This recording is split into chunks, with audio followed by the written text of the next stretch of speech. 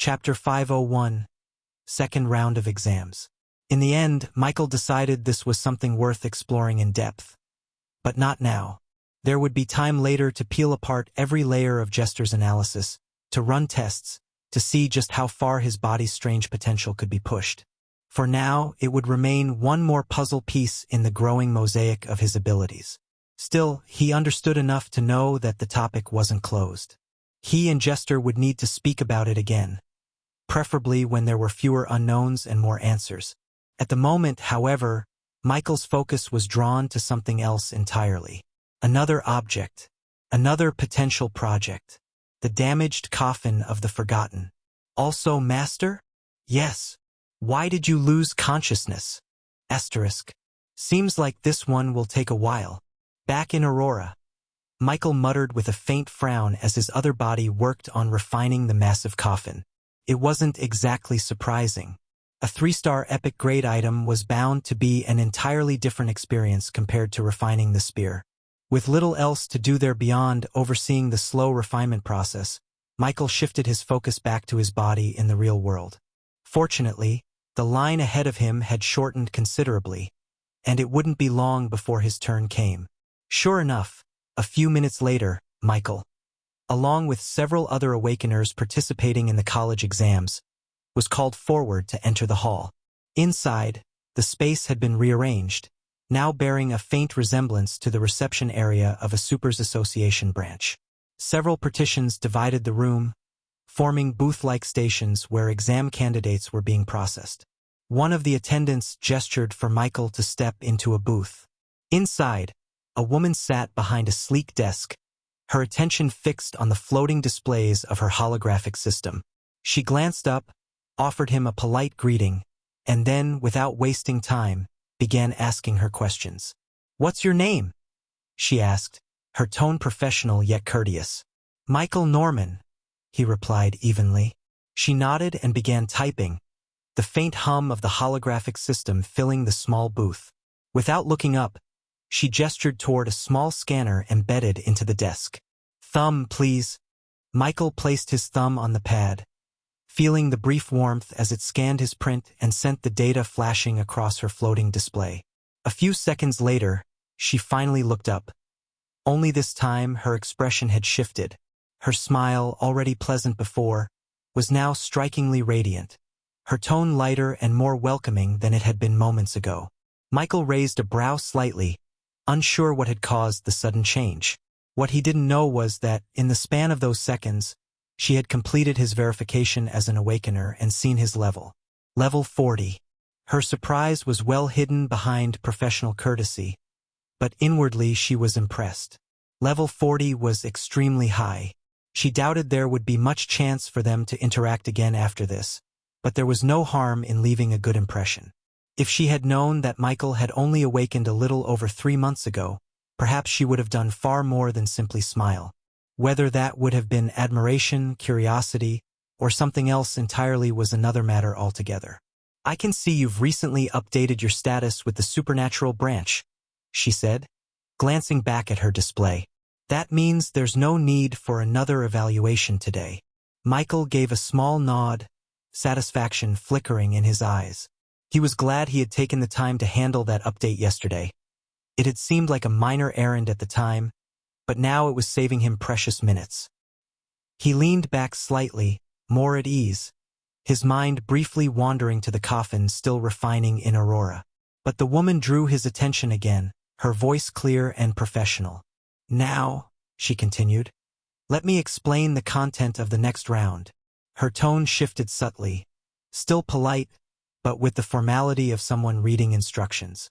The soft glow of the holographic display reflected in her eyes as she began outlining what awaited him. "This round," she said, "will be broadcast to the public." That drew the faintest flicker of surprise from Michael. Not because it was unthinkable, he had already considered the possibility, but because it was now confirmed. Still, his expression remained calm, his thoughts sliding into the background as she continued. "The next stage will take place in a virtual space," she explained, her gaze flicking briefly to her display before returning to him. "What happens there will form the second segment of this round. following the evaluation we've just completed. Michael gave a slow nod, filing away the information. A public broadcast meant more than just competition. It meant attention and exposure to the supernatural world that was quite rare in Aurora until recently. The woman seemed unaware of his inner thoughts, her professional tone unwavering as she prepared to move on to the finer details. "I don't know the exact details of what will happen in the virtual space," she admitted, her tone softening slightly as if to temper expectations. "That information will only be revealed once you're inside. What I do know," she continued, "is that this virtual space will encompass the entire college examination under the Federation's oversight." Her eyes met his briefly before flicking back to her display. "That means you won't just be seeing participants from your own country, you'll be facing candidates from other nations as well. How they intend to make it all work, I can't say. That's not information I've been given." Michael's gaze sharpened at that. So, the scale wasn't just regional, it was international. That added layers to both the challenge and the opportunity. Competing under public broadcast was one thing. Doing so against a field of foreign awakeners was something else entirely. "That's all I can tell you for now," she said, her tone returning to its earlier professional calm. "Once you step outside, look for one of the attendants in a blue jacket. They'll guide you to the waiting area for the second segment." Chapter 502, Low Number of Awakeners. Michael offered her a polite nod. "Thank you." The woman's smile warmed just a fraction. "Good luck in the next stage, Mr. Norman. I wish you success in your exam." "I appreciate it," Michael replied. With that, he rose from the chair and stepped out of the booth. The hallway beyond was quieter than he expected, though the murmur of voices from other booths still reached his ears. His pace was unhurried, yet his mind was already sifting through what the woman had told him. An international field, public broadcast, a virtual space. Now, there were two things Michael was wondering about. For one, how the hell was the Federation going to host a joint exam for millions of participants? Of course, the millions applied to the cultivators. Awakeners were far rarer, but even then, the total number was still huge. In a given year, it was already considered fortunate if a school produced even one Awakener. Producing more than 3 was a rarity worth talking about. His own school's awakening this year, 7 new Awakeners, was practically unheard of. That didn't mean other schools enjoyed the same results. Far from it. This was why the global number of Awakeners remained so low. In a city, it was a good year if the total number of new Awakeners reached 50. For a state, a great year might produce 1,000. And in an entire country, Michael figured 5,000 would be exceptional. Though, in truth, that number was probably unrealistic. There were years when some schools produced none at all. Even with all this, the number of Awakeners in the world shouldn't have been that small. Which brought Michael back to an earlier question, one he'd first asked himself in the days right after his awakening. Why was the current number of Awakeners in the Federation only around 100,000? Yes, Awakeners were rare, but considering there were over 24 countries under the Federation's banner, and 2 centuries of development since the supernatural era began, wasn't that number a bit too small? Perhaps in Aurora's early years, Awakeners really had been as rare as phoenix feathers, awakening only through natural chance. Back then, there had been no devices to increase the odds.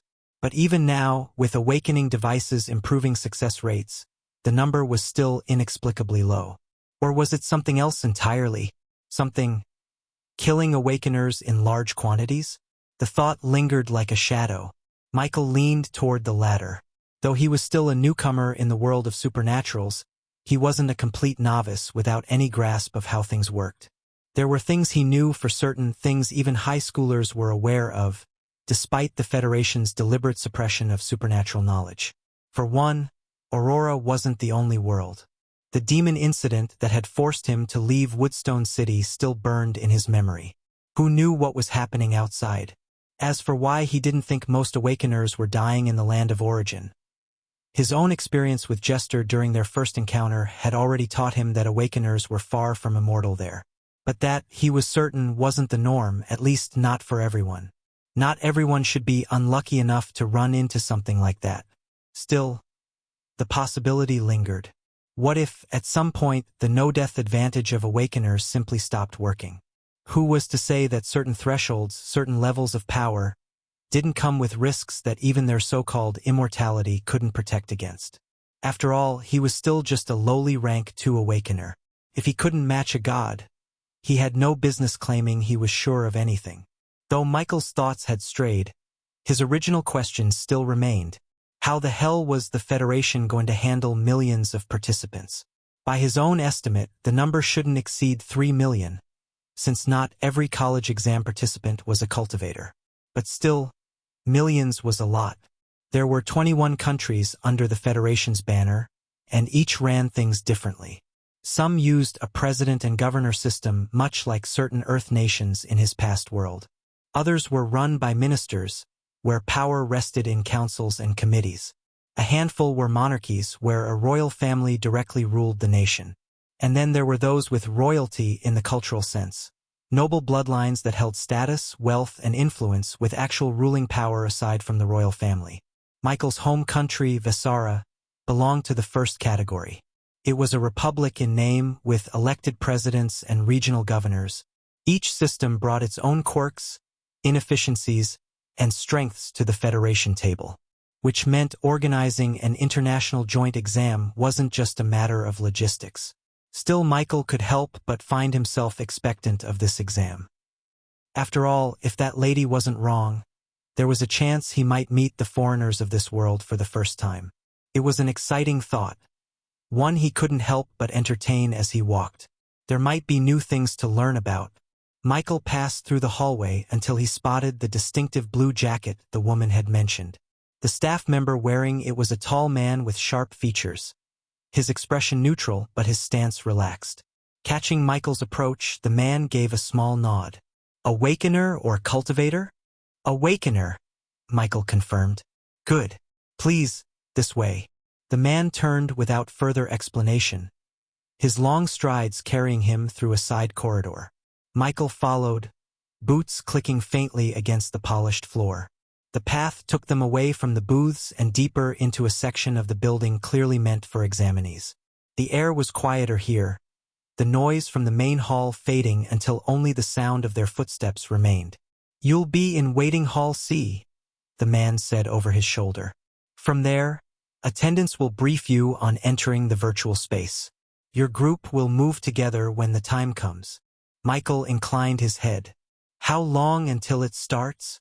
That depends on how fast the other groups clear processing, the man replied. Chapter 503, Supernatural Forces. When they arrived at a broad set of double doors, the staff member pushed them open to reveal a spacious waiting hall.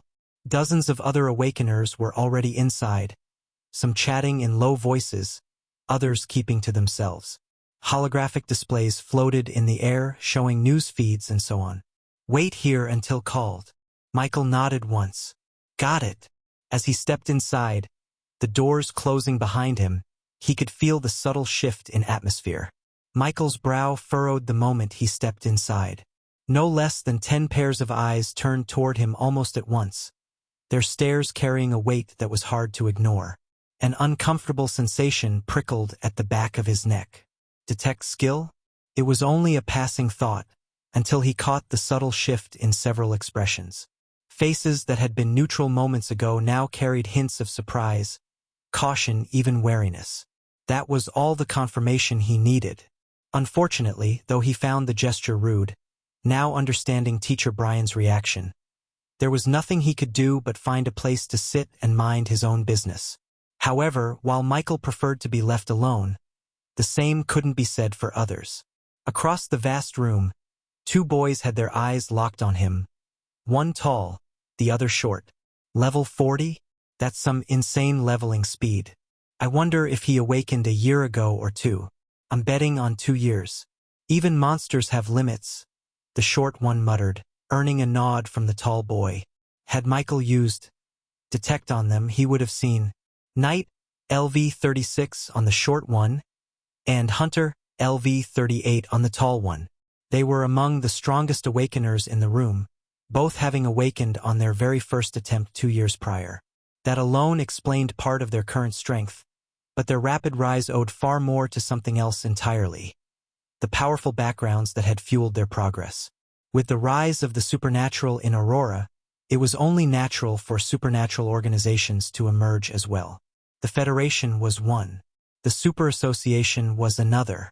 The academies counted too. And beyond them were powerful private forces. These two boys came from such forces.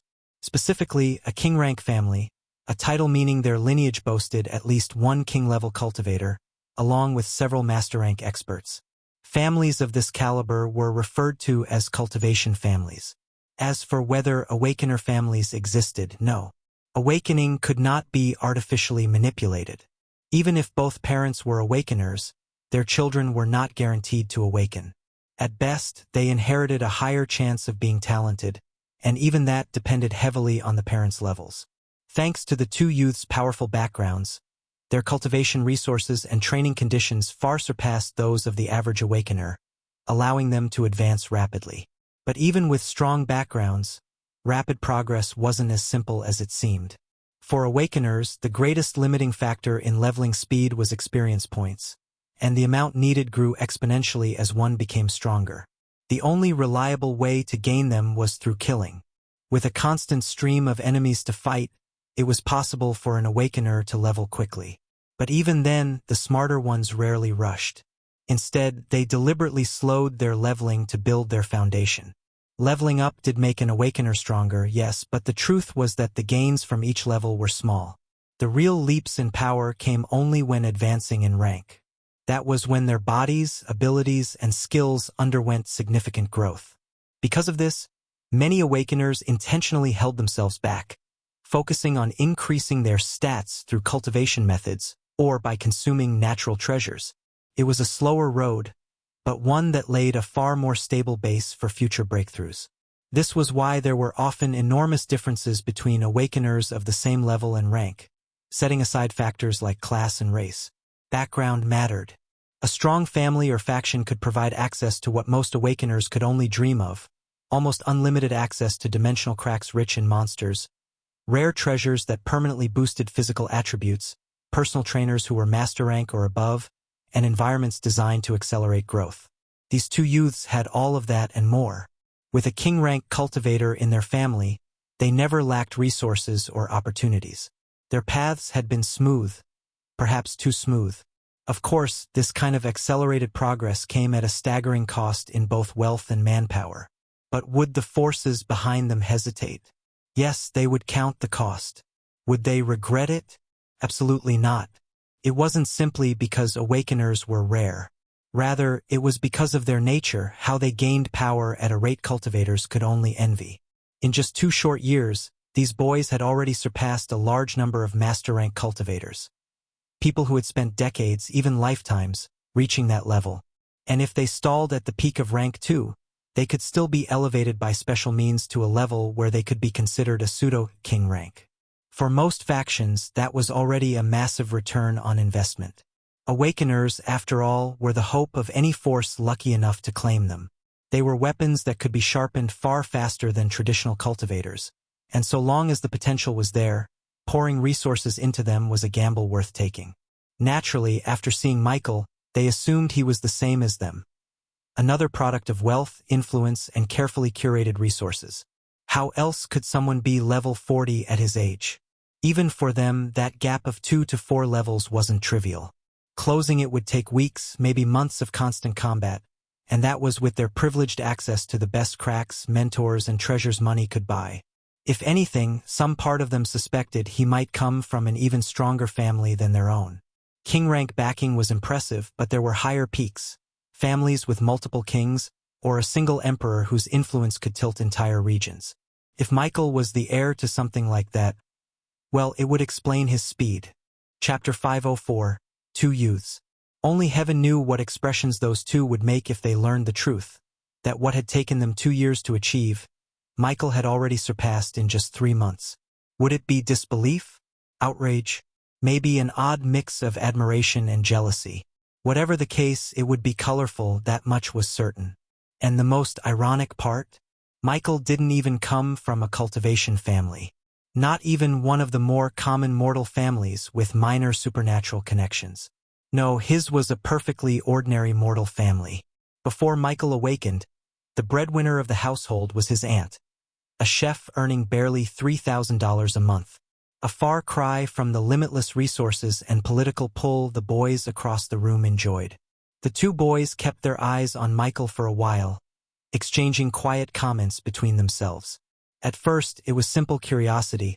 Here was someone in the room with a higher level than either of them, and not just by a sliver. But the longer they thought about it, the more they recognized that, in the upcoming round of the exam, an ally like that might be useful. Level 40. The shorter one murmured again, his eyes narrowing slightly. Whether he's from a stronger family or not, that's someone worth knowing before things kick off. The tall one smirked faintly. Exactly. Even if he's just a temporary ally, it's better to make a connection now. Knowing the strongest person in the room was never a bad investment. After a moment of silent agreement, they rose from their seats and began making their way toward him, drawing the attention of a few curious glances from other awakeners nearby. Michael, seated in a relaxed but alert posture, noticed their approach almost immediately. His gaze flicked over them, assessing, though he didn't move from his seat. Michael didn't know the two boys, but he recognized them immediately. They'd been among the group whose gazes had fixed on him the instant he stepped into the room, and judging by their earlier reactions, they had almost certainly used detect on him as well. The taller one had an angular face with high cheekbones and narrow dark eyes. His black hair was neatly combed back, not a strand out of place, and his posture was straight, exuding quiet confidence. The shorter one had a stockier build, with a square jaw and a faint crease between his brows that made his expression seem naturally stern. His light brown hair was trimmed close to the scalp, and his gaze was more direct than his companions, steady, assessing, as if weighing Michael's worth in the space of a few seconds. Neither spoke as they closed the distance, but from the way they carried themselves, it was clear they weren't just coming over for casual conversation. As the two drew closer, their eyes naturally swept over Michael's appearance. Black hair, long, straight, and tied neatly into a ponytail, framed an expressionless face, its calmness so absolute it felt deliberate. His cold green eyes met theirs briefly, devoid of warmth yet sharp enough to make their steps falter for a fraction of a second. There was nothing openly hostile in his gaze, but something in it pressed subtly against their instincts, stirring an unease neither could quite explain. From what they'd gathered earlier, Michael's class leaned toward a support role, but the aura he gave off didn't match that at all. They also couldn't help but feel a flicker of envy. The way his long hair caught the light, the faintly elongated shape of his ears, and the symmetry of his features gave him a striking, almost ethereal look that didn't seem entirely human. Of course, the two simply assumed he had a unique presence, or perhaps came from a bloodline with unusual traits. They had no way of knowing the truth that Michael wasn't even fully human anymore, at least not in the biological sense. They stopped a step away from Michael's table, the tall one taking the lead. "I'm Kale," he said, his tone carrying a casual confidence. Then, after the briefest pause, he added with deliberate emphasis, "Kale Varen." The shorter boy gave a faint nod, his expression firm. "Rin Calder," he said with that same subtle pride. Both of them watched for Michael's reaction, as if expecting a flicker of recognition or the slightest change in his unreadable expression. Unfortunately, Michael completely missed the subtle weight they'd put behind their surnames. To him, it sounded like nothing more than a straightforward introduction, so he responded in kind, his voice level and his expression giving away little. "Michael Norman," he said, almost offhandedly, as though he were confirming his name for a mundane attendance list rather than answering two awakeners from prestigious king-rank families. Kale and Rin, however, took his reaction very differently. To their ears, that calm indifference wasn't ignorance, it was confidence. The sort of composure that came from someone so secure in their own background and strength that they didn't feel the need to acknowledge status games. And that, in its own way, made them all the more curious about just who Michael really was. It was impossible for Michael to know the significance behind the surnames Varen and Calder. Had he known, it would have been impossible not to react. Those names carried weight. But fortunately, or unfortunately depending on perspective, he didn't know. It wasn't really his fault either. Michael's circumstances made it easy for people to misunderstand him. On the surface, he could look like someone who was deliberately hiding his origins, or someone so high up the social ladder that things like family names meant little to him. But in truth, at his core, and at least for now, Michael was still a very ordinary person by his standards. The Federation had only begun revealing information about the supernatural world in the past few months, and even then, what they released was piecemeal. There was more public awareness now, yes, but it was still nowhere near enough to give the average citizen a full picture of the powers that moved behind the scenes. Chapter 505. Ally? The Federation had only begun releasing fragmented details about the supernatural world in recent months, leaving the public more aware, but still far from grasping the full scope of the powers at play. Of course, if Michael had gone out of his way to search the Supers forum for information, he would have found articles, speculation threads, and even some fairly accurate details about the major supernatural families. But he had never even thought to do so because, in all honesty, it had never concerned him. It wasn't that he was unaware of the existence of such forces. He just hadn't been interested enough to care. And so, while Kale Varin and Rin Calder might have expected awe, respect, or even guarded caution at the mention of their names, what they got instead was Michael's indifferent Michael Norman. A name devoid of weight in their world, yet delivered in a tone that made them wonder if perhaps it was heavier than they realized. Kale was the first to break the moment of silence, his gaze still lingering on Michael with open interest. "Level 40, huh?" he said, a faint note of admiration slipping into his voice. "Not bad. Really not bad." Rin nodded in agreement, his eyes narrowing as if measuring Michael again. "You've clearly been putting in the work." Michael offered no verbal reply, but his expression remained steady until Kale casually followed up. "I'm 38, Kale said, his lips curling into a small, confident smile. Rin's tone carried its own quiet pride as he added, "And 36. Michael's brow arched slightly despite himself. His mind moved immediately to the question of how. Not everyone could replicate his pace of growth, after all, and certainly not without the unique circumstances that had fueled his own climb. That little flicker of curiosity was all Kale and Rin needed. To them, the raised eyebrow wasn't a polite acknowledgement. It was recognition. Proof that even someone at level 40 had to admit they weren't far behind. Inwardly, they both felt a flicker of satisfaction. Yes, he should know they weren't inferior to him in any way. If anything, this was a silent reminder that while his level might be higher, they were breathing right down his neck, and with the right opportunity they could close that gap. Though Michael didn't appreciate the tone they'd used, he found himself, if only slightly, more interested in hearing what they had to say. So, without a shred of hesitation, he simply asked them directly, "What do you want?" The bluntness hit them like a slap. Black lines might as well have appeared on their foreheads. Was this how people conversed? Weren't they supposed to start with polite flattery, maybe a few well-placed compliments to grease the wheels? Where was the expected praise? Kale blinked at the abrupt question before letting out a short breath that might have been a laugh. "Straight to it, huh? Fine. We want to talk about the next segment of the exam, how it's supposed to take place in a virtual space." Michael tilted his head slightly. "And?" Rin leaned in a fraction, his tone carrying a trace of curiosity. "We think it's going to involve combat."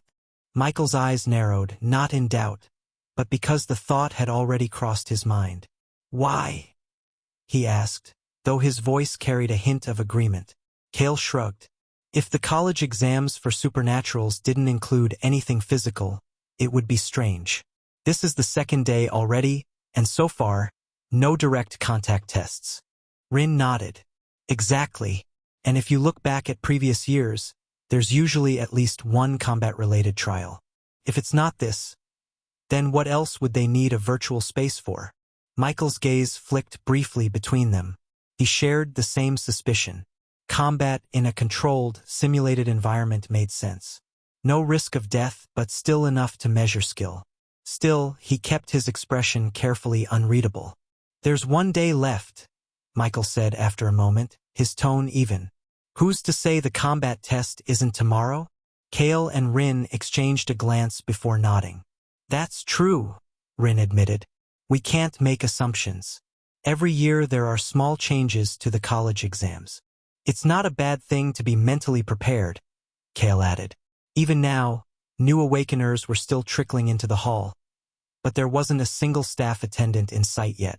Michael thought what they said made sense but was still puzzled on what this had to do with him. Surely they weren't just here to talk about this, right? And as expected, Kale leaned forward slightly, resting one hand on the edge of Michael's table.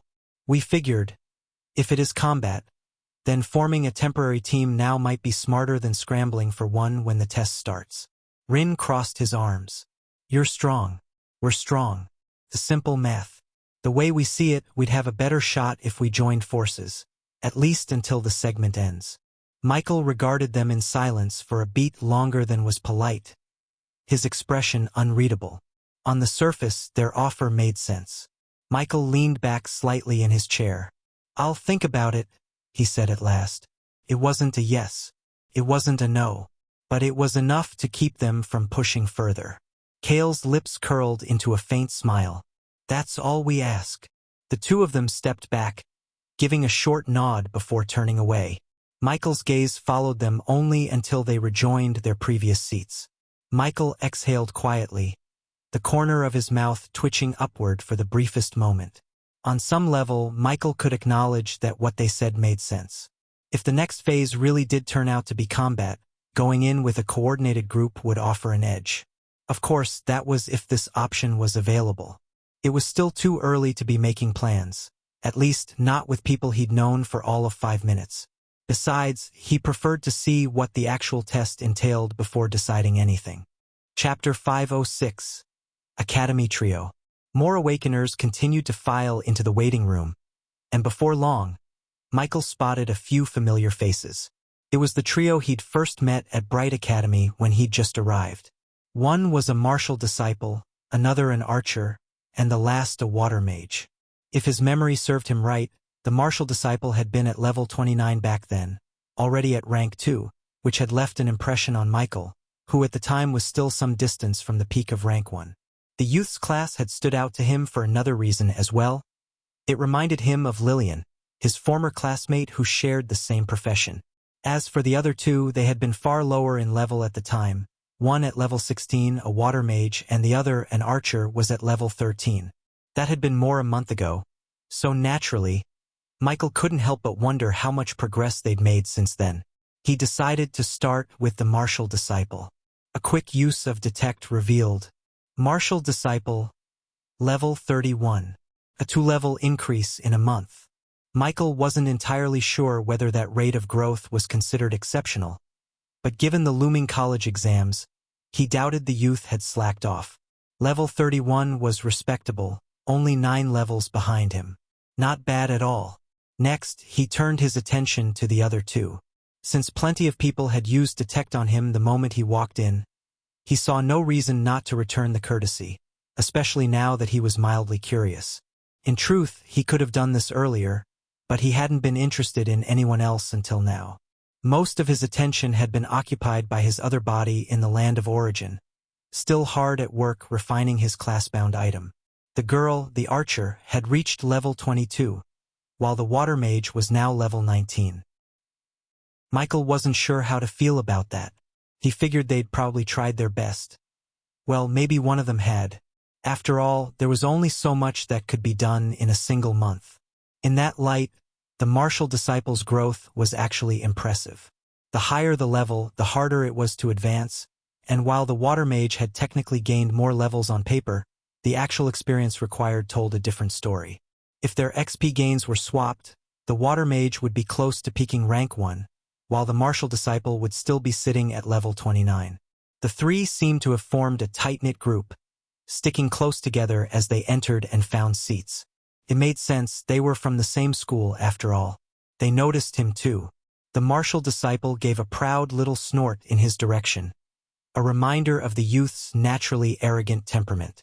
The other two, however, gave him polite waves before heading off to sit elsewhere. A few more minutes passed, and more awakeners trickled into the room. By the time the clock struck 10:30, the influx finally stopped, nearly 2.5 hours after Michael had first arrived at the academy. He gave the room a quick sweep with his gaze. There were close to 40 awakeners present. For a city the size of Brightgate, that was probably every single one. And yet, in this sea of faces, his attention kept circling back to the trio from Bright Academy. The martial disciple still wore that proud, faintly challenging look. The archer seemed content to chat with the water mage, and all three sat apart from him, yet they never quite stopped glancing in his direction. The quiet waiting soon ended when a staff member in a crisp blue uniform stepped inside. The chatter in the room died down almost instantly as they offered a polite bow. "Good morning, everyone. I'll keep this brief," the staff member began. "The second round of the college exams is about to begin. You should have already received a general outline of the content during your evaluation, but I'll go over it once more." They paused, letting their gaze sweep across the gathered awakeners. "This next stage will take place in a virtual space. Your performance there will form the second segment of this round.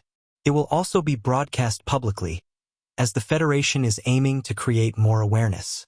That last statement drew a variety of reactions. Some awakeners straightened, others frowned. Michael was expressionless. "The evaluation you underwent this morning was simply to confirm your information and update your examination profile," the staff member continued. "This is different from the applicants to the liberal academies, where only the first round written test determines entry. Also, the virtual space stage will encompass the entire examination under the Federation's oversight." They clasped their hands behind their back, voice turning firm. "In other words, you won't just be seeing participants from your own country. You'll be facing candidates from other nations as well." A hand went up from the middle rows. "How's that even going to work?" the awakener asked, frowning. "Just for this round, nationwide there should be millions of participants. Are we really all going into the same virtual space? And are awakeners going to take the exam together with cultivators?" The staff member gave a small nod, as if expecting the question. "Good question. I was just coming to that." They took a step forward, tone steady. "First, no, awakeners and cultivators will not be taking the same exam. Only awakeners will enter the virtual space for this round." A few murmurs rippled through the room at that clarification. "This alone drastically reduces the total from millions to thousands," the staff continued. "It's still a large number, yes, but much more manageable." They paused to let that sink in before moving on. "Second, since this is a nationwide stage, you will be mixed with foreign participants. The system will divide everyone into multiple groups. The exact size of each group will depend on the initial total, but you will be competing alongside and against awakeners from other countries." Several expressions shifted at that, some sharpening in focus, others clouding with unease. "It's only after the total number of participants is reduced to a very small fraction," the staff added, "that the next segment will also be broadcasted to the public." Chapter 507, Virtual Space 1. Another hand went up, this time from the back. "In this virtual space, will our powers be perfectly replicated?" The staff member's expression sharpened slightly, and their tone shifted. "That," they said, "is actually the main point I was meant to clarify before leading you to the exam site." They let the anticipation build for a heartbeat before continuing. "No, the virtual exam will not replicate your exact current strength. Instead, it will replicate your class. The assessment is designed to test how well you can utilize abilities tied to your class, not the full scope of your personal power." A low rumble of discontent moved through the crowd. Several awakeners frowned outright. After all, if it wasn't their current strength being tested, wasn't that crippling? Michael frowned as well. Up until now, he'd been calm about this stage. But hearing that detail made him uneasy. He had no doubt he was strong, but that was under the condition he was in his present state. Strip that away and he wasn't as certain anymore. The staff member pressed on, unshaken by the change in mood. "This exam focuses on adaptability, skill application, and mastery of your class fundamentals. Think of it as a leveler, It places everyone on more even ground so we can see how resourceful you really are. The explanation did little to erase the tension in the air. If anything, the weight of the upcoming test felt heavier now. The staff member let the last line hang in the air for a moment, then exhaled quietly. You'll understand better once the exam begins. For now, please follow me. There was no room for debate. Regardless of whether they agreed with the format or not, the Awakeners, Michael included, rose from their seats and trailed after the uniformed guide. They were led down a wide, sterile corridor lined with reinforced glass panels. Each step seemed to draw the tension tighter in the air until they emerged into a cavernous hall. Michael's first thought was that it looked like an auditorium built for a standing crowd, until his gaze swept the interior. The open floor was gone, replaced entirely by rows upon rows of sleek capsules, each one large enough to accommodate a person lying down. Their smooth, silver surfaces gleamed faintly under the overhead lighting, and the faint hum of their internal systems filled the silence. The sight stirred a flicker of recognition. These weren't exactly the same as the chamber he'd used during his Rank 2 advancement, but the concept was close, both designed to isolate the mind in a virtual environment while safeguarding the real body. The staff member gestured to the capsules. Choose any one you like. Once you enter, the system will handle the rest. Everything you need to know about the second round will be explained once you're inside. No one moved immediately. For a few seconds, the hall was filled with the sound of quiet breathing. Then, one by one, the Awakeners began stepping forward, scattering toward capsules of their choice. Michael lingered only a moment longer before making his way toward one near the middle row. Not too close to the entrance, not too far from the central aisle. From the corner of his eye, he caught sight of the bright Academy trio claiming capsules in a neat row, the martial disciple still wearing that proud half-smirk as if the exam's restrictions didn't bother him in the slightest. Michael's lips curled faintly, not quite a smile, not quite a frown, as he placed a hand on the capsule's cool surface. Time to see what kind of leveler this really was. As for the two youths that approached Michael before, perhaps they figured a lying didn't seem like a concept in this round, so they didn't approach Michael. Michael also didn't mind. His mind was preoccupied with what was going to happen next. Michael settled into the capsule, feeling the cushioned interior adjust to the contours of his body. A soft mechanical hum rose around him as the lid slid shut, sealing him inside. The interior lighting dimmed to near blackness, broken only by faint, pulsing lines tracing across the capsule walls. A sterile female voice prompted him to remain still for biometric scanning. A thin beam swept over his face, followed by a brief wave of cool air washing down his body. When it was done, a lightweight helmet descended from above, settling snugly over his head. The moment the visor sealed, his vision bled into black. Then, abruptly, Michael opened his eyes to find himself standing in a lightless expanse. The sensation was weightless, as though the ground itself didn't exist. His hands and feet were bare, but he was dressed in a loose, plain set of white clothes. Before he could orient himself, the darkness peeled away, shifting into the clean lines of a white, windowless room. A glowing panel shimmered into existence before him. It was identical to the one he'd seen when logging in for the college exams earlier. Without hesitation, Michael completed the login sequence. The moment his credentials registered, a calm, androgynous AI voice resonated in the space around him. Welcome, participant. This round will function under special parameters. The voice carried no inflection, but each word was crisp and absolute. A random challenge will be generated. You will be competing directly against other participants. For the duration of this round, your level will be set to half of your registered level.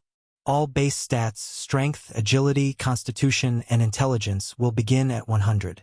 For each leave from your given level, all base stats will increase by 10, and you will receive 10 attribute points to assign as you choose. Michael's brows rose slightly. A selection of skills related to your class will be randomly generated. Based on your adjusted level, you will receive points equal to your level multiplied by 100. These points can be used to acquire additional stats, skills, or items before entering the challenge space. You have 10 minutes to make your selections.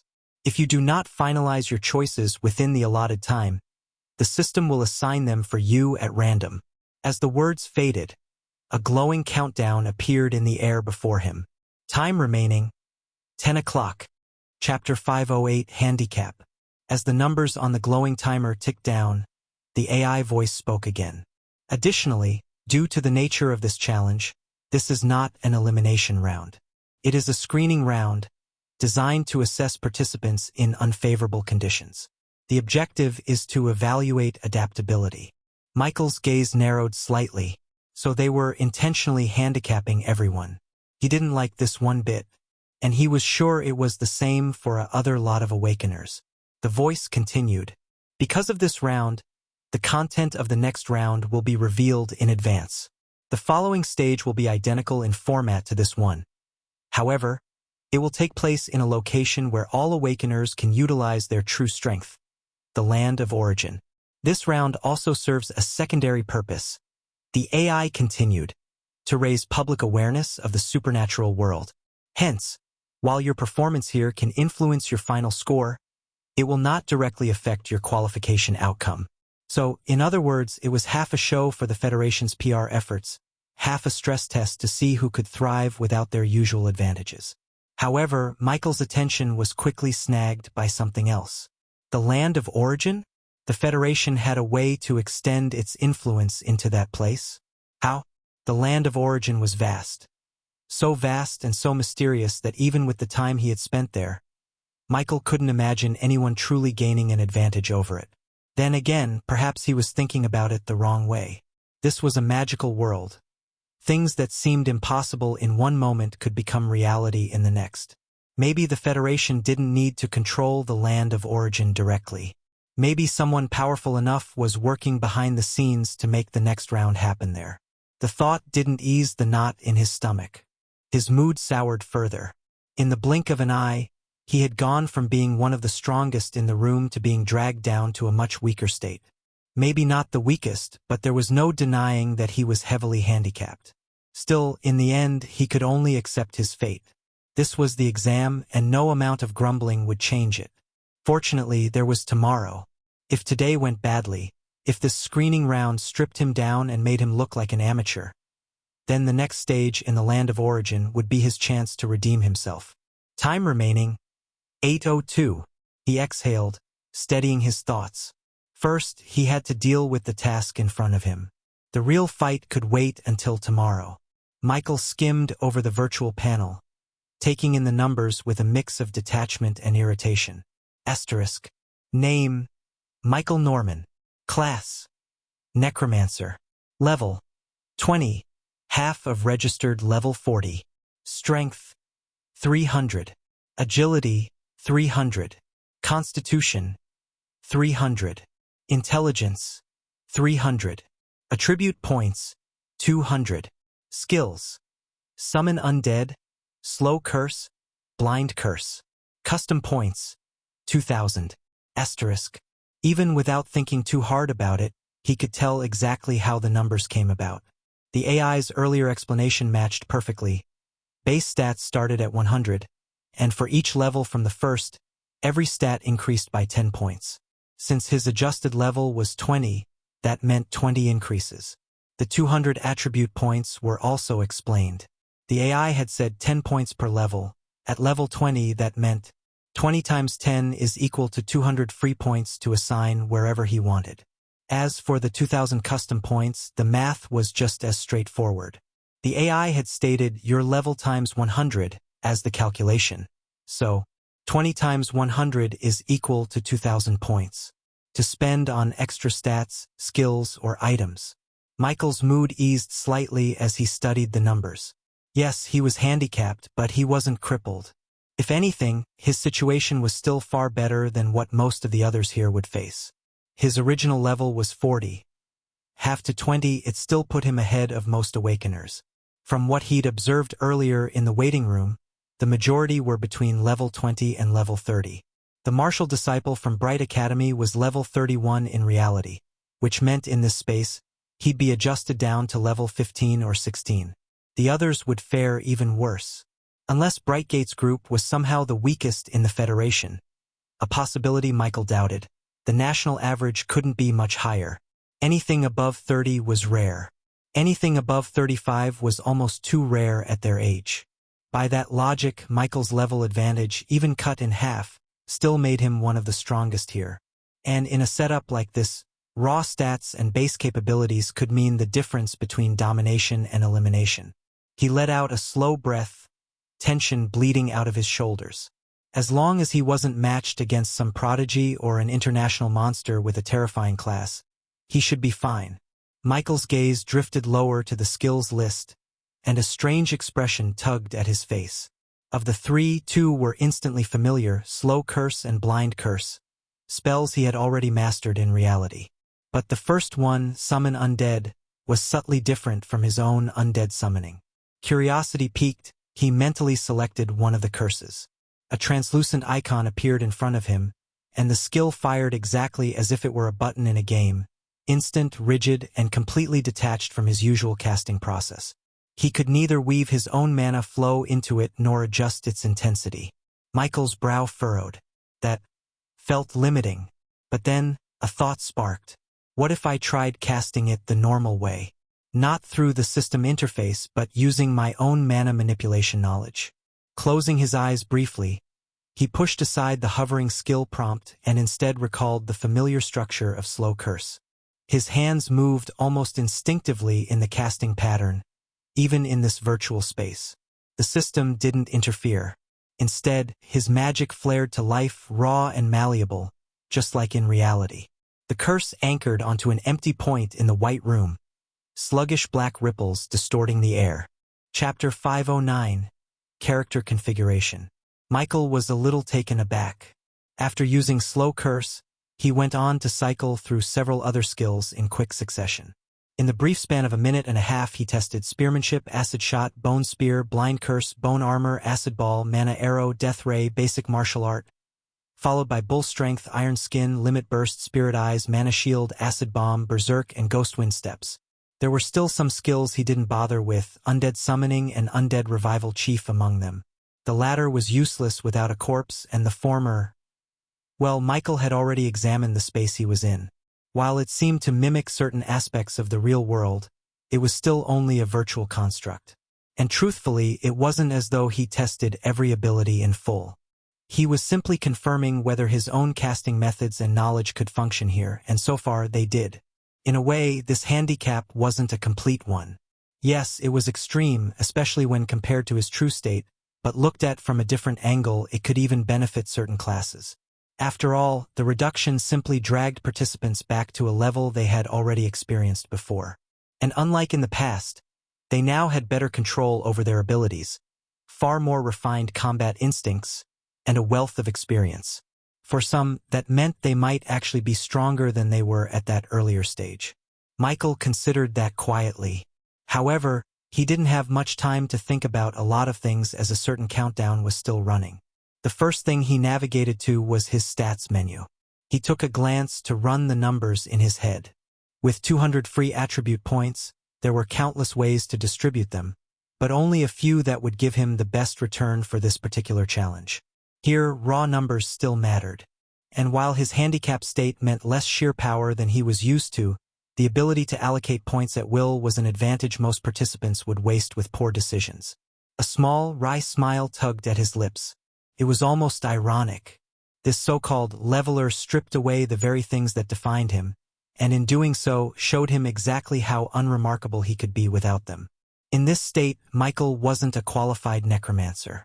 He was, at best, a passable spearman, or a mage barely worth a second look. Someone who could hold his own but inspire no real awe.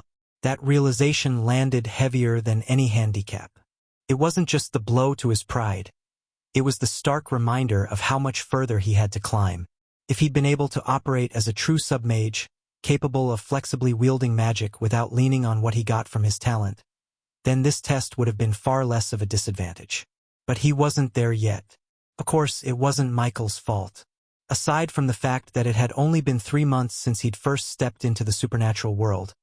And yes, while he had leaned heavily on his talent, how could that be a flaw? If he hadn't used it, he wouldn't be standing here now. Choosing not to exploit such an advantage would have been the height of stupidity. Still, this situation, it opened his eyes. After Michael finished distributing his 200 attribute points, the panel shifted and updated. Name: Michael Norman. Class: Necromancer. Level: 20. Half of registered level 40. Strength: 340.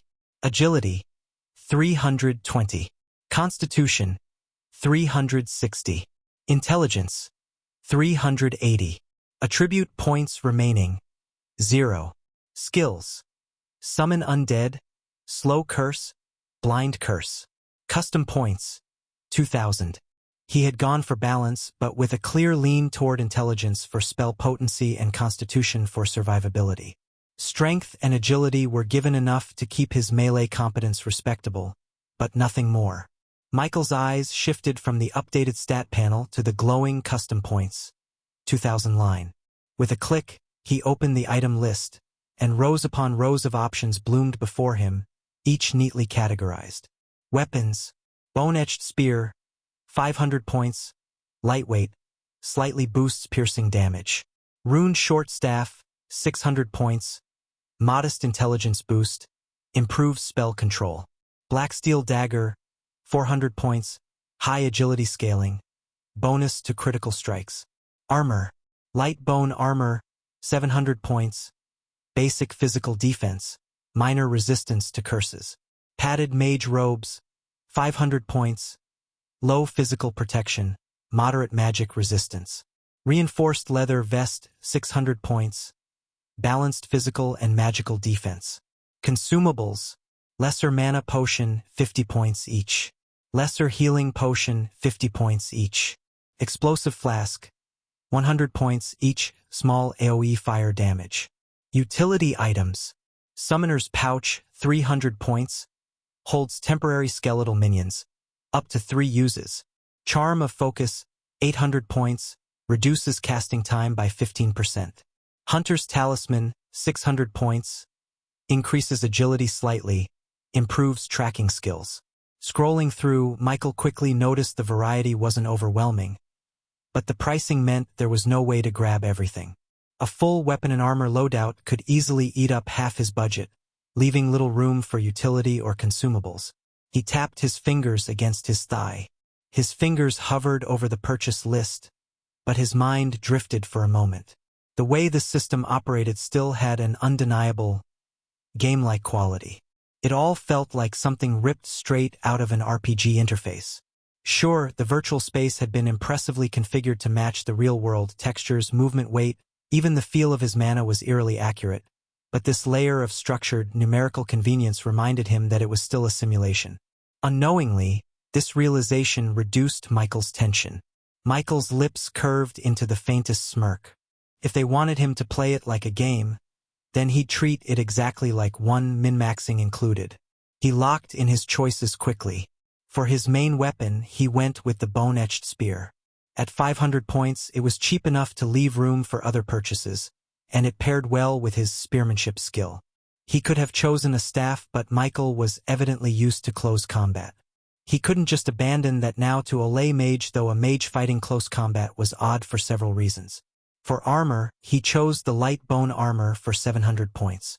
The remaining 800 points were split with precision.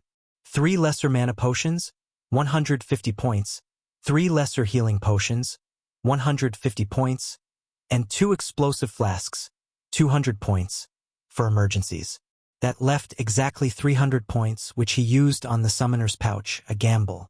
Chapter 510, Challenge Start. Michael turned his attention back to the white expanse. The place felt so real, the way his armor shifted on his body, the solid weight of the spear in his hand, even the faint pressure where the straps pressed into his shoulders. He couldn't see his reflection anywhere, but instinctively he knew this avatar wasn't far off from his real body. It was far weaker, though. Another difference he noticed when brushing his hand through his hair was that it was shorter here, cropped close as though the system had rounded up his appearance. Michael shifted his stance slightly, letting the new equipment settle into place. The bone-etched spear rested naturally in his grip, its shaft cool and smooth, the faint engravings along its length glowing dimly whenever his mana brushed against them. The light bone armor was snug but surprisingly mobile. Plates of pale ivory interlocked across his chest and shoulders, leaving enough give at the joints for quick movement. At his hip, 6 pouches had appeared, 3 on the left, 3 on the right. He tugged one open with his thumb. Inside, lesser mana potions, sealed in slim vials. Another pouch held healing potions. Strapped across his lower back, he felt the bulkier weight of 2 explosive flasks. The summoner's pouch rested across his chest like a bandolier, a dark leather container embossed with skeletal motifs. Michael had just finished spending his points when the panel pulsed again, lines of text unfurling before his eyes. Secondary equipment menu. Note: the following items are free of charge. They are provided to ensure minimum combat readiness. His brows lifted slightly. Free gear? Scrolling through, he quickly understood. The system wasn't giving anyone power boosts here. It was just preventing the awkwardness of participants entering the challenge barefoot and dressed like test subjects. The options were basic: underlayers, boots, gloves, belts, cloaks. Nothing fancy but necessary. Michael wasted no time. The plain white garment clinging to his frame shifted, reforming into a sturdier combat undertunic. Dark fabric woven for flexibility and comfort under armor. His legs were now covered with fitted combat trousers, a far cry from the uniform he'd spawned with. Most importantly, he slipped into sturdy black boots, thick-soled and strapped tight to his calves. The difference was immediate. His stance felt firmer, his steps grounded. At least he wouldn't have to charge into the challenge barefoot. He added fingerless gloves for no reason other than fashion. Finally, a belt with attached pouches materialized around his waist. Functional loops and compartments neatly held his consumables, mana and healing potions on one side, with enough space left for the explosive flasks. By the time the menu faded, Michael looked less like a stripped-down avatar and more like someone truly geared. It wasn't glamorous, but it completed the picture. With a mental command, Michael pulled the panel back up for one last look. Asterisk. Name: Michael Norman. Class: Necromancer. Level: 20. Half of registered level 40. Strength: 340. Agility: 320. Constitution: 360. Intelligence: 380. Attribute points remaining: 0. Skills: Summon Undead, Slow Curse, Blind Curse. Custom points: 0. Spent. Asterisk. Michael scanned the panel one last time, his eyes tracing over the neat rows of numbers. The section for skills drew his attention again. 3 simple entries stared back at him. Summon Undead, Slow Curse, Blind Curse. It would have been easy to spend some of his custom points on acquiring extra skills. The list had offered him Necromancer spells, and even a handful of general-purpose spells that could have widened his arsenal. But Michael hadn't even considered it. There was no real reason to. For one, his existing magic was already enough. The virtual construct had confirmed that he could still cast using his own knowledge, not just through the rigid system prompts. That meant he wasn't truly limited to these 3 defaults. He had far more options than the menu suggested: acid spells, bone techniques, curses. Spending points just to relearn something weaker, or risk relying on a system cast spell he couldn't fully control, would have been a waste. Even the Necromancer-specific skills didn't tempt him. Until he had his own undead at his side, buying more necromantic spells was just dressing an empty shell. Of course, this was a skill issue. Just because Michael was a powerful necromancer didn't make him a good necromancer. But in a world of magic, what had the most power was right. Michael doubled down on what mattered. The panel pulsed once more and a new line scrolled across the interface. Configuration complete. Preparing transfer. Michael's eyes lingered on the glowing words. He straightened his stance, spear angled down at his side, and exhaled. The countdown that had been ticking away in the corner flared in size. 0:05. The room darkened, the white expanse bleeding away into shadow. 0:04. 003. Michael's grip on the spear tightened. 002. Challenge commencing. Please stand by. 001. Michael's figure dissolved into motes of light. And then he was gone. Michael's boots hit solid ground with a muted thud. He found himself standing in the middle of a vast forest. Towering trees loomed on all sides, their trunks thick and bark coarse, branches clawing at the pale sky. A thin mist clung to the ground, rolling between roots and shrubs like a living thing. At first glance, it didn't obstruct vision.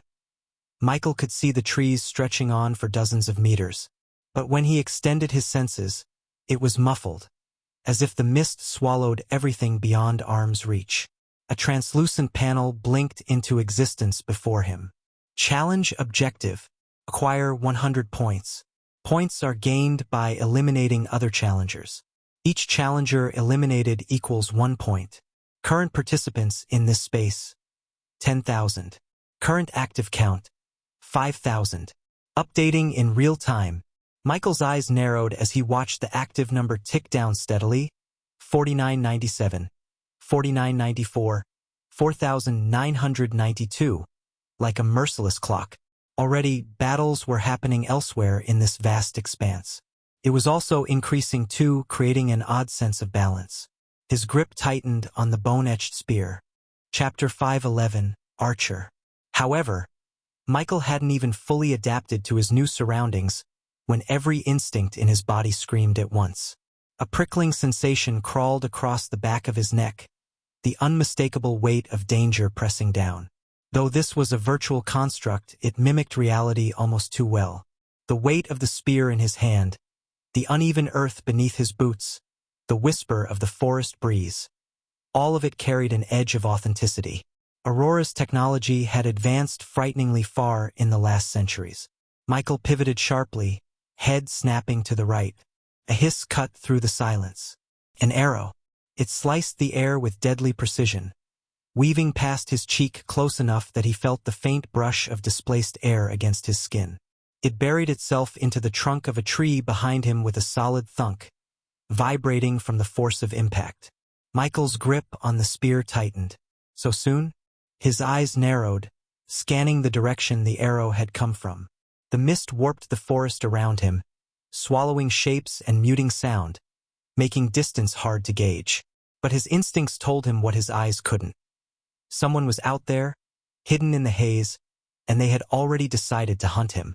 Another arrow whistled through the mist. This time Michael was ready. His body twisted smoothly to the side, the projectile sailing past harmlessly.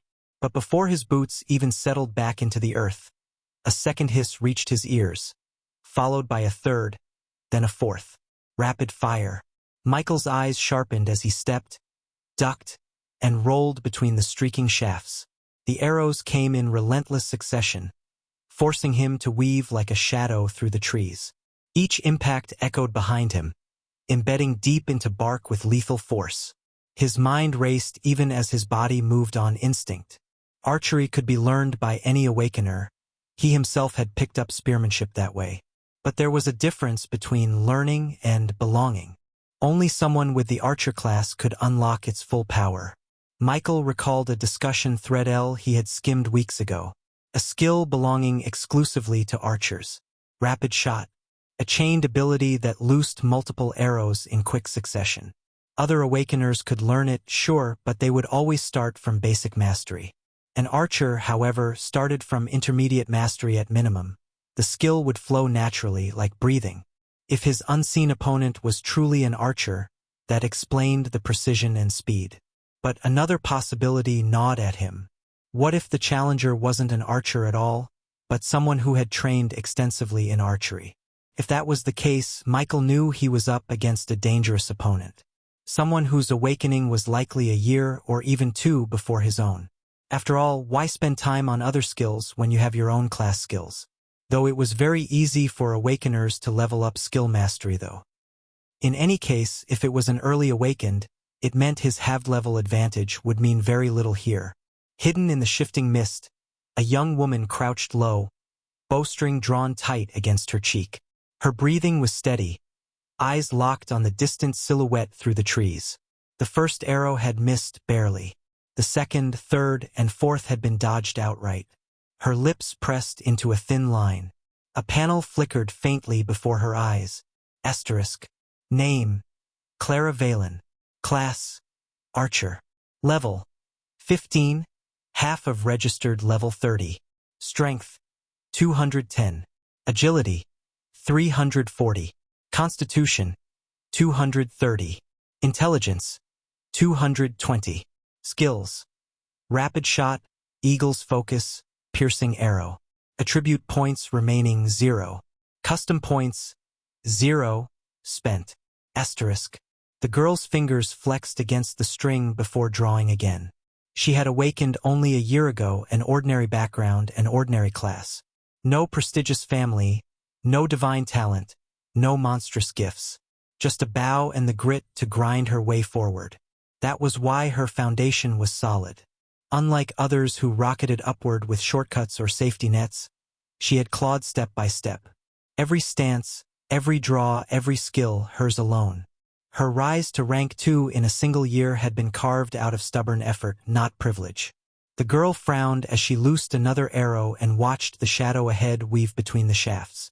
His movements weren't as quick as hers, not quite, but they weren't far off. That speed, it bothered her.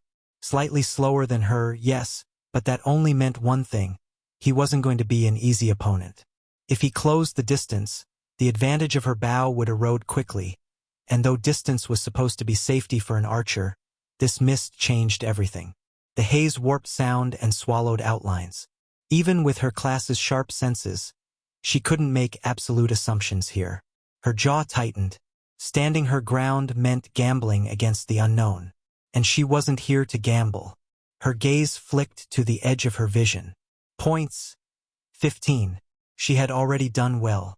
15 eliminations, which 15 points. Why risk all that on someone who moved like this, when easier prey waited elsewhere? Her fingers flexed on the string, but she didn't release. Every arrow she lost mattered. She wasn't carrying an endless supply, and once her quiver emptied, she'd have to rely on mana substitutes. Her grip on the bow relaxed. She exhaled, drawing her focus inward, and shifted her footing. With a burst of practiced motion, the girl kicked off the ground and sprang upward, her form vanishing into the dense canopy. Her figure melted into the fog and foliage, leaving only silence where she had been. For now, she'd give up this hunt. Michael's stance was tight, spear angled defensively across his body, eyes narrowed into the mist. He waited. 1 second. 2. 5. Nothing. Michael's brows furrowed. That was unexpected. Michael slowly straightened, exhaling through his nose. His grip loosened on the spear but didn't release entirely. Gone, he muttered under his breath, voice barely audible. Michael adjusted his footing, his gaze sharp. He shifted deliberately, exposing his flank, leaving himself open, a bait. His breathing slowed, ears straining for the whistle of another arrow. Still nothing. He pivoted suddenly, spear tip flashing as if in anticipation of an ambush. The mist only stirred, no predator revealing itself. Minutes dragged, the silence heavier than combat. If the person was still there, they would have taken the opening. That much he was certain of. Whoever the archer had been, they were gone. Chapter 512. Summon Undead. Michael let his shoulders relax, a quiet breath slipping between his lips. He was strangely grateful that no more arrows came. Not being targeted again was a relief, but it wasn't comfort. The encounter had etched something sharp into his awareness. This space was crawling with hunters. The archer was gone, but there were 9,000 others left. Any one of them might be watching him at this very moment. He forced himself to focus. With a thought, Michael pulled the panel open again, eyes flicking to the tally. Active participants, 4,861. The number dropped even as he watched. Another reminder that the challenge wasn't pausing just because he stood still. Michael closed the panel. But before he could do anything, he froze. A shimmer rippled through the mist 3 meters ahead of him.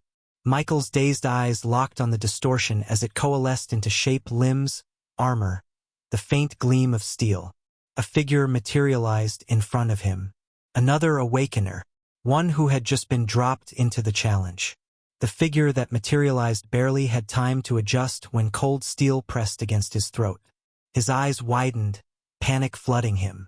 I just got here. That thought was all he managed before the spear thrust cleanly forward, and his consciousness was snuffed out in an instant.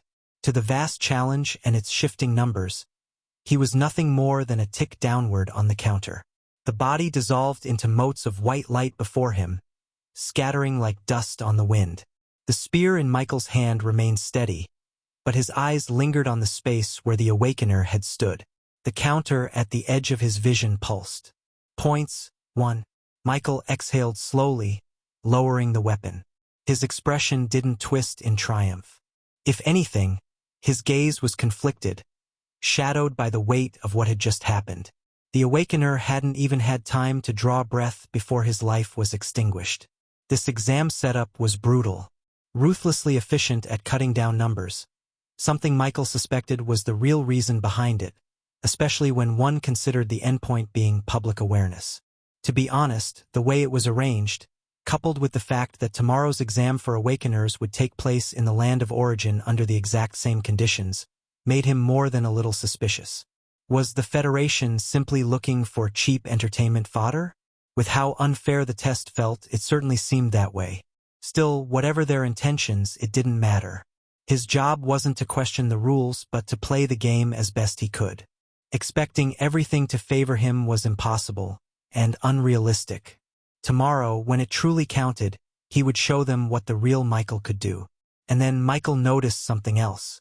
When the figure vanished, it was only the body that dematerialized. Everything else, the belt, the cloak, the boots, remained scattered in the grass. Even the standard-issue garments that had cost nothing from the system menu were left behind. Michael's gaze lingered on the remnants. The body had vanished, but not the gear. He crouched, fingers brushing over the discarded boots and cloak before settling on the belt. Even the plain linen tunic that had hugged the Awakener's chest lay crumpled on the ground. "So that's how it is," he murmured. "Kill and you gained more than points. You gained whatever the Fallen carried." This Awakener seemed to have been a mage since the staff dropped as well. The real prize was the potion belt. 6 potions. For mana potions, 2 health potions. Michael clipped the new belt to his side, adding the weight of another's provisions to his own. 7 mana potions. 5 health. A handful of wealth. Michael turned toward the shifting fog. Moving now was the smart choice. Staying in one place meant inviting another ambush. But before that, there was something he had to test. His eyes flicked back to the skills column on his panel. Skill. Summon undead. Description. Call forth skeletal soldiers. Summoned undead scale to half of the summoner's current level and attributes. Duration. 10 minutes. Summons are autonomous but follow simple mental commands. Limit. 5 summons. To be honest, Michael was quite interested in this skill. If there was a chance to learn it in the real world, he'd take it without hesitation. From what he had seen, everything here wasn't just digital fluff. The skills that existed in this virtual construct mirrored those of reality. Of course, there were differences. In this world, it was truly just a skill. Simple, clean, system-regulated. And unlike the real world, there was no concept of mastery here. That came with its own pros and cons. The con, the system skill could easily be stronger here than what it would translate to in reality. But the pro, it could also be weaker. In any case, Michael decided to test out the skill. The time limit was short, but at least the summons could scout for him for a while. If the creatures truly carried half his stats, then they weren't just fodder, they should at least be durable enough to tank some hits. Better to have a few following him than to march through this mist alone.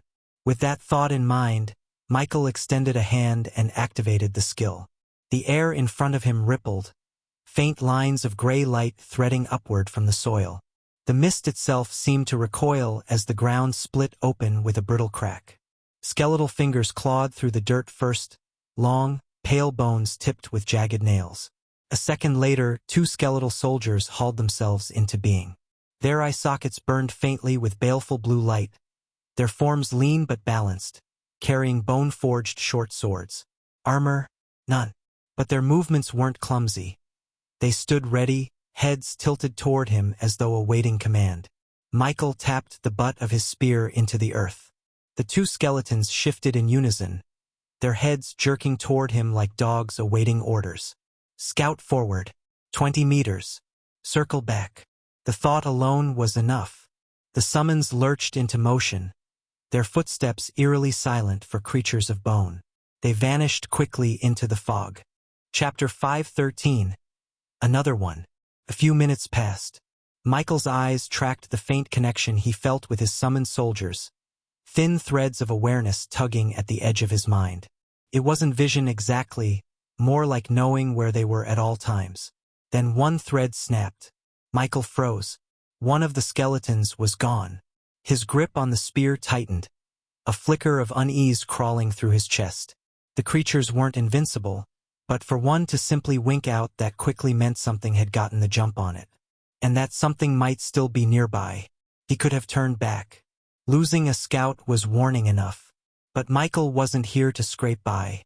He needed points, and sitting still, avoiding fights, would never get him to 100. He pushed forward, following the direction where the thread had broken.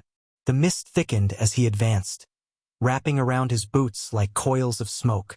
Each step was deliberate, the silence pressing hard on his ears. Then it came. A sharp sting along his ribs, so quick he barely caught it. Michael hissed, pivoting with his spear raised. Nothing. The mist was empty. Another flash, this time across his back, the light graze of steel. An ambush. Michael ducked, whirling, his spear lashing out in a sweeping arc. For a heartbeat, the weapon cut through nothing but fog, until it clanged against steel. The clash sent sparks through the mist, and for the first time Michael saw him. A figure in black robes, hood drawn low, daggers flashing with the gleam of poison. His body moved like smoke, flickering through the haze, but Michael's eyes locked on him now. A panel flickered into existence at the edge of Michael's vision. Class identified. Assassin. Level 12. Michael's lips pressed into a hard line. No wonder the blows had felt like pinpricks. At that level, the man's attacks carried almost no weight. But his speed was another matter entirely. The assassin darted again, movements sharp and almost frantic, circling him in bursts too quick for ordinary eyes to follow. Michael tracked him, suspicion solidifying in his mind. All in agility, huh? And it was just as Michael suspected. The assassin class was of the rare grade, just like Necromancer and Beast Tamer. It even had its own unique energy. If it had been a bit more special, it would have been outside of the rare grade. For the assassin class, outside concealment, speed was everything. Michael shifted his stance, spear steady, eyes narrowing into the mist. The assassin lunged again. His movements blurred, daggers flashing from the mist like fangs. Michael's spear swept up in an arc, deflecting the strike with a solid clang of bone against steel. He followed with a thrust, sharp and clean, but the assassin was already gone. Slipping back into the fog, footsteps so light they barely stirred the grass.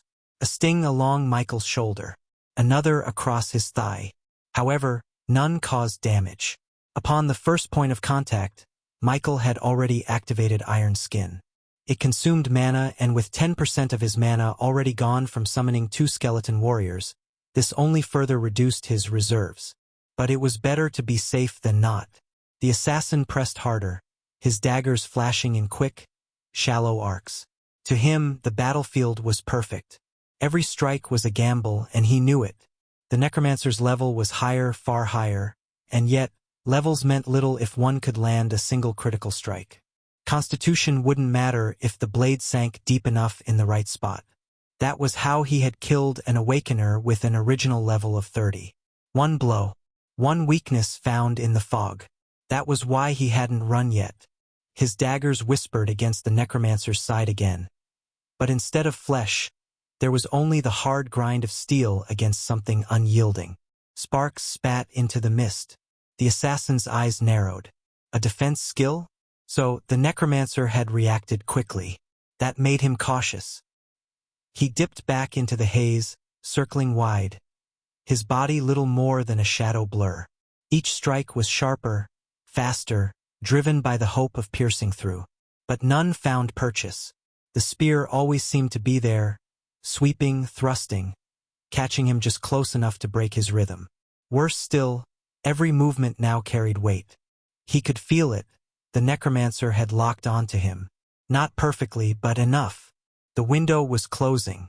For the assassin, his instinct screamed at him to withdraw. But by the time the thought formed, it was already too late. Michael's spear lashed out in a brutal cross-swipe. The assassin twisted, narrowly avoiding a killing blow, but his momentum faltered for just a fraction of a heartbeat. It was all Michael needed. He stepped in, spear point driving forward with crushing precision. The assassin's eyes went wide as the bone-etched blade pierced his chest clean through. His daggers clattered uselessly against the shaft, strength fading. The mist that had cloaked him so faithfully swallowed him once more, this time not in concealment, but in dissolution. His body fractured into white motes of light, scattering like ash on the breeze. Points. 5. Michael lowered his spear slowly, his brows tightening. According to the challenge rules, 1 kill equaled 1 point. By that measure, he should only be sitting at 2 now. But the display read 5. An increase of 4. His gaze flicked back toward the fading motes of light where the assassin had vanished. Surely it came from him. But was it 3 extra points added on top of the base kill, or had the assassin been carrying 4 in total? Or perhaps the system skimmed off a portion of whatever kills the assassin had already accumulated. Whatever the truth, the implication was clear. The longer one survived in this trial, the faster the climb to 100 points would become. Michael crouched, shifting through the remains left behind. The assassin hadn't carried much, but there were potions. 2 healing potions and 1 mana potion. He clipped them free from the assassin's belt. His own waist was already lined with 2 belts. This time, he slung the assassin's belt over his shoulder, letting it rest diagonally across his chest, one end hanging over his shoulder and the other brushing the opposite side of his stomach. Awkward, yes, but practical. His waist could only hold so much. Straightening, Michael swept his eyes once more through the mist. Chapter 5:14. Pure Mage. 7 minutes had passed since Michael had summoned the skeletons. With 1 gone already, the other would vanish on its own in 3 more. That was the drawback. The undead weren't intelligent, and they weren't permanent. Still, they had their uses. They could scout ahead, spring traps, or serve as bait, just like the assassin had proven a moment ago. Michael glanced into the fog. The haze swirled faintly, curling and shifting like it had a will of its own. It distorted sight, bent sound, and pressed on instincts until even a veteran's senses could be misled. What you saw here might not be what was really there. And the inverse was true as well.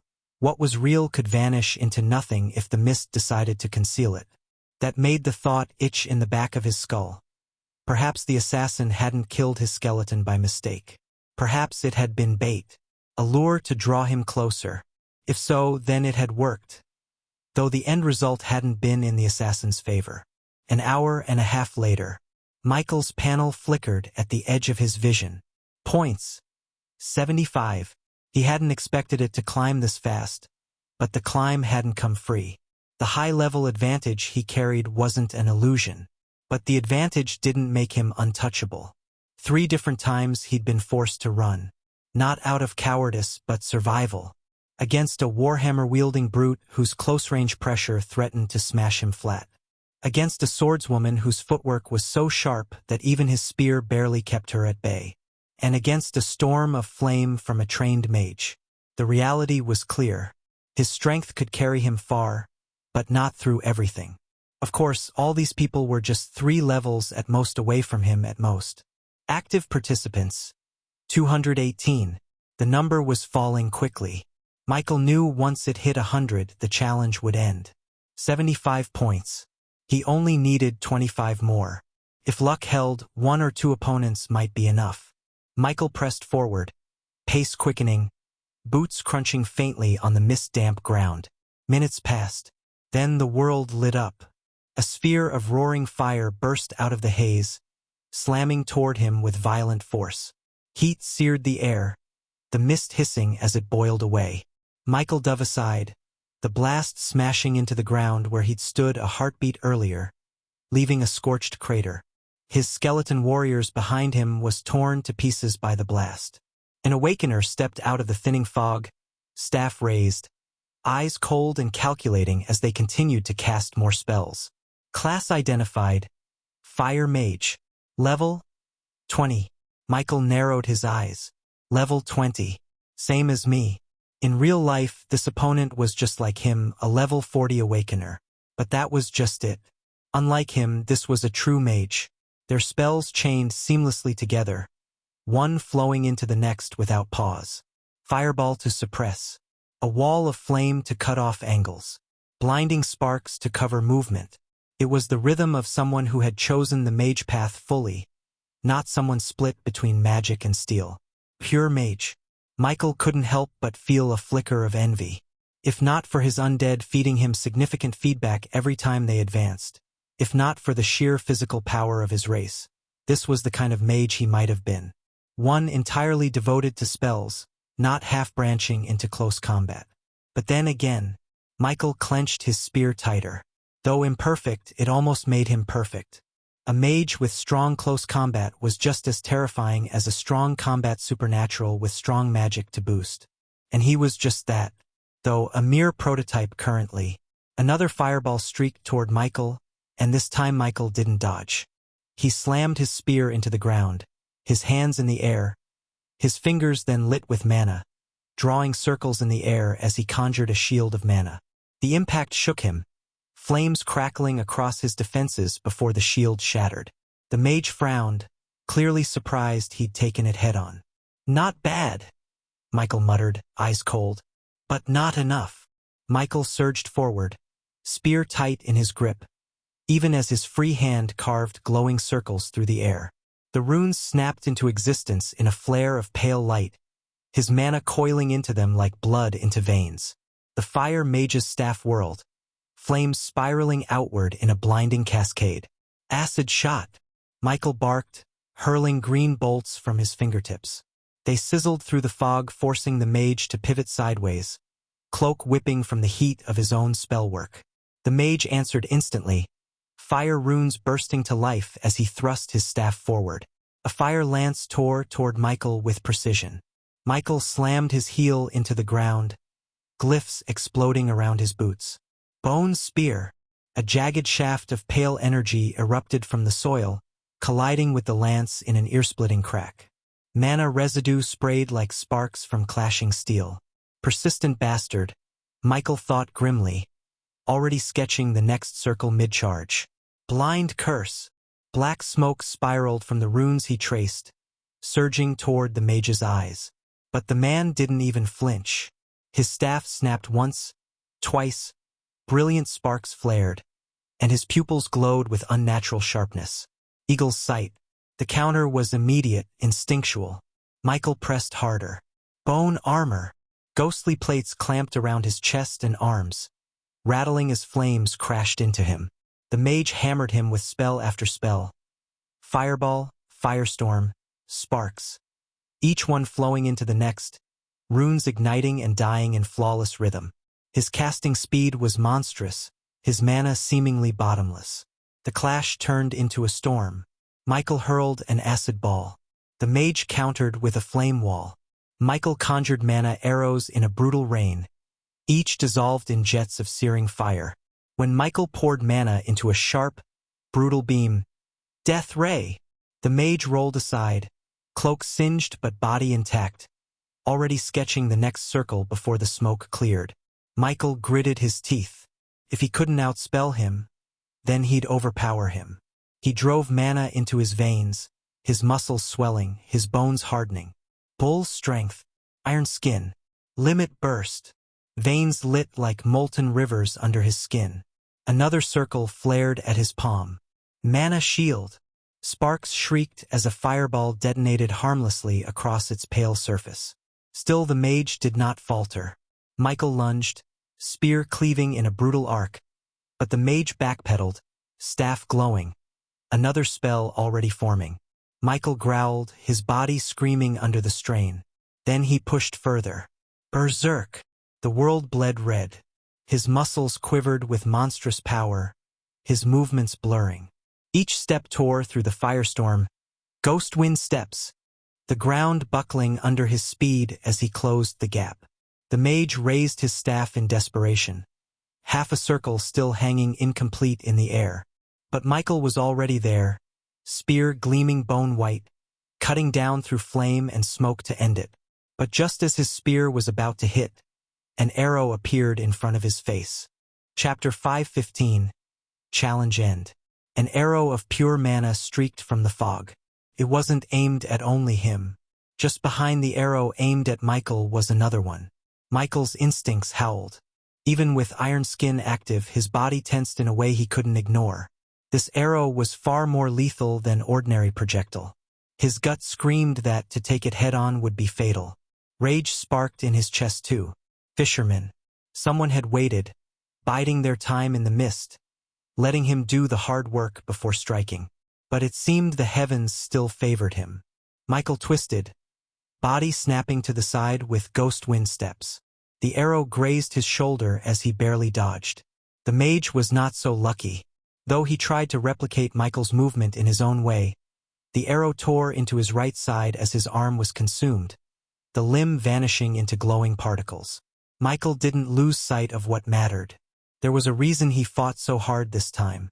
One, he was still 25 points short of 100. At any moment, the trial could end, and if he failed to reach the mark, then his next involvement with the college exams would be tomorrow. True, this round wouldn't cripple him even if he performed badly. The Federation had made it clear there was no elimination. But this didn't mean he should go with a lazy mentality. Just do what you can do and leave the rest to fate. And two, the mage. A mage of this caliber had surely accumulated a certain amount of points if he wasn't unlucky. Even if the system only granted him a portion of the spoils, Michael suspected it would be more than enough to push him to the finish. That was why he couldn't allow someone hidden in the mist to steal this victory. To rob him of his kill and to aim for his life? That was unforgivable. His gaze snapped back to the wounded mage. The man's left arm was gone, particles still scattering from the wound. His face twisted with agony and hate. Michael's spear leveled forward, steady and merciless. The fire mage's face twisted. His eyes, red with fury, bored into Michael. "You damn barbaric fiend," he spat. His voice strained yet rich with an almost aristocratic cadence. Each curse rolled off his tongue like daggers wrapped in silk, laced with venom but polished with noble diction. The words, sharp and clipped, carried a tone unfamiliar to Michael's ear. Not in language but in rhythm, a subtle accent, a certain flourish that hinted at a background different from his own. Yet Michael had no way to place it. In this trial, there was no confirmation of who hailed from where. The Federation had thrown them all into the same cauldron. Some carried rare features or spoke with strange inflections, but no one wasted time on introductions when points were the only currency. The mage's body trembled as he struggled to steady himself. What sort of brute was this? A necromancer, by all definitions, should have been a summoner lurking behind walls of bones and corpses, letting minions do their work. It wasn't fair. It wasn't natural. Was this truly a necromancer? Or something else entirely? His bitterness stung worse than his wounds.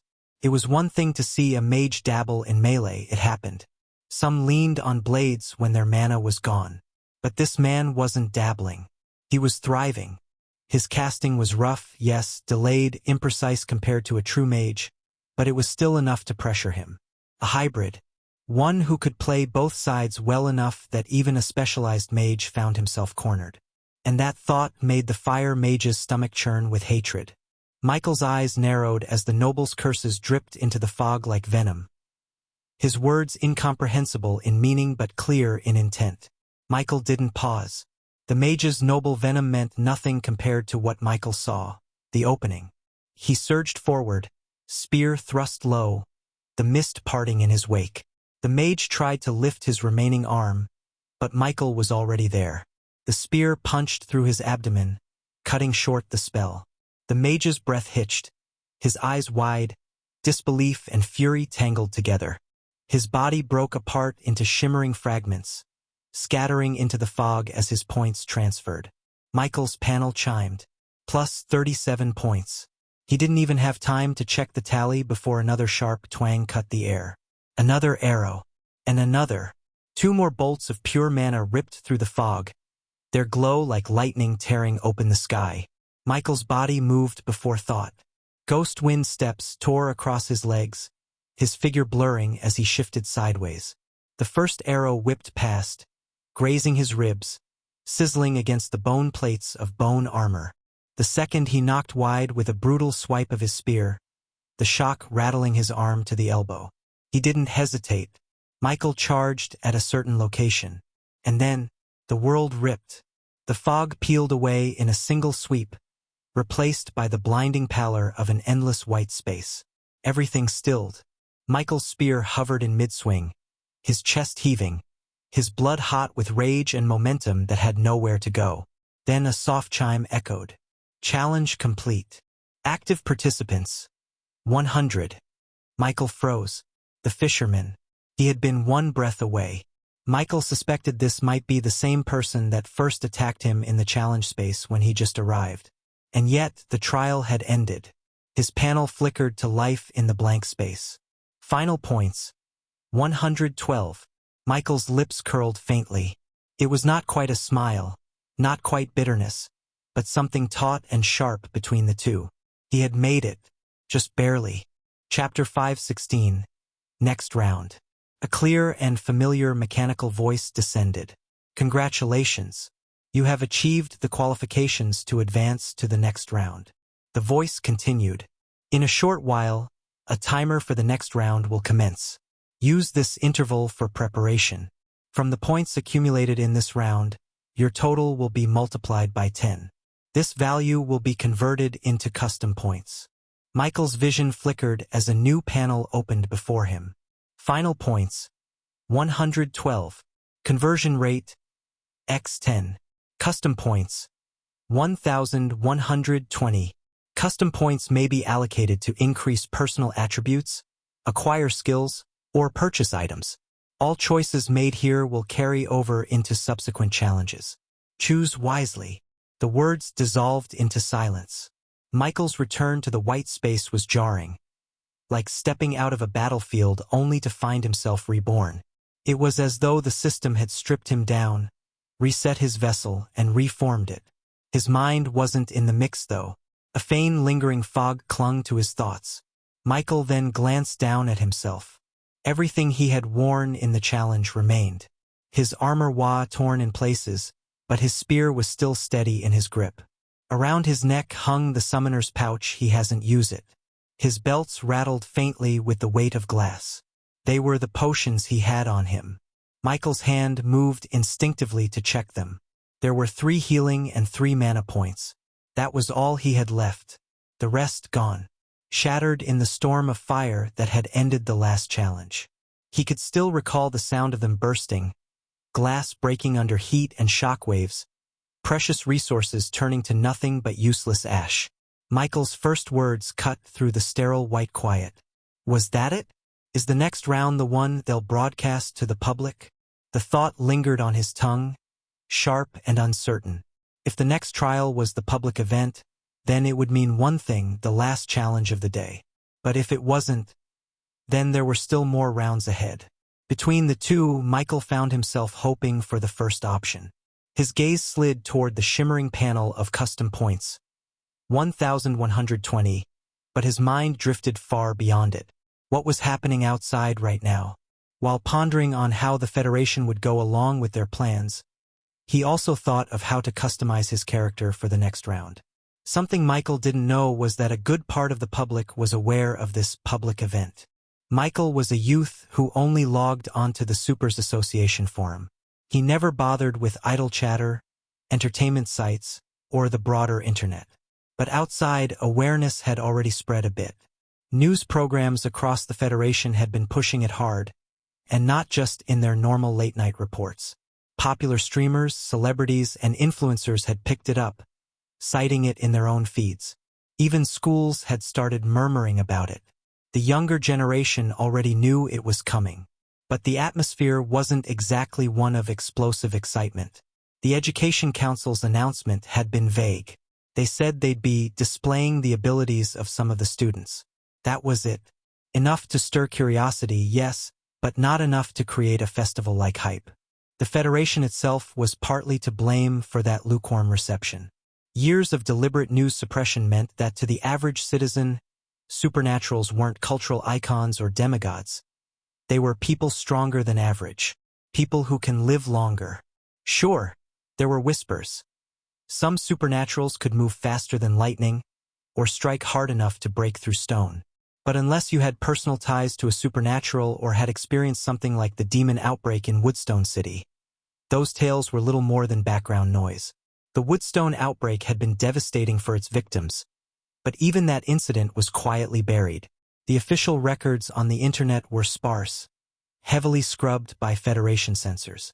Survivors remembered, victims' families remembered, but the majority of citizens lived in blissful ignorance. The most they knew was that an unforeseen disaster that couldn't be guarded against happened, but the current truth was this. Outside, people already knew. They were curious, yes, but not expectant. The Federation was about to change that, to push supernatural affairs into the spotlight. Michael's hand hovered over the glowing customization. The system had given him options, equipment, potions, skills, but he dismissed them all. Weapons and armor? His spear was battered but still deadly. Bone armor had proven again and again that raw survivability didn't come from plate or mail. It came from his own mana and grit. Potions? He had 3 healing, 3 mana. Enough for emergencies. And besides, why waste points on consumables when he could take them off fallen opponents? Skills? Tempting, yes, but he wasn't arrogant enough to think he could become a genius necromancer overnight. No, his path was simpler. Stats. Raw power is the greatest shortcut, Michael muttered. The conversion rate was 10 custom points equals 1 attribute point. He had 1,120 CP to spend. That meant 112 points. Name: Michael Norman. Class: Necromancer. Level: 20. Half of registered level 40. Strength: 340. Agility: 320. Constitution: 360. Intelligence: 380. Attribute points remaining: 112. Michael stared at the numbers on the panel. He didn't hesitate long. His fingers traced the panel and the glow surged. Strength: +10. Agility: +40. Constitution: +30. Intelligence: +32.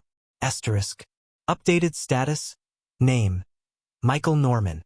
Class: Necromancer. Level: 20. Half of registered level 40. Strength: 350. Agility: 360. Constitution: 390. Intelligence: 422. Asterisk. Michael exhaled as the new strength settled into his veins. Suddenly, a translucent timer appeared above his vision, each number burning with steady finality. 10 minutes. 10 minutes. The voice descended once more, cold and mechanical. This is the final round of today's examination. Michael's brows drew together. The voice continued. As with the previous challenge, this is not an elimination round. All participants will retain their qualification for advancement regardless of the outcome. This round will also be shown to the public. To show the brilliance of Aurora, please perform your best. Chapter 517, The People. Meanwhile, in the real world, Bright Gate City, Bright Academy, the cafeteria bustled with noise, students crowding around screens propped up by the faculty to stream the Federation's official broadcast. At the center of it all, a certain girl looked utterly unamused. Lily was being dragged by the wrists by 2 of her friends who practically bouncing with excitement. "Come on, Lily. Hurry. They're starting the stream." Maybe we'll see him again. Her friends' voices were bright, eyes glittering. The reason was simple. Earlier today they had seen Michael. To them, it was enough that he looked like the kind of main character you only ever saw in stories. But Lily knew better. Maybe. As her friends pulled her along toward the largest cafeteria screen, Lily's lips pressed into a thin line. She was tired of their hopeless fantasies. Girls swooning over someone they could never touch. And yet, her steps didn't slow. Because for all her exasperation, for all her rolling eyes at their nonsense, she too was curious. Curious to see if he'd really appear. If her brother would show himself before the entire Federation. And though she wouldn't admit it aloud, there was something else mixed into her chest. A faint stir of pride, tangled with unease. Part of her wanted to see with her own eyes just how far Michael had come. Asterisk. Elsewhere in Bright Gate City, a cozy fancy restaurant bustled with customers. Behind the counter, a woman fixed her gaze on the mounted television hanging in the corner.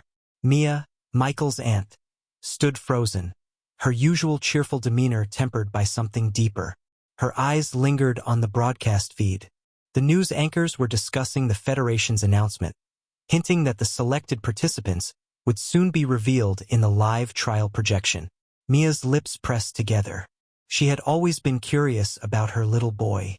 Not just about what he was doing, but about the changes happening to him and many more. Now, there was a chance to see him in action. She didn't want to miss it, and yet she was unsure. Would he really show?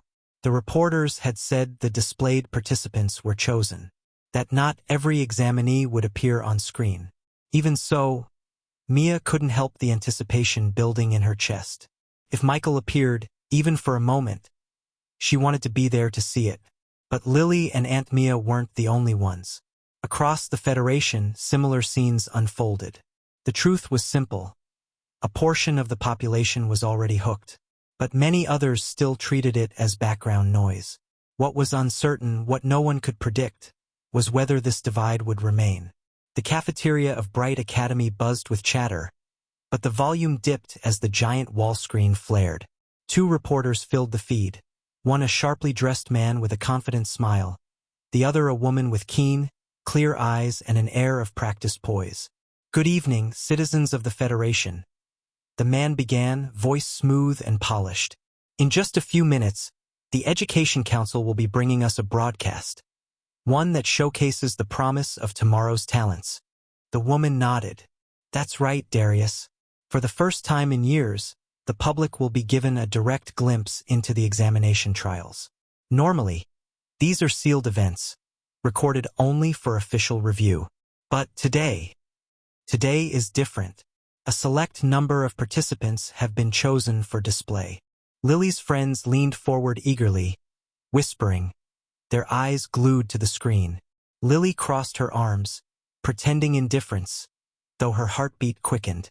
The female reporter leaned closer to the camera, her tone shifting into something almost conspiratorial. "You know, Darius," she said, "while the supernatural is such a vital part of our world, when you really think about it, very little is actually known to the ordinary citizen. Aside from the supernaturals themselves, and the officials who manage them, the public is largely kept in the dark." Darius nodded smoothly, his smile thinning with seriousness. "That's true, Celine. Years have passed and people still ask the same questions. How strong is the strongest supernatural? How long can they live? What limits exist, if any? Some of these questions have been answered here and there, in whispers or in carefully controlled reports. But so many remain unanswered." Celine's eyes glimmered as she tilted her head slightly. "And the broadcast tonight, it has people wondering, will this be the beginning of those answers?" The cafeteria at Bright Academy stirred with chatter. Students leaned closer, suddenly more attentive. Even those who'd been treating the whole thing like background noise found themselves listening now. The mystery, the possibility of answers, tugged at their curiosity. In the restaurant across the city, Aunt Mia gripped the counter tighter, her lips pressed in a firm line. Around her, customers murmured to one another. One man chuckled skeptically, while a young couple leaned forward with keen interest. Celine leaned forward slightly, her voice soft but deliberate, as if she were letting viewers in on a secret. Take nights, for example. Everyone knows that breathing methods are the first step, a way to refine the body to awaken dormant potential.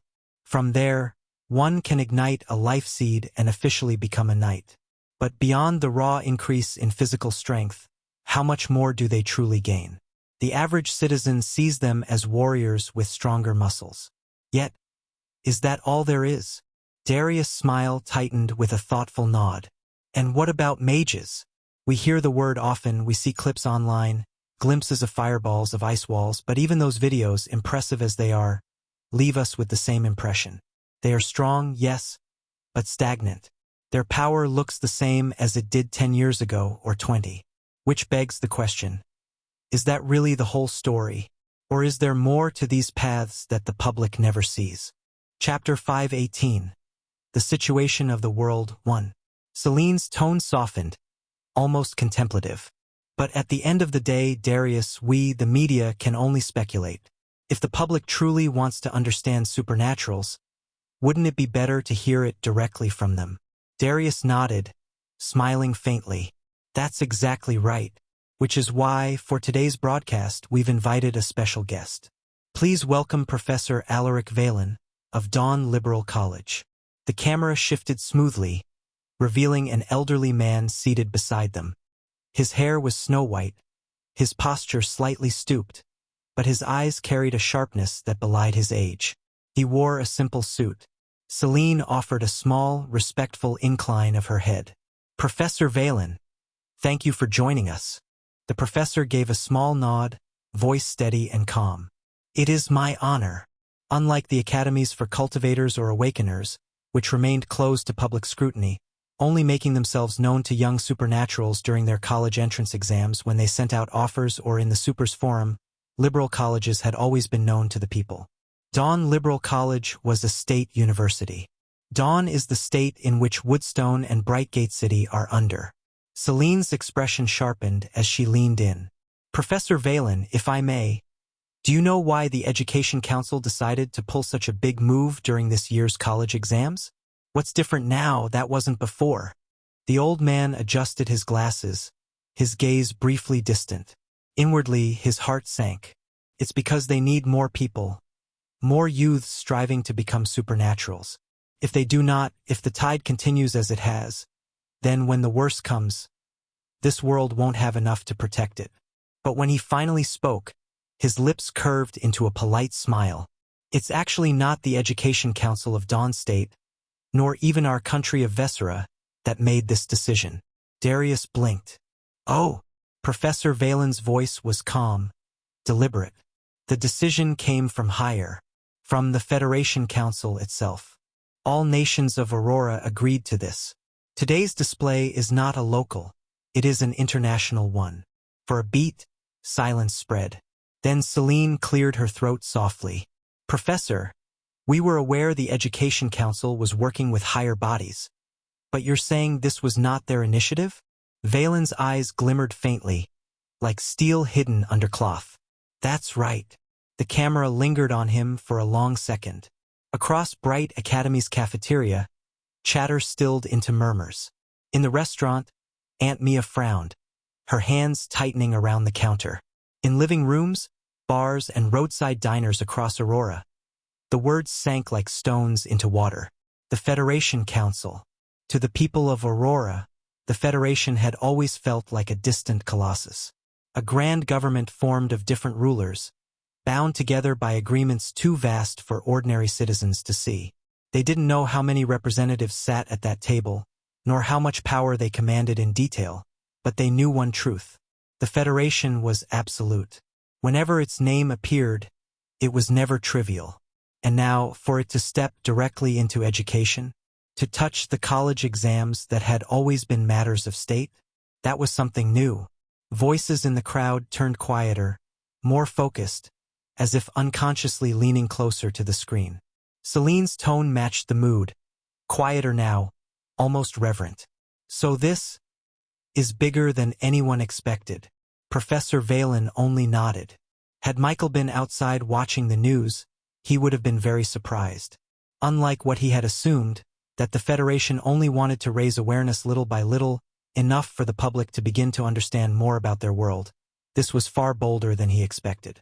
The Federation was not simply lifting the veil. They were making big moves, stepping into the light more than they ever had before. For years, their attitude had been cautious, restrained. It had all been keeping supernaturals as a quiet undercurrent in society. Something known, but not flaunted. Respected, but not spotlighted. And now, Michael would have wondered why, and maybe, just maybe would have wondered if the demon incident that was related to demonic cultivators was involved in this decision. Celine didn't miss the weight of his words. Her brows drew together slightly, and she pressed on. Then, Professor, may I ask, why now? The old man's fingers brushed lightly against his glasses. His eyes narrowed with thought, though his voice remained calm when he spoke. The Federation has come to a realization, he said slowly, that the public does not know enough about the supernatural enough.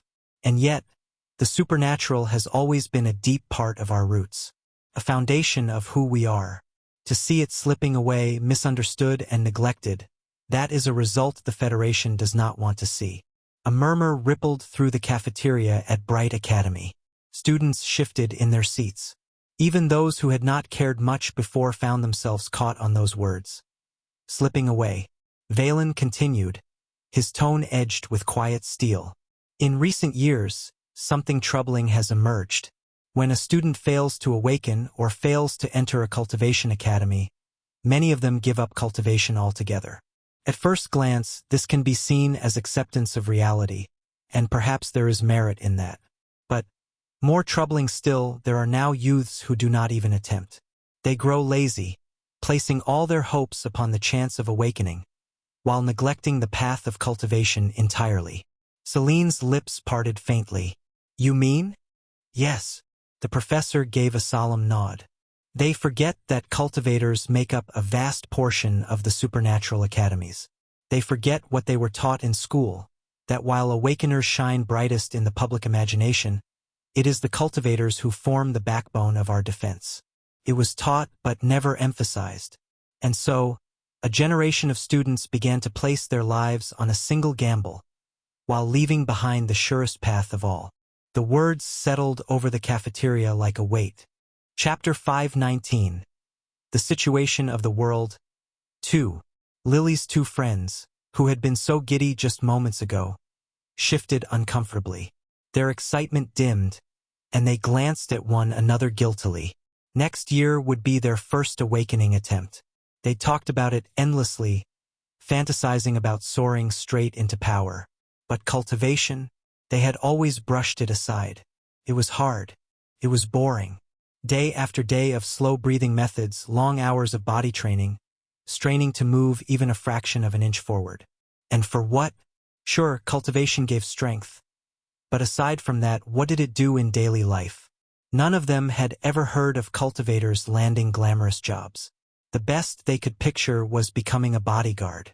And if you failed to enter a cultivation academy, wasn't that the end anyway? So they had quietly agreed. Better to save their energy and pin their hopes on awakening. At least that carried the chance of something great. Now, hearing the professor's words, both of them squirmed in their seats.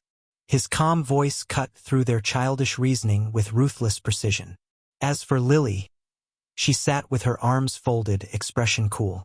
She had been the same as them, just as lazy, just as dismissive, until her brother awakened. Michael hadn't asked her opinion. He hadn't let her continue to waste time on excuses. He had shoved cultivation resources into her hands and forced her to endure the long hours of training she had once sneered at. At the time, she had hated it, every second of it.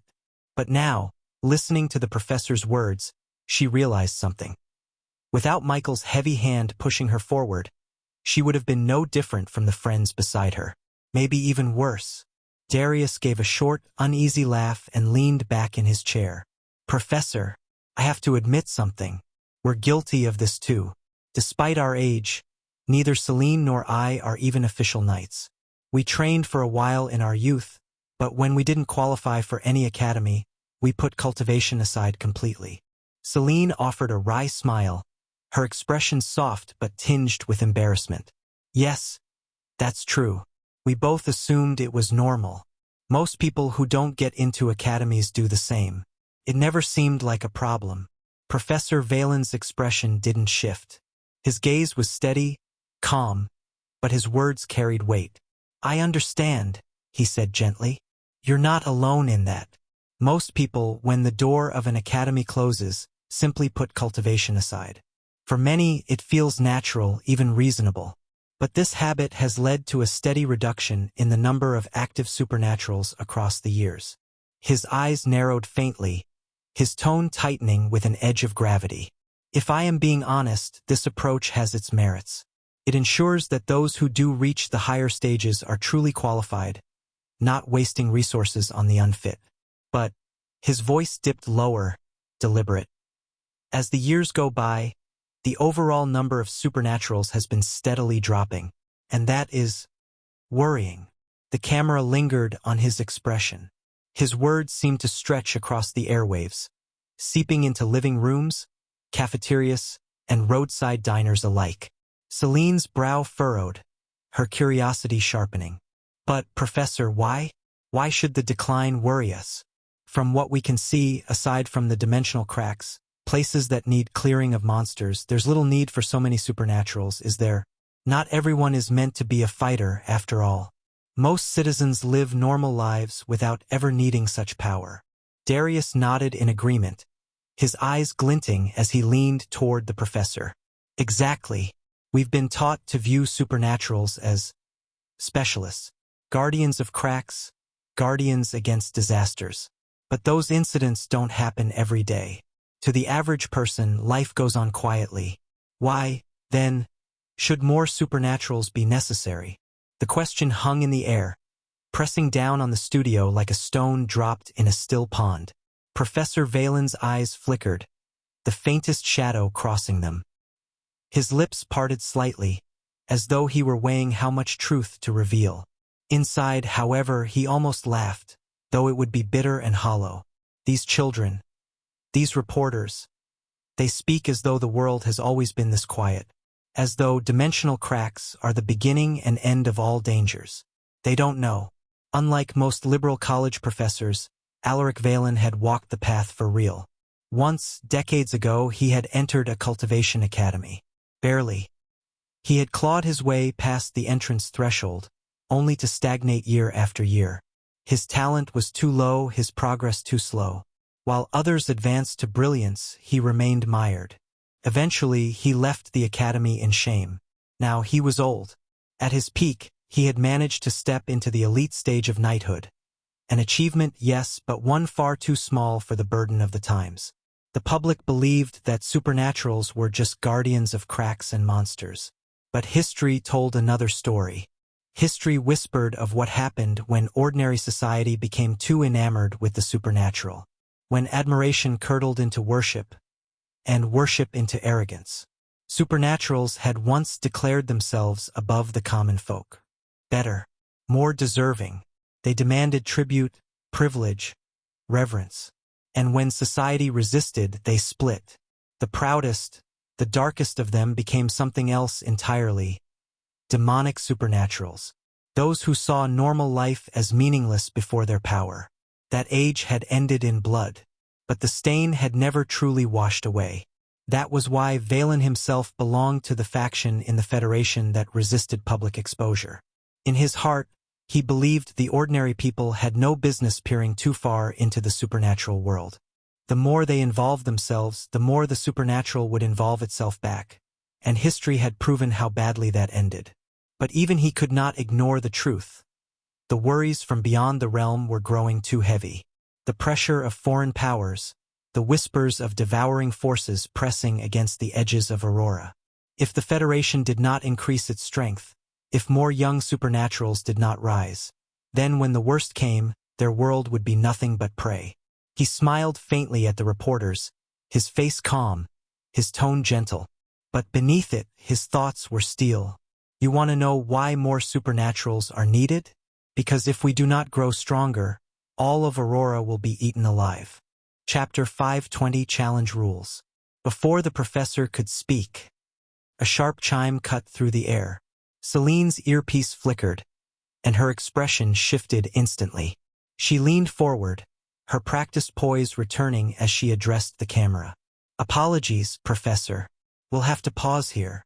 Her voice carried a hushed edge of excitement. "The Education Council has just confirmed. The public broadcast is beginning. In 10 seconds. The studio lights dimmed slightly, the backdrop screen flaring with bold white text. Public broadcast initiating 0:10. The numbers began to tick downward. 8. Across Aurora, the effect was immediate. 7, 6, 5. Professor Valen's lips pressed into a thin line. His thoughts, heavy and unspoken, sank back beneath the calm surface of his expression. This was no longer the time for him to speak. This was the time for the world to see. 4, 3, 2, 1. The countdown dissolved into a radiant flash. Live feed. Examination arena. The space where Michael stood flickered into existence across countless screens, broadcast now to millions of eyes. And for the first time, Aurora's public would witness a part of what supernaturals were capable of. The numbers burned above Michael's vision, searing themselves into his mind. Midnight, the sterile white void trembled. Michael's stance tightened automatically, spear angled in front of him. His pulse hammered with the instinct of battle, though there was nothing yet to strike. Then the world shifted. The white fell away. When his vision cleared, Michael found himself standing upon rough stone. Jagged cliffs loomed on either side, carved like the ribs of a colossal beast. The air was heavy with the distant roar of waves. Fog swirled low across the terrain, but it wasn't the same mist from the last round. This one was natural. And then, panel blazed across his vision. Round type, tag, active participants, 500. Rule 1. 10 participants will be selected as hunters. Rule 2. Each group of hunters will be assigned a target. Rule 3. Hunters must eliminate their assigned target within the allotted time. Failure condition. If hunters fail to eliminate their target, 20% of their group will be randomly culled. Surviving hunters will each suffer a penalty of -20 to all stats. The target status will be fully restored, and gain +20 to all stats permanently. Victory condition. If the target is slain, hunters gain +10 to all stats and move on without penalty. Special note: this round is subject to public broadcast. If you're neither hunting or being hunted, you can do as you please until assignment. The panel dissolved into smoke, its words searing themselves into Michael's mind. For a moment, his chest rose and fell with steady breaths. A hunt, or be hunted. Back in the real world, the feed cut from the glowing void of the countdown to a sweeping, bird's-eye view. The camera soared across a jagged terrain of cliffs and mist, presenting the space like a living map. Celine's voice was steady, tinged with awe. "Viewers, what you're seeing is a direct feed from the examination arena. The system is also allowing us to switch perspectives between participants." The view shifted fluidly, zooming from one cliff to another where scattered youths appeared, weapons drawn, stances braced. Their figures were small at first, but then the camera locked onto one. Michael Norman. The broadcast flared brighter, showing his lean frame standing tall upon the stone ridge, spear gripped in his hands. His black hair clung faintly to his forehead, his torn armor revealing the scars of the previous round. For a breath, the audience could see his cold eyes. Across Bright Academy's cafeteria, a ripple tore through the students. "It's him!" One of Lily's friends gasped, tugging her arm. "That's him." The screen's glow painted their faces. Lily forced her arms to stay crossed, but inside she was just as excited. So he really did appear. At the restaurant counter, Aunt Mia's lips curved upward with a smile. "Michael." The broadcast didn't linger only on him. It flickered across different participants. A girl, a boy hefting a broadsword twice his size, another youth shrouded in shadows. Celine leaned slightly toward the camera, her tone hushed as though confiding in every citizen watching. "And there you have it, Our participants, 500 in total. And the rules of this round are unlike anything we've seen before. The screen split briefly, replaying the system panel in gleaming letters for the public to read. Round type, tag. 10 hunters are chosen to hunt one target. If they fail, 20% of the hunters are culled, the survivors penalized by -20 stats, while the target is fully restored and permanently strengthened. If the hunters succeed, they each gain +10 stats. Darius gave a low whistle, shaking his head. That is brutal. Celine turned to Professor Valen, her eyes sharp with curiosity. Professor, may I ask your thoughts? This challenge, is it a test of strength or something more? The camera shifted and lingered on Professor Valen. He adjusted his glasses with a faint smile, his tone lighter now, less lecturing and almost conversational. Brutal, yes. The professor agreed with Darius, adjusting his glasses. But fascinating. You see, this round isn't just a simple chase. It's layered with twists. He raised a finger, gesturing lightly as though ticking points on an invisible board. First, the hunters always outnumber the target 10 to 1. At first glance, the odds seem overwhelming. 10 against 1. Most people would expect it to end quickly. But the twist is in the penalties. If they fail, the punishment is severe. Random elimination, stat reductions, and their supposed prey comes back stronger. This makes every attempt dangerous not just for the target, but for the hunters as well. Celine nodded, eyes bright. So failure turns the hunted into an even greater threat? Exactly, Valen smiled faintly. It creates a snowball effect. The longer this round continues, the more terrifying those survivors will become. Think of it, each failure hands them full recovery and 20 more points to every stat. Imagine 2 or 3 cycles of that stacking on one individual. Suddenly, the hunters become the hunted. Chapter 521, Interesting Rules. Darius let out a low chuckle. That's a twist worthy of a thriller novel.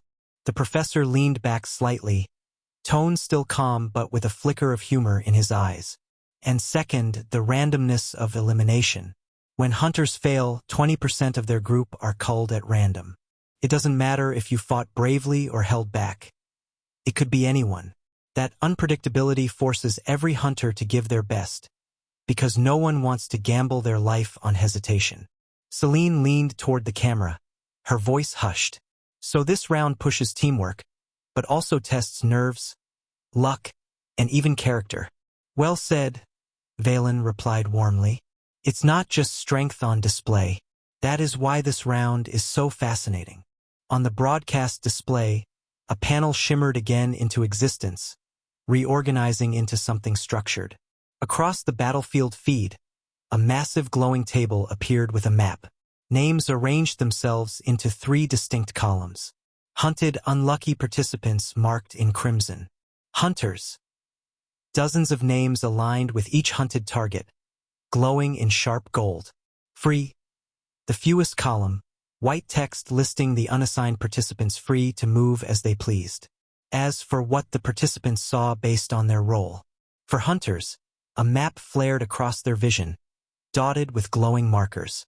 A timer ticked down from 30:00 followed by a rules. Every 2 minutes, their target's location would be revealed on the map. For the hunted, their panel were simpler. Every 1 minute, their map would reveal the positions of all 10 hunters pursuing them. For freemen, their screens flashed with a single incentive. Each hunter slain grants +1 to all attributes. The map for them was blank save for their immediate surroundings, leaving them to decide how to shape their actions. Back in the real world, Celine's breath caught audibly, her tone hushed with wonder. So that's how it works. Viewers, you can see it, each role sees the battlefield differently. Hunters chase, the hunted runs, and the free. They can become wild cards. Darius leaned forward with an incredulous grin. That's genius. Imagine you're free. Do you help the hunted? Betray the hunters? Or hunt the hunters yourself just to rack up attributes? It's like tossing oil on fire. Professor Valen nodded, his voice measured but intrigued. It introduces layers of unpredictability. A hunted might survive not just by running, but by luring their hunters into ambushes from opportunistic freemen. And those hunters, in turn, can't waste too much time. Every minute is pressure. The scene, as the table of names solidified, several immediately stood out. Celine's sharp eyes caught the details first. Professor, look. Names like Akihara Renji, Svetlana Morozova, and Luis Andrade. These aren't our country style of naming. These should be foreign candidates. The broadcast flickered to show their images briefly. Darius gave a low whistle. So it's confirmed. The Federation pulled candidates from across Aurora. We're not just watching Dawn's finest. We're seeing a collision of cultures. Professor Valen held a faint smile. In Bright Academy's cafeteria, voices overlapped in gossip and excitement. Lily, however, leaned forward, eyes narrowed. Her friends were whispering excitedly about exotic names, but her focus locked onto one thing: the glowing list. By luck, Lily caught a name in the Freeman column. Michael Norman.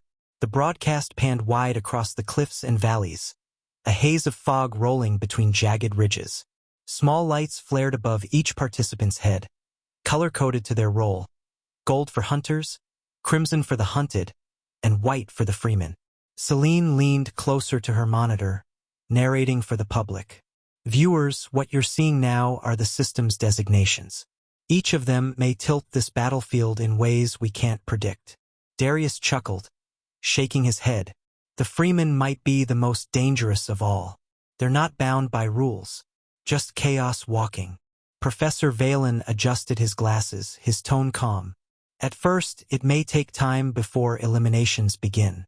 The hunted will run, the hunters will circle and coordinate, and the freemen will test the waters. Expect cautious probing first. His words carried an authority that quieted even the buzzing cafeteria at Bright Academy. Students leaned forward, waiting to see if he was right. And then, the broadcast ticker flashed suddenly. Active participants, 498. The reduction was instant, 2 names fading from the glowing table. The commentators jolted, voices overlapping. Celine gasped. 2 already? Darius leaned in. Professor, you said it would take time. The feed shifted, replaying both eliminations. The first recording zoomed in on a lone hunter creeping along the cliffs, golden light marking his head. His eyes were locked on his map, attention fixed on the pulsing crimson dot of his target. And then the fog shifted. From above, a figure dropped. The camera caught sight of a figure slipping from the mist like a shadow, spear in hand. He moved without hesitation, his spear thrust piercing through the hunter's chest before the boy even had time to raise his weapon. The golden light blinked out instantly as the body vanished into bits of light. Michael Norman, Freeman kill. Celine's voice trembled with awe. Already, this Michael Norman takes the first blood of the round, and against a hunter, no less. That's an attribute point to all of his stats. Darius gave a low whistle. So much for testing the waters. He's hunting the hunters. The second scene flashed crimson. Unlike the hunter mob scenes viewers expected, this one was more startling. The hunted wasn't cornered, wasn't desperate. He had simply been close when one of his assigned pursuers tried to flank him. With a sudden, fluid movement, the hunted's blade cut across the hunter's throat. Golden light blinked out, leaving crimson burning brighter in the fog. The system froze the replay on the hunted's face. The camera zoomed closer. If Michael was seeing this, he'd have been surprised, because this was a familiar face. Brian, his classmate, the one who bore the rare dual classes. He was also here. Chapter 522. Advice. The replay ended. Professor Valen adjusted his glasses slowly, his face calm as though he hadn't just been proven wrong on live broadcast. Darius shot him a sidelong look, grin wide and teasing. Professor, Darius said, chuckling. Didn't you just say it would take time? Celine stifled a laugh, covering her lips with her fingers. The playful jab rippled across the audience like a slap of truth. But Valen, seasoned as he was, did not falter. He inclined his head, his voice smooth. Indeed, I did. And yet, this only emphasizes my point. He leaned slightly forward, gaze steady on the camera. This round is unpredictable by nature. I warned that hesitation could be fatal. And as you can see, the very first to fall underestimated the pace. A murmur of agreement rolled through the cafeteria at Bright Academy. Even the students who wanted to laugh at the professor's misstep now found themselves nodding reluctantly. He had turned the embarrassment neatly, framing the kills as part of his own prediction. Celine let him have that dignity, then shifted back into her poised role. Let's review those two scenes for the viewers. Since eliminations were meant to be rare this early, we'll take the chance to slow the footage down. The professor's smile turned sharp. For those watching at home, remember, these clips are slowed multiple times to capture what happened. The real footage, the system cut to raw speed. Michael's kill appeared as nothing more than a shadow flashing in the mist and a blink of light. It was over in less than a second. The two reporters were taken aback. A look of brief horror appeared on their faces. Seeing this, the professor's smile grew bigger. The raw speed clip ended, leaving only silence in the studio. Celine blinked hard, her voice faltering. That was less than a second. If we hadn't slowed it before, you'd barely even see the movement. Darius gave a nervous laugh, though it didn't mask the unease flickering in his eyes. That kind of speed, let's be honest, most people only ever see that in action movies. Not in reality. Gasps and murmurs spread across the audience. Bright Academy's cafeteria was no different. Students glanced at one another wide-eyed, as if the entire foundation of their understanding had just shifted. Professor Valen adjusted his glasses, his smile cool and steady. He leaned forward, tone quiet but carrying weight. You are correct. To ordinary eyes, this is impossible. To most of you, it seems like fantasy because until now, all you've seen are the shallow edges of what supernaturals can do. The camera zoomed on him. Online clips? Training demonstrations? The casual displays of strength you see in public? Those are either the weakest of the supernaturals or the weakest versions of their powers. What you just witnessed, that is what the higher end of the spectrum begins to look like. Celine frowned slightly, still shaken. You mean to say, what's usually shown isn't a real measure? Valen's faint smile deepened. Not even close. And even this, he paused deliberately, is far from the peak. His words sent another wave of silence over the broadcast. Viewers leaned forward in homes, cafes, and schools across Aurora, struck by the realization that the world was deeper, sharper, and more dangerous than they had been told.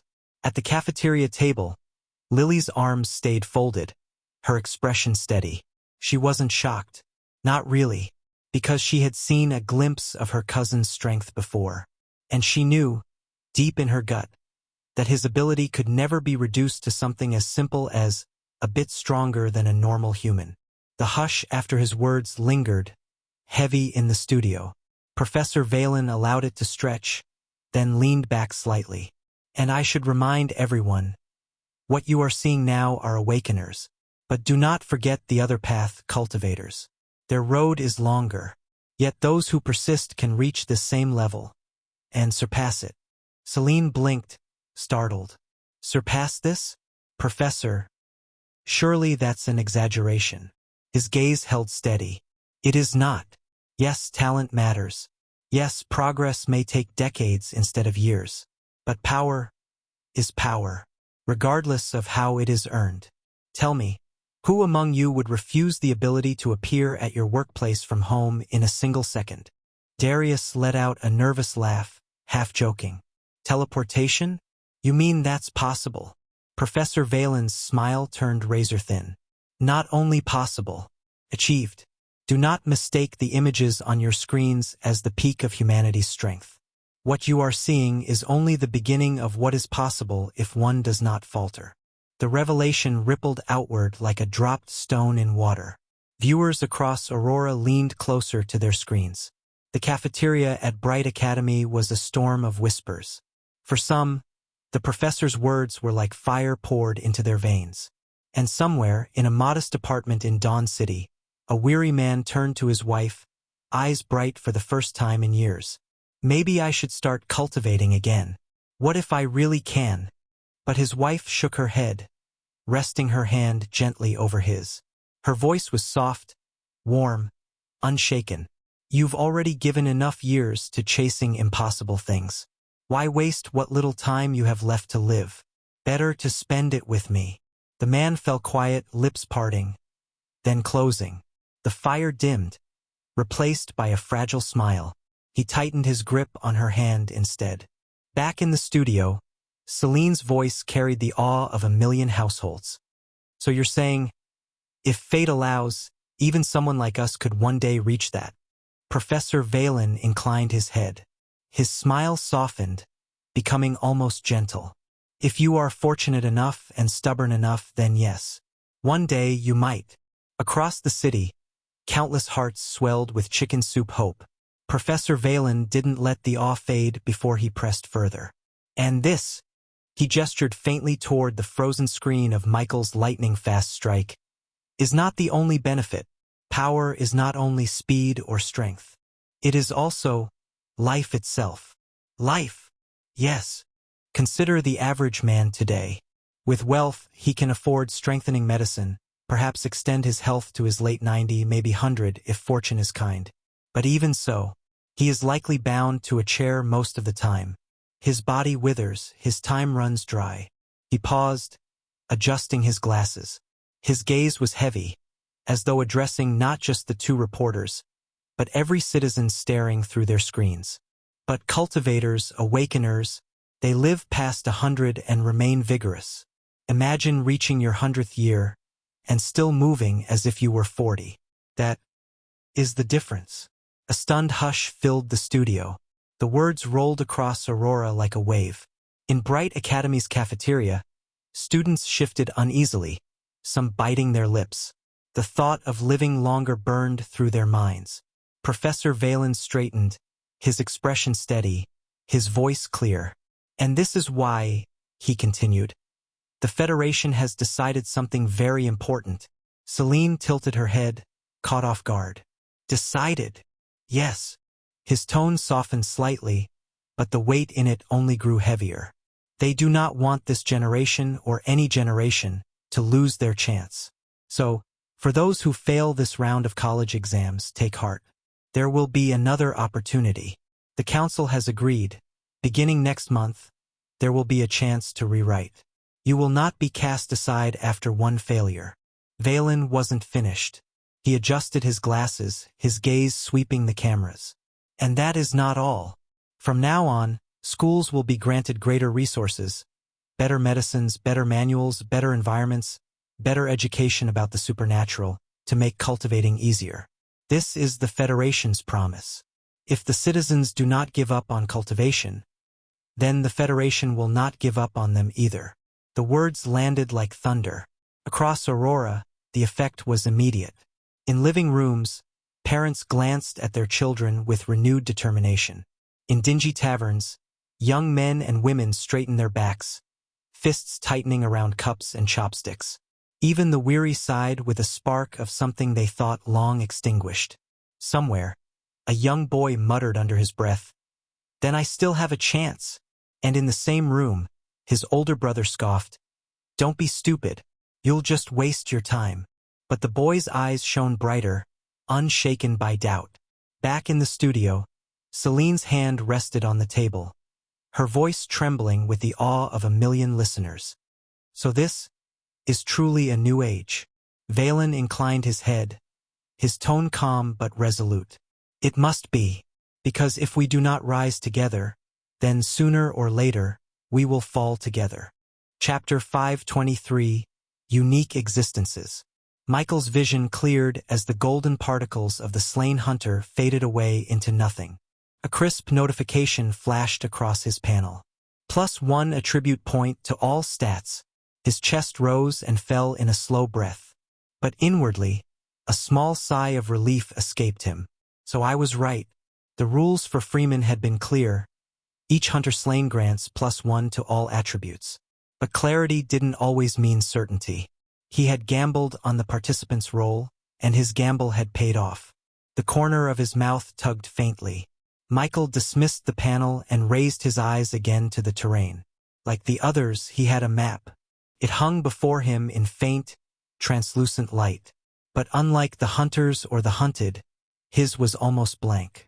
No golden trails, no crimson dots, just the vague outline of the cliffs and ridges around him. Freemen were blind, apparently. When Michael designation first appeared, Freeman, the rules had been sparse.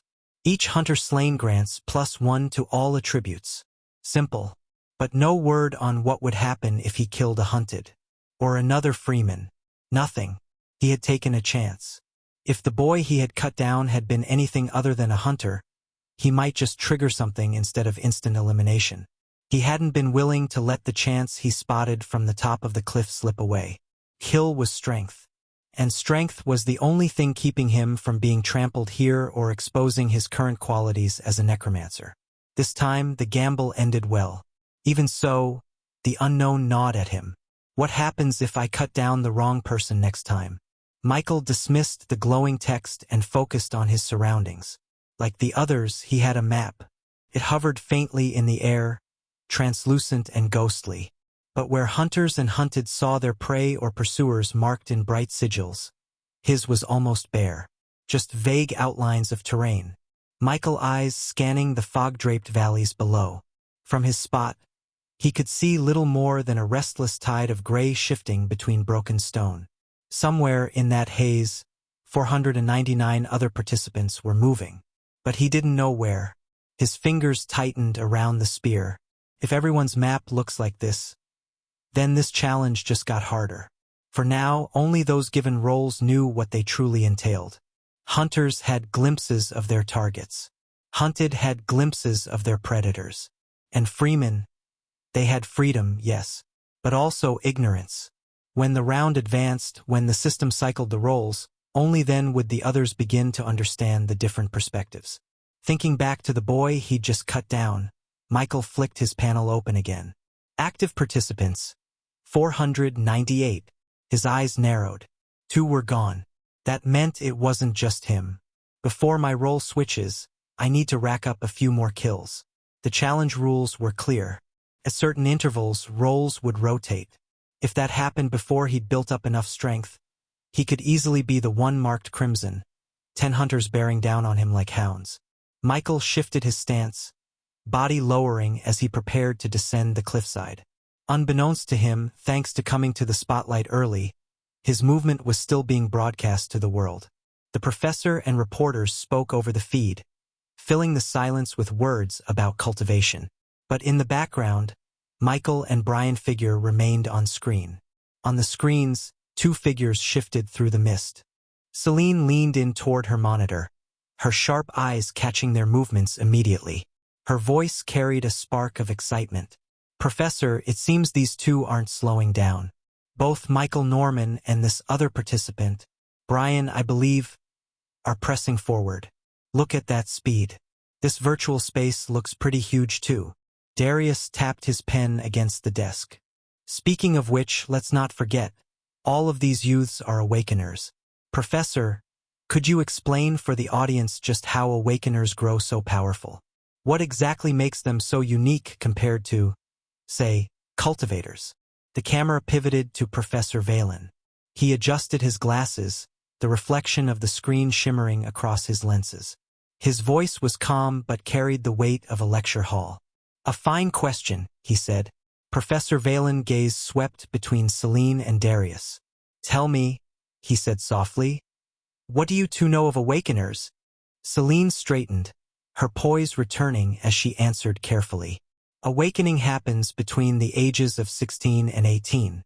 That window is fixed. Once it closes, a person can no longer awaken. And those who do awaken, they gain a class. Their class is what grants them their unique power. It's what allows them to level up, to increase their stats, as if they were characters in a game." Darius added, gesturing lightly toward the screens. "And there's another piece, that Awakeners are able to carry their consciousness into a mysterious realm, a world only they can enter." Valen inclined his head, lips curving faintly. "Correct. That is the essence of an Awakener. And that is why they are unique. Unlike cultivators, who must endure layers of refinement, bottlenecks, and painstaking comprehension before any growth. Awakeners simply fight, kill monsters, and grow. Their strength rises as naturally as breathing. He paused, adjusting his glasses. His eyes glimmered faintly behind the lenses. It is as though they were blessed. Awakeners are given a path that, at least in their early stages, is straightforward. Progress is quicker. The growth curve is sharper. Celine frowned slightly. So are you saying their power is unearned? Not unearned, Valen corrected, his tone firm. Because past a certain stage, Awakeners face the same truth as everyone else. Strength must be bought with effort, with talent, with sacrifice. The difference is in the beginning. Where cultivators struggle for years to master the basics, Awakeners can master them instantly. His hand gestured subtly toward the frozen image of Michael's earlier strike. A cultivator might train a decade to reach perfection in a martial art, or years to stabilize a spell. But an Awakener, his smile sharpened, their system may grant them mastery in an instant. That is why they are valued so highly. Chapter 524. More Chicken Soup. A cultivator might train a decade to reach perfection in a martial art, or years to stabilize a spell. But an Awakener, his smile sharpened, their system may grant them mastery in an instant. That is why they are valued so highly. The camera cut back briefly to Michael descending the cliffs. Also, supernaturals, whether Awakeners or cultivators, earn a lot of money. That single line perked not just the reporters, but half the audience across Aurora. Darius leaned forward eagerly. Money? Yes, Valen confirmed. Tell me, have either of you ever seen a goblin? Celine's brow furrowed, but she shook her head. Darius chuckled nervously. Only in old storybooks. Valen's faint smile widened. Then let me tell you this, goblins are real. And like in the stories, they are among the weakest of monsters. Ordinary people, if not too unlucky, could handle one themselves. But, he raised a finger. Weak does not mean harmless. If they were not dangerous, they would not deserve the title of monster. He let the words settle, then continued. A single goblin corpse can sell for $500. At first glance, that may not sound like much. But consider the reality, goblins come in hordes. Where there is one, there are 10. And 10 goblins means $5,000. Celine's lips parted slightly, her shock genuine. 5,000. Valen nodded. And if you are powerful enough to cull 100, 1,000, the wealth stacks instantly. That is why awakening or cultivating is not merely about survival or strength. It is opportunity. It is livelihood. To those with power, the very existence of monsters becomes currency. Across Aurora, living rooms buzzed with chatter. Fathers muttered about how much 5,000 could change their debts. Mothers thought of tuition, medicine, futures. If only they knew even millions could be spent in the blink of an eye on the supernatural world. Professor Valen's tone softened, his words starting to take on that comforting cadence again. And this, dear viewers, is why the Federation encourages. A sharp alert flashed across the studio monitors. The assistant producer's voice cut through the earpieces of Celine and Darius. Celine straightened instantly, her hand pressing to her headset. Professor, I apologize. We've just been notified. Michael Norman, the youth who stunned us earlier, is now within striking distance of 3 hunters. The camera feed zoomed, the foggy terrain shifting until Michael's lone figure appeared, descending the cliffside with spear in hand, oblivious to just how close danger lurked. Darius leaned in, eyebrows climbing. 3 at once. Professor Valen, however, didn't look surprised. He adjusted his glasses and spoke with calm assurance. That is normal. The maps given to hunters are not limited to showing the hunted alone. They also reveal the presence of other hunters pursuing the same target. Anyone with even a bit of sense would understand what this means. He let the thought linger for a breath, then continued.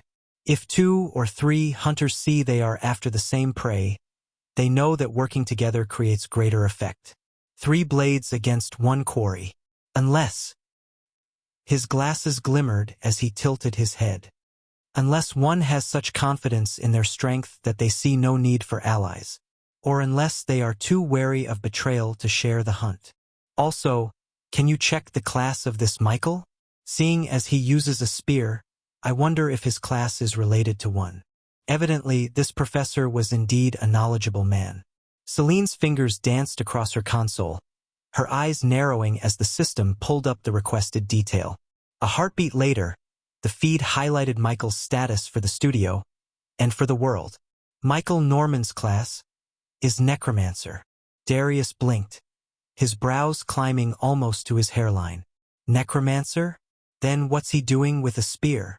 Even Professor Valen froze for the briefest moment, his eyes narrowing behind the glint of his glasses. But he recovered swiftly, his voice steady as he leaned into the explanation. A necromancer, he repeated softly, as though tasting the word.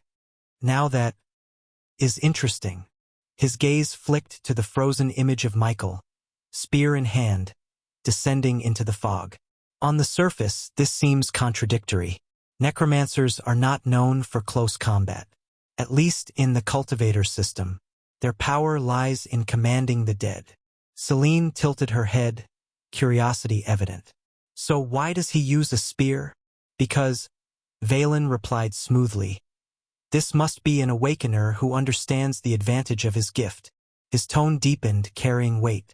Awakeners can learn skills at a pace normal cultivators cannot hope to match. Where an ordinary necromancer would remain weak in close quarters, relying on others to protect them until their undead army grows. This one probably chose to supplement his weakness immediately. Darius gave a low whistle. So what we're seeing is a necromancer who doesn't fight like a necromancer? I don't think so. Valen's voice sharpened, almost reverent. His spear is not his true weapon. His main power should be his command over the dead. The professor paused. I do not know how awakeners who are necromancers will differ, but I do about the cultivators who practice necromancy. They fight through undead puppets.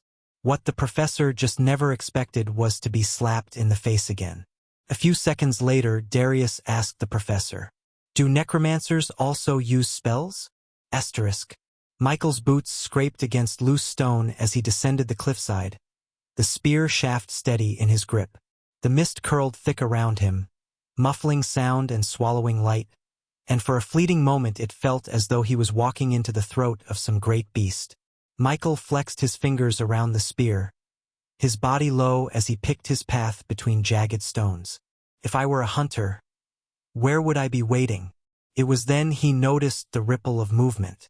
Michael stilled, crouching low against the cliffside, his breathing slow and measured. 3 in one place. It can only mean hunters. It made sense the moment he thought it through.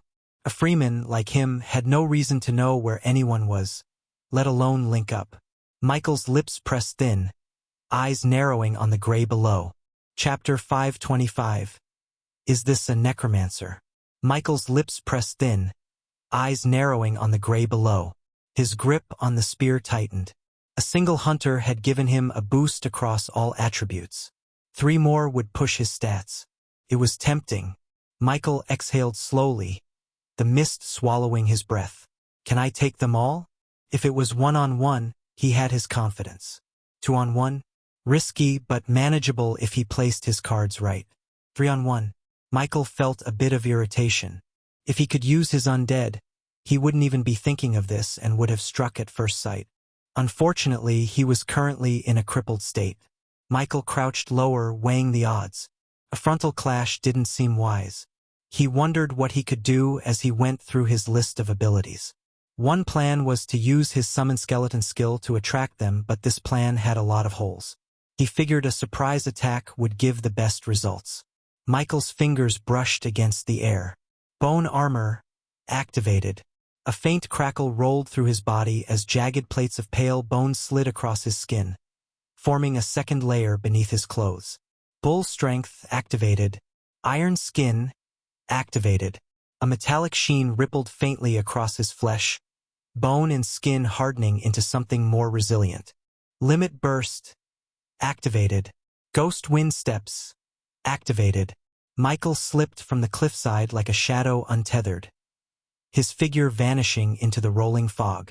Every step bent the air, a whisper of motion too quick for untrained eyes to catch.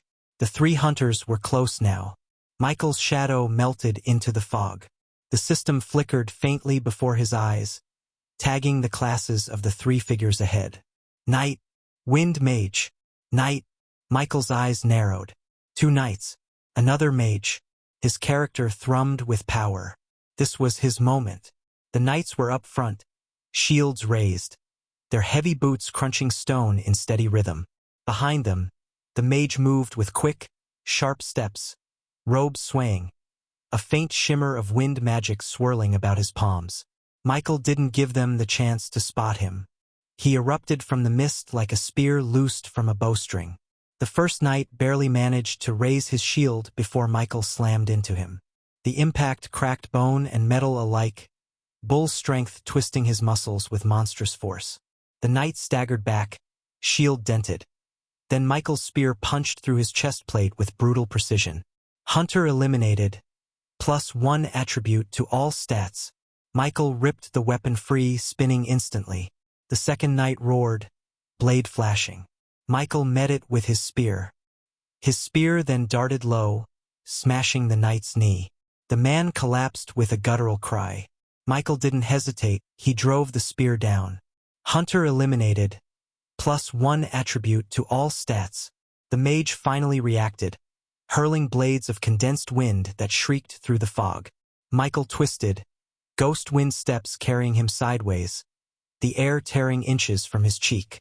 His eyes locked on the mage, cold and sharp. The fight wasn't over. The mage was already chanting again, the mist around him beginning to spin like a miniature storm. Michael exhaled slowly, his grip steady. 2 down, 1 to go. The mage's hands blurred, wind blades screaming into existence one after another. Each crescent of compressed air cut through the mist with a sharp hiss, relentless, almost mechanical. Michael's eyes narrowed as he twisted away, ghost wind steps carrying him just past another blade that carved into the rock face with explosive force. That casting speed, it's too fast. Michael's lips pressed thin as realization struck. A system skill. Has to be. Michael exhaled, steadying himself. Then I'll end it quick. From a distance. His hand flicked, mana surging as he drew magic circles in the air. Magic arrow. A dart of glowing energy shot out, slicing through the mist toward the mage. The windcaster dodged in an accord mana. But Michael wasn't done. Acid shot. Globes of hissing liquid arced through the air, splattering against stone and sizzling holes through it. The mage stumbled sideways, cloak whipping as he tried to avoid the sizzling death raining down. Michael's hands shifted again. Bone spear. A jagged spike of pale white ripped through the mist, trailing mana as it hurtled toward the mage. The windcaster barely deflected it with a windshield, his breath sharp with panic. Michael felt the air pressure shift. Another wind blade was coming. Mana shield. A translucent dome flared into existence just as the crescent of air smashed against it, dispersing into sparks. Michael's eyes flashed. Now, his arm drew back, spear shaft cold and steady in his grip. With all the strength of bull strength provided, he hurled it like a javelin. The weapon cut the fog with a shriek, faster than an arrow. The mage's lips parted, another spell rising, but the spear struck before the wind could take shape. It tore through his chest with brutal force, pinning him against the jagged stone behind. The mage's eyes were wide with disbelief before fading into golden particles. Hunter eliminated. +1 attribute to all stats. Michael didn't move right away. His eyes lingered on the spot where the mage had fallen, then swept over the remains of the 2 knights. Their bodies had already dispersed, but not everything vanished. A faint glimmer caught his eye. Small vials, rolling against the uneven stone. Michael stepped closer, crouching. 4 health potions and 4 mana potions. He scooped them up without hesitation, tucking them into his belt pouch. He didn't know how long this round would last, or how much more he'd have to burn through before the roles switched again. Potions meant survival. Michael straightened, his gaze sweeping the mist again. What he didn't know, what he couldn't know, was the shockwave his actions had sent through the real world. The feed lingered on Michael as he bent to collect the potions, his figure half-shrouded by fog. Celine's voice cracked the silence in the studio. Can we play that again? The assistant producer didn't even wait. The main screen split, replaying Michael's ambush in slow detail. The audience gasped. Even slowed down, his acceleration was jarring. One instant, he was crouched in the mist. Then he was inside the knight's formation. Chapter 526, Two Firsts. The slowed replay showed Michael spinning aside, mist parting around him as wind blades shredded the rock. Then, in seamless rhythm, he answered with layered spells. Magic arrow, acid shot, bone spear, each one forcing the mage further off balance. Professor Valen's fingers tapped against his knee, his usually calm expression tight with focus. By now, clashes were breaking out across the trial grounds. Every state's channel had their own star to highlight. In one place, it was a prodigy swordsman carving down a hunted with graceful violence. In another place, a healer who had miraculously turned a near loss into a comeback. But in Dawn State, the camera never left Michael. From the very moment he appeared, he had captured their focus. And after the 3-on-1, the producers didn't even consider switching away. The broadcast fed entirely on him, replay after replay, panel after panel. Professor Valen, however, had grown more cautious. Inwardly, he warned himself not to speak with certainty again, lest he be humiliated a second time. He adjusted his glasses, the light glinting against his lenses as he observed the slowed replay. His thoughts were his own this time, a necromancer who hasn't shown even a hint of necromancy. As a cultivator, he knew enough not to claim mastery over awakeners. Their paths diverged far too much. He understood the basics, the principles, the logic, but not the intimate truths of their classes. Still, even with common sense alone, something about Michael grated against expectations. Awakeners, for all their flexibility, always leaned hardest into their class. Knights built their strength around martial techniques and physique. Mages bent their paths into spellcraft. Tamers grew with their beasts. And necromancers? Their strength lay in the dead. Yet here was a boy, a necromancer, fighting entirely without them. Not a skeleton, not a ghoul, not even a flicker of a class-bound summon. He wielded spear and spell with brutal elegance, never once tapping into what was supposed to be his core. Darius broke the silence with his usual excitement. Professor, you must admit, it's impressive. If we didn't know his class, you'd think he was a battle mage or something. I wonder if there's a battle mage class. Professor Valen did not reply immediately. He only tapped his finger once against the armrest of his chair. Finally, he spoke, his tone subdued, almost careful. Yes, impressive. The replay ended, but before the studio could settle back into discussion, Celine's eyes flicked to the console, her voice rising with a spark of surprise. Wait, hold on. Professor, we're getting a feed update.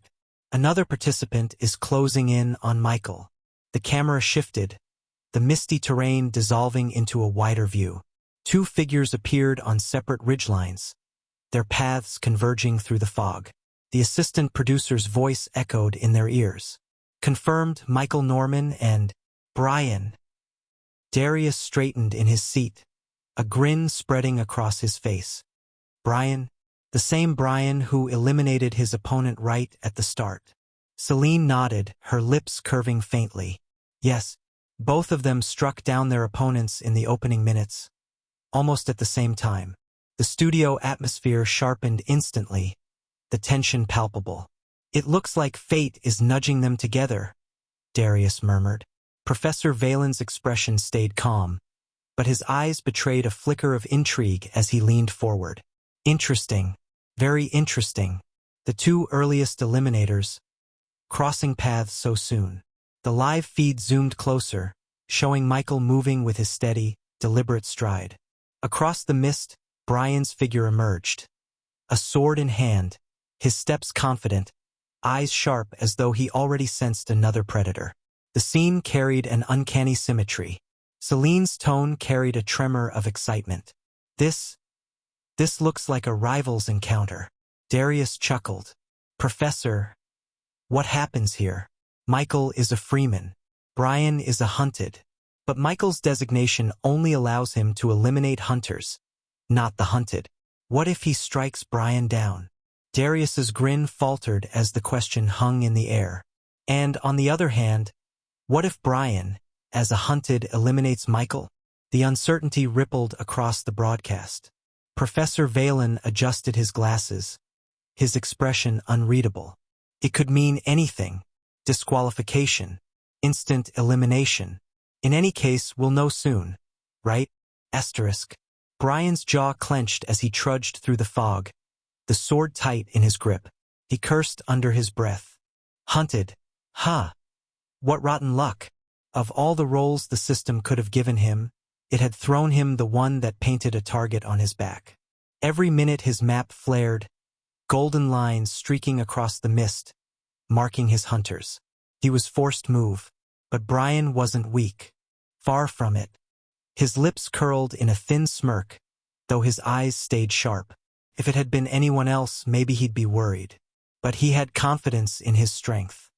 He remembered the choice the system had pressed on him at Awakening. 2 classes shimmered before him. Knight, Fire Mage. The decision had been cruel, forcing him to abandon one path forever. In the end, Brian had chosen the Knight. The sword gave him better security. However, just because he had chosen Knight didn't mean he had forgotten fire. Brian's boots ground against stone as he slowed, his senses flaring. Someone was close. The fog shifted, revealing a figure descending from the cliffs opposite him. A tall youth, spear in hand, calm stride carrying him forward like he owned the ground beneath his feet. Michael Norman. Asterisk. Michael's steps slowed as the mist peeled back, revealing a lone figure across the jagged ridge.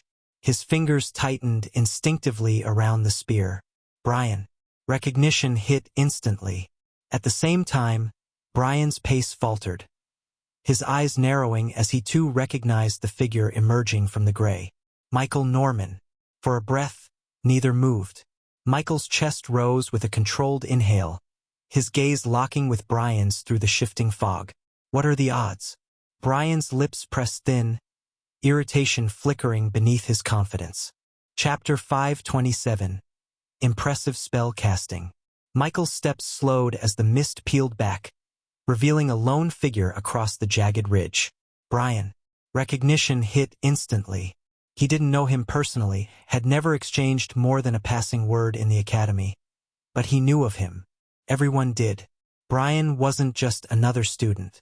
Even before his awakening, he'd already earned the title of a formal knight. That alone had made him a prodigy. Then he awakened and got 2 classes. If Michael knew it wasn't actually 2 but 3, he would have been speechless. But there was no way for him to know unless Brian told him himself. Using Detect on Brian would only reveal the class he received on Awakening Day and its level, not the hidden accomplishments that granted him the others afterward. And in this virtual space, there wasn't even a way to use the actual Detect skill. Seeing Brian, Michael's brows furrowed. Had it been any other Awakener, he would have attacked without hesitation. But this wasn't just anyone. This was Brian. Even if they had never been close privately, they had once been classmates. That faint tether of familiarity made Michael hesitate. In the end, he chose to turn away. Of course, if the system had designated Brian as his hunted or hunter, Michael wouldn't have even blinked before striking him down. What past relationship with a classmate? Can it be eaten? No. But where Michael let that thought soften his hand, Brian did not. Outwardly, Brian carried himself like a humble. But beneath that veneer ran the truth. He was proud. He was a proud and arrogant individual. Proud of his bloodline, his background, his talent. Even before his awakening, he had advanced as an official mage and knight. After awakening, he had 3 classes. It wasn't an exaggeration to say he was 3 awakeners in one body.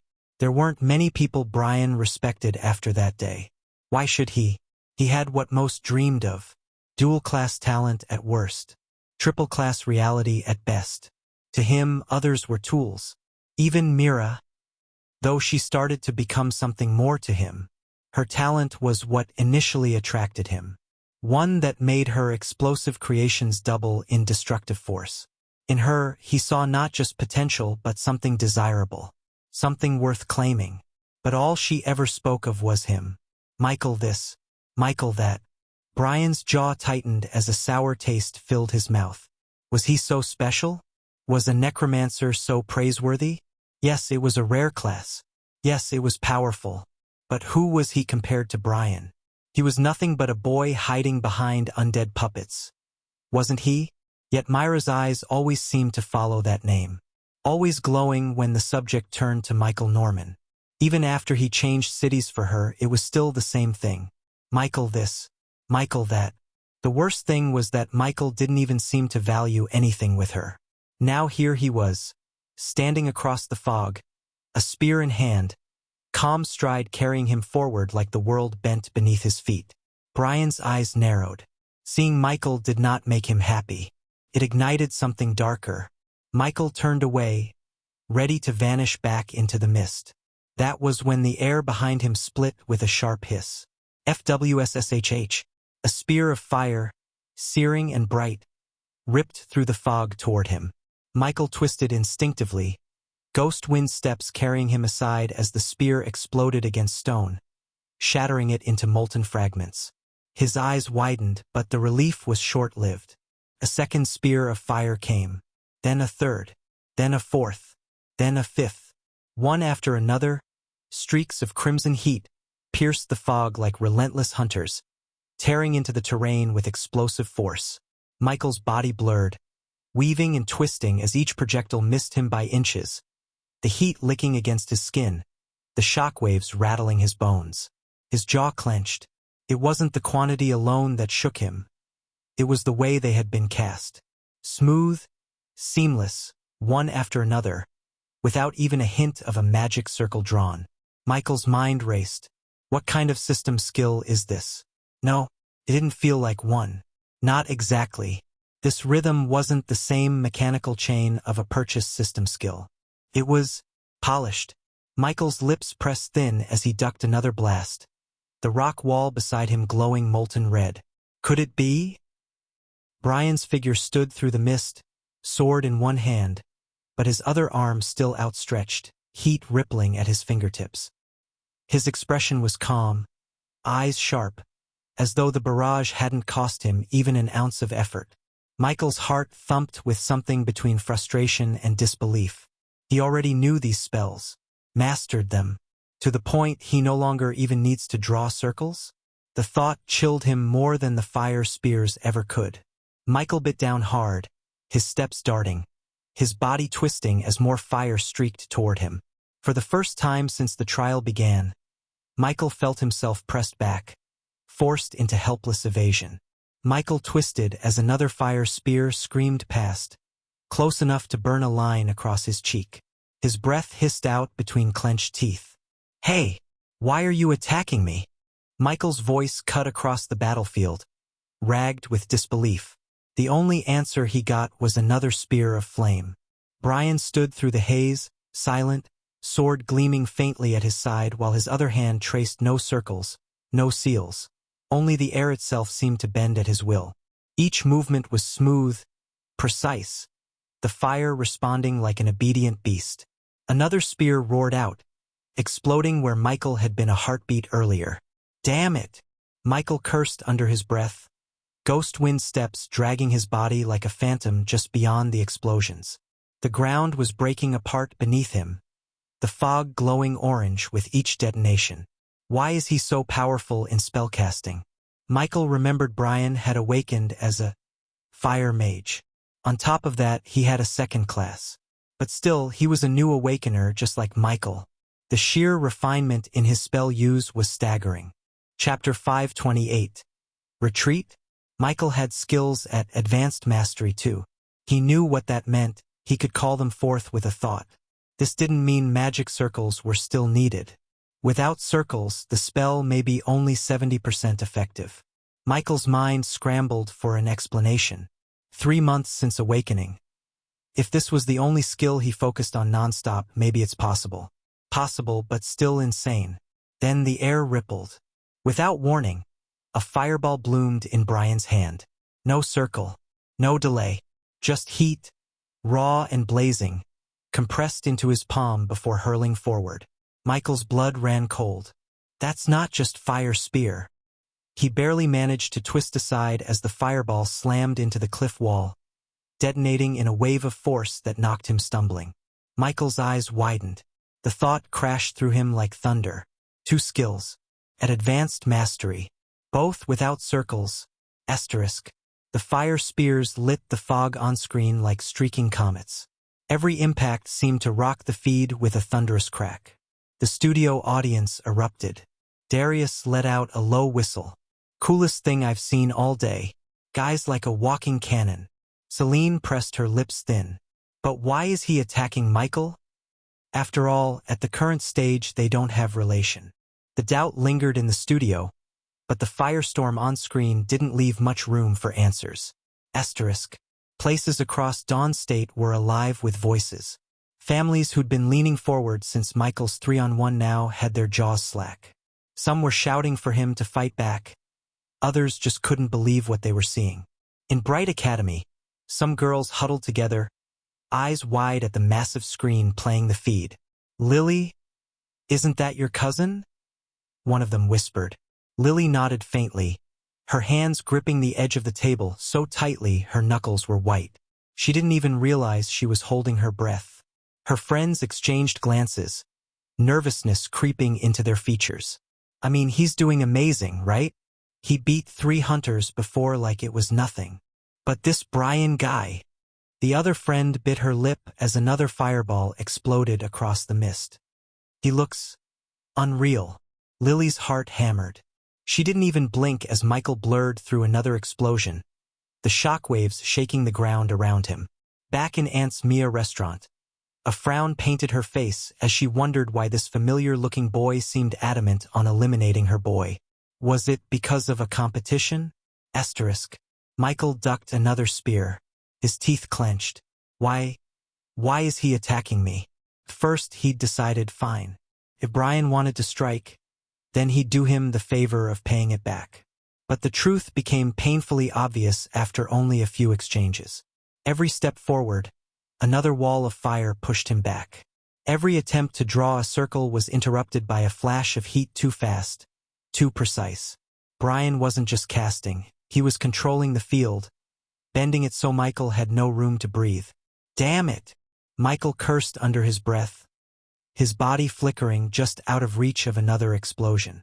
He's not even moving from that spot. Brian stood rooted in place, as if the battlefield itself belonged to him.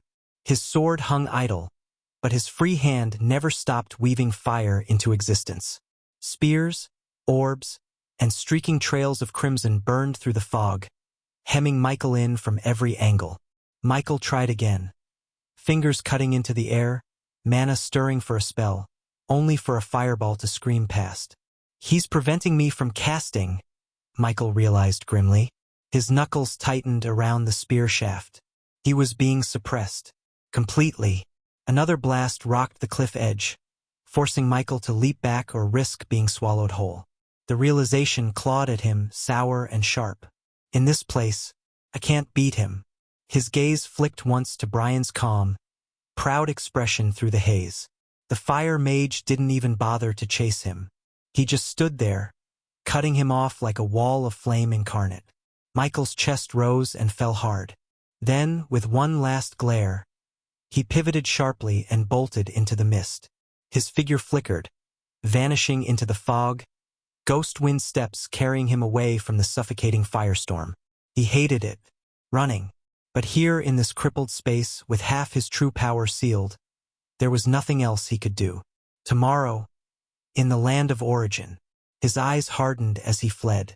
There, where we can use our real strength. I'll remember this, Brian. Asterisk. Celine nearly stood up in her chair as the camera followed Michael's retreat. He's running. He actually chose to disengage. Darius leaned back, still grinning despite the shock in his voice. Can you blame him? Look at that inferno. Even I'd turn tail. The studio audience buzzed, half in awe of Brian's dominance, half in disbelief that Michael, the boy who had just crushed 3 hunters, was forced back so soon. Asterisk.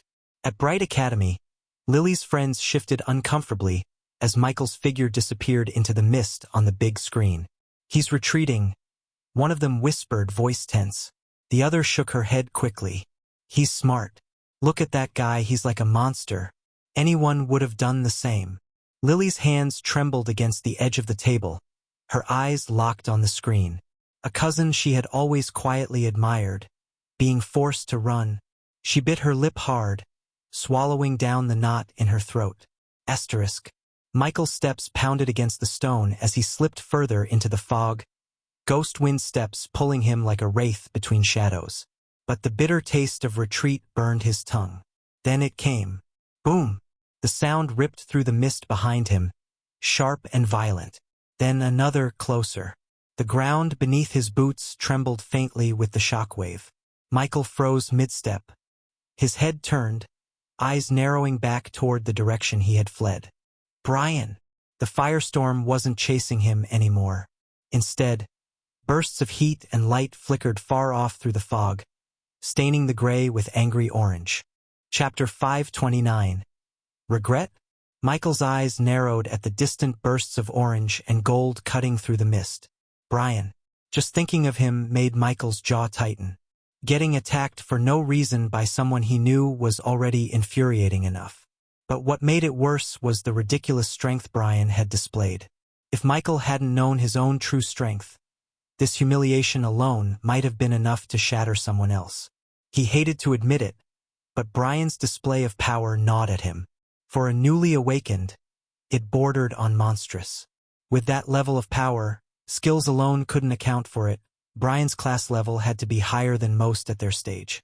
Michael himself was an anomaly too, but his circumstances were unique, shaped by conditions that couldn't be replicated. So beyond the sharp edge of hate, there was something else simmering inside him, curiosity. If Michael had known Brian was only lashing out to feed his own pride, desperate to feel strong by forcing Michael into retreat, the knowledge would have only deepened his anger. Annoying bastard, Michael muttered, his breath white in the mist. The explosions in the distance flared brighter, echoing louder through the fog. Michael hesitated only a breath longer. Then he pushed forward again, ghost wind steps pulling him back toward the heat of the fight. The fog split wider as he approached, the outlines of several figures dancing in the glow of fire. A quick glance revealed 7. All of them converging on one point, their movements sharp and hungry. Michael slowed, his eyes flicking over the scene, and immediately pieced it together. One could say this challenge was a battle of roles. Roles. The system had divided the participants into roles for this trial. Hunters hunted and freemen. Hunters hunted the hunted. The hunted tried to survive, scrambling not to be caught. Freemen, people like him, had their own path, hunting the hunter to gain boosts before the cycle reset. 7 against 1 could only mean one thing. They were hunters, and the one desperately holding them back with firestorms, straining to keep them at a distance, was Brian. Michael's eyes narrowed. His own map had been blank, giving him nothing to track with. But seeing the hunters press Brian in such numbers made him suspect something. Maybe the hunters and hunted had some way to locate each other directly, unlike the freemen. That would explain how they found him so quickly. The 7 weren't weak. Not exactly. Individually, each one would have been nothing in front of Brian's power. But together they closed in like wolves, blades flashing and spells bursting in tandem. And still, Brian raged against them. His mastery over fire wasn't just a show. He was actually holding his ground, even as he staggered back under the press of blades and spells. Michael's brow furrowed as he studied his enemy. Brizen wasn't letting any of them get near. His fire pushed outward, keeping every attacker at bay. That was telling. Michael's lips pressed into a thin line. So that's it. Chapter 530. How? Brian's flames roared outward, forcing the first knight to skid back with his shield glowing red from the heat. But the others pressed in immediately.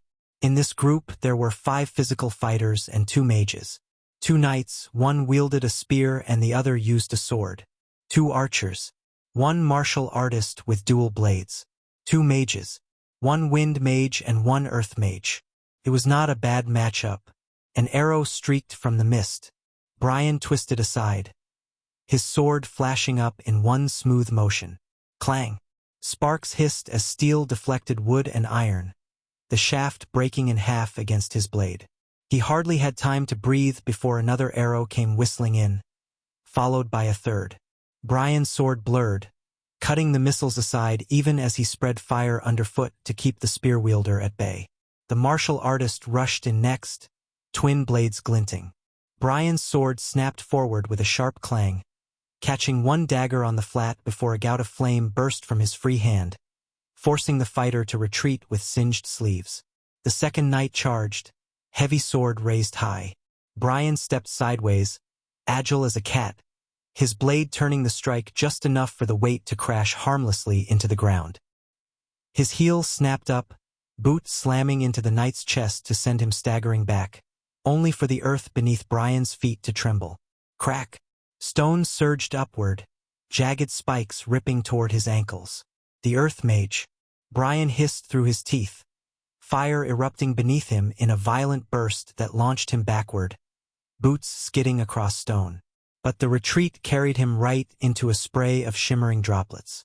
The water mage's spell hissed through the air like rain, clinging to his flames and dulling their bite.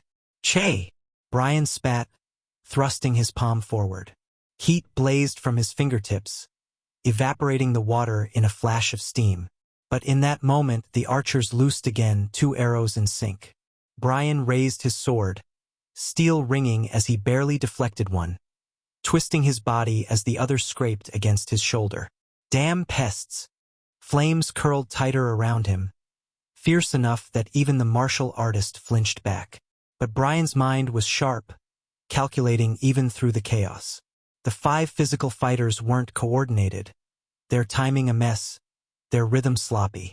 One pressed in, the others lagged, their formation constantly broke. Yet their sheer numbers and the covering fire from the 2 mages forced him into a frantic rhythm. Every second was spent parrying, dodging, or burning through another wave. Brian's sword moved in perfect harmony with his fire, sometimes deflecting steel, other times carving through arrows, always just enough to survive the press. But the truth was written in the tension of his jaw. They were dragging him down. Brian's flames roared, his sword a blur of silver as it cut through arrows, sparks scattering in the haze. The martial artist darted in again, twin blades flashing. Brian twisted, his blade catching one, fire exploding from his palm to drive the fighter back. He barely turned in time to parry the knight's spear thrust, the impact ringing sharp through his wrist. Arrows hissed from the side, he slashed 2 down, the third clipping across his arm. Pain burned, but his counterstrike was faster. His free hand flared, a fire spear erupting and skewering the careless archer through the chest. Hunter eliminated, +1 attribute to all stats. The press eased. Slightly. Brian's breath came harder, but his grin cut sharp in the mist. 1 down. Then, shhhk. A scream split the battlefield as the earth mage toppled, a jagged spear of bone jutting from his chest. His body dissolved into golden light before it even hit the ground. Brian's eyes widened, head snapping back. Behind the hunters, a shadow stepped free of the fog, spear dripping with ghostly pale energy. Michael. For a moment, Brian thought he was hallucinating. Of all things, this fool had come back? A harsh laugh built in his chest even as he pivoted, fire bursting outward to force back the surviving hunters. So stupid, but useful. With the mages gone, the pack's edge dulled. Their arrows still bit, their blades still pressed, but without elemental cover they staggered. Brian's sword cut cleaner, his fire burned hotter. One by one, the hunters fell, dissolved into fragments of light until only 2 figures remained in the glowing mist. Brian and Michael.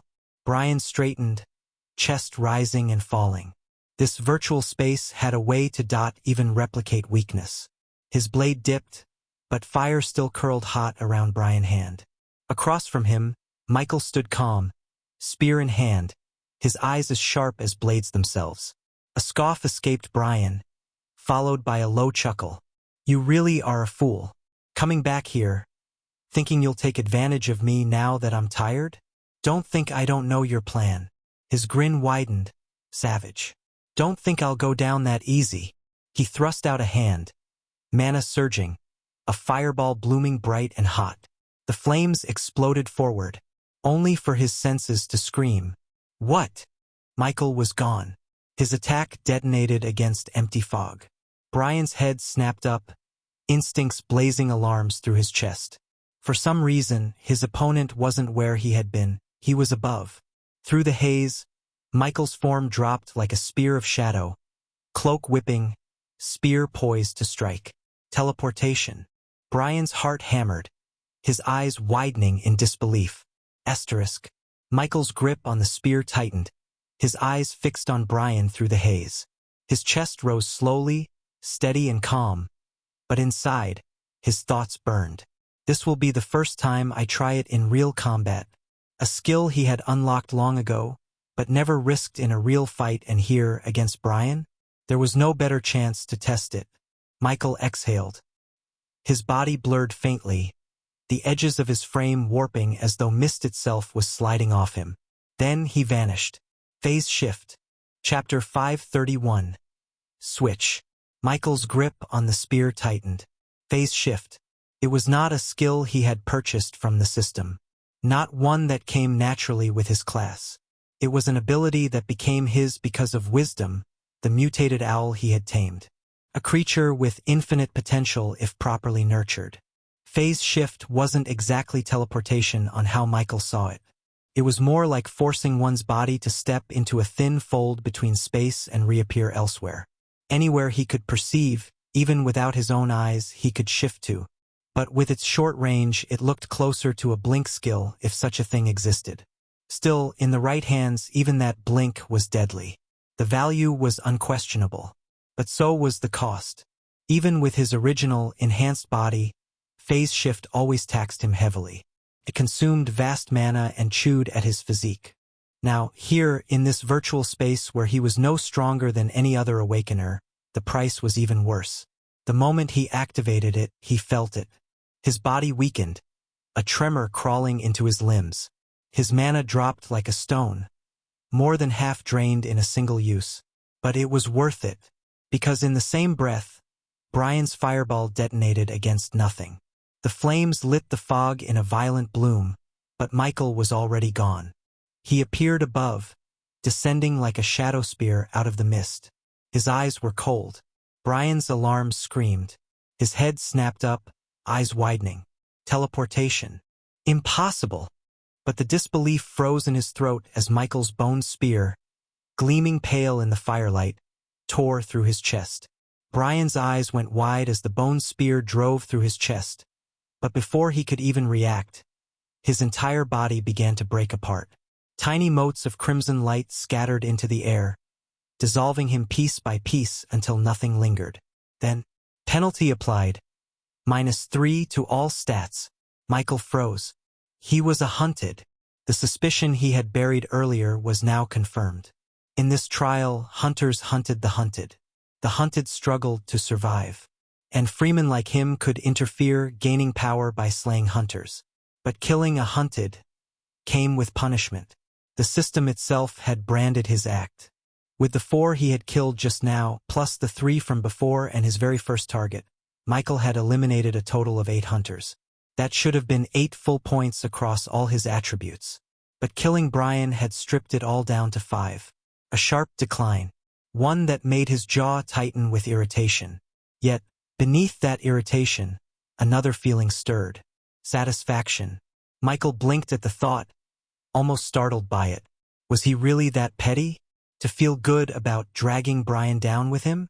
He shook his head faintly. No, it wasn't pettiness. A good soul like his wouldn't sink to such pettiness just because of some harassment. Right? Michael let out a slow breath, lowering his spear. His gaze swept over the battlefield. The eliminated participants had left behind their belongings. Michael crouched, fingers brushing through the loot. All he cared about were the potions. 5 mana potions, 3 health potions, 2 stamina potions. He tucked them quickly into his belt, but not before uncorking 1 stamina potion and downing it in a swift gulp. Then he tipped back 2 mana potions. His mana surged back, not to full but to a comfortable level, enough that he could fight again if needed. Michael exhaled slowly, rolling his shoulders as the warmth of recovery spread through his body. But Michael's irritation still lingered. Losing 3 points from Brian's death left a sour taste on his tongue. Yet, in that sourness something clicked. This trial wasn't just random chaos. There was order. Hunters. Hunted. Freemen. And as long as he remained a freeman, he was essentially another kind of hunter. Only his prey wasn't the hunted, it was the hunters themselves. The hunted were bait, scattered through the mist to lure out the predators. And his role, if he wanted to maximize strength, was to let those baits draw the wolves in. Then cull the wolves. Michael's brow furrowed. That was the key. If he wanted to grow stronger in this space, he needed to indirectly protect the hunted. Not because he cared about them, but because they drew out the real targets. His spear's tip scraped lightly against the ground as he turned the thought over. How much time had passed? At least 25 minutes since the trial began. But how much longer before the system shifted the roles again? Before he stopped being a freeman and became something else? The thought had barely sharpened when the answer came. Ding! A cold ripple slid down his spine as the interface shimmered in his vision. Role switch. Freeman Hunter. First, his map flared open in his vision. 11 dots pulsed into view. 10 gold, 1 red. A timer appeared just beneath them, glowing with 30 minutes. Then another panel followed. Every 2 minutes, the hunted's location is revealed for 10 seconds. Successful elimination grants +10 to all stats. Failed elimination incurs -20 to all stats and a small chance of immediate elimination. Michael had a frown on his face as the message faded. With the role switch, he finally understood what it meant to be a hunter. For one, the map wasn't blank anymore. For two, hunters could indeed track each other. His gaze flicked across the glowing markers. He memorized the red dot, the hunted, before the 10-second window vanished, then shot forward in a blur, ghost wind steps propelling him through the mist. From the distance of the map's overlay, he could see the structure of the trial more clearly now. 30 minutes for each role. For the hunted, survival was the goal. For the hunters, elimination was the only path. And for him now, it was to eliminate before the timer bled out. The only issue now was that his current location seems a bit far from his target. Chapter 532. Shock. In places across Dawn State, voices rose with excitement. "Brian is incredible!" One viewer cheered, slamming a hand on the table. "Michael's good, yes, but come on. You saw that firestorm." Others weren't so convinced. "He ran, yes, but that takes skill too. Anyone else would have been vaporized by Brian." Back in the broadcast feed, the fog shook with new movement. 7 figures surged out of the mist, surrounding Brian. Gasps rippled through the audience. "Ambush!" Celine exclaimed. Her eyes widened, hands flying to her headset. 7 hunters at once. The cameras zoomed, catching Brian's flames bursting outward as arrows streaked and blades clashed against him. Darius whistled low, grinning. The chat overlay on the broadcast exploded, half cheering for Brian to crush them, half betting he'd fall under the weight of numbers. The commentators didn't waste time once Brian was shown fending off 7 attackers at once. Celine leaned forward, voice carrying both awe and tension. "Look at that, 7 against 1, and he's still standing. That kind of resilience. You have to wonder, maybe Brian's actually the stronger one here." Darius chuckled, spinning his pen between his fingers. "Stronger? Hold on now. Don't forget what Michael did earlier. 3 hunters dropped in seconds. Seconds. He didn't even break a sweat." Celine pressed her lips together, unwilling to back down. "Fair, but look at the difference in pressure. That speaks to a different kind of strength. Across Dawn State, the audience who watched Dage program like it was a sport erupted into arguments of their own.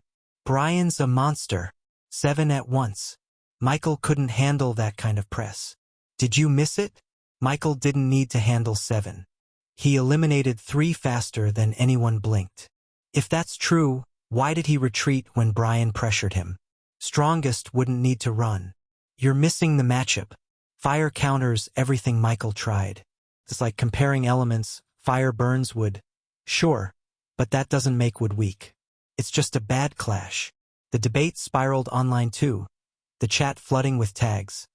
Hashtag Team Brian versus hashtag Team Michael. And then, the studio fell silent when a bone spear erupted from the mist, skewering one of the mages. Celine's eyes widened. That's Michael? Darius barked a laugh. The kid came back. He actually came back. The bone spear erupting from the mist had the commentators jolting upright. Celine's hand flew to her mouth. That's Michael? Did he actually come back for revenge? Darius shook his head, half laughing, half shocked. Revenge? I don't think so. Look closely. He's striking the hunters who were targeting Brian. The professor leaned in with a calm frown. Interesting. If Michael was truly after Brian alone, he could have struck earlier. It seems less like vengeance and more like strategy. Across Dawn State, chatter spiked. Wait, is he saving Brian? That makes no sense. Brian attacked him earlier. No, look, he's targeting Brian's attackers, not Brian himself. Maybe Michael just wants the hunter's points. So, he's protecting Brian by accident? Or is it on purpose? The camera zoomed back, showing the battlefield clearing of all but 2 figures. Michael and Brian. Celine let out a small gasp. If Michael's real target was Brian, then he's missed his chance. He should have struck when Brian was exhausted from 7-on-1. Darius leaned back, smirking. Yeah, looks like the kid wasted his edge. Now it's just the 2 of them again, and Brian isn't going to fall that easily. The professor adjusted his glasses. Or perhaps. His words trailed off, eyes narrowing at the unfolding scene. And then it happened. Brian hurled a fireball and Michael vanished. Gasps tore across the studio as the feed showed him reappear above, descending like a phantom with his spear poised to strike. The audience roared in disbelief. He teleported? No way. How the hell did he do that? Even Celine's voice cracked with disbelief. The commentators, the studio, and the millions of viewers across Dawn State fell into stunned silence, watching the spear drive clean through Brian's chest. Asterisk. Back in the virtual space, Michael, completely unaware of the uproar he had just caused outside, moved like a shadow through the mist. His spear was steady in his grip, his breathing controlled. His mind was set on only one thing, reaching the red dot that had flared earlier on his map. But then, ding, a cascade of panels shimmered into his vision, halting him mid-step. Target eliminated. +10 to all stats. Role suspended.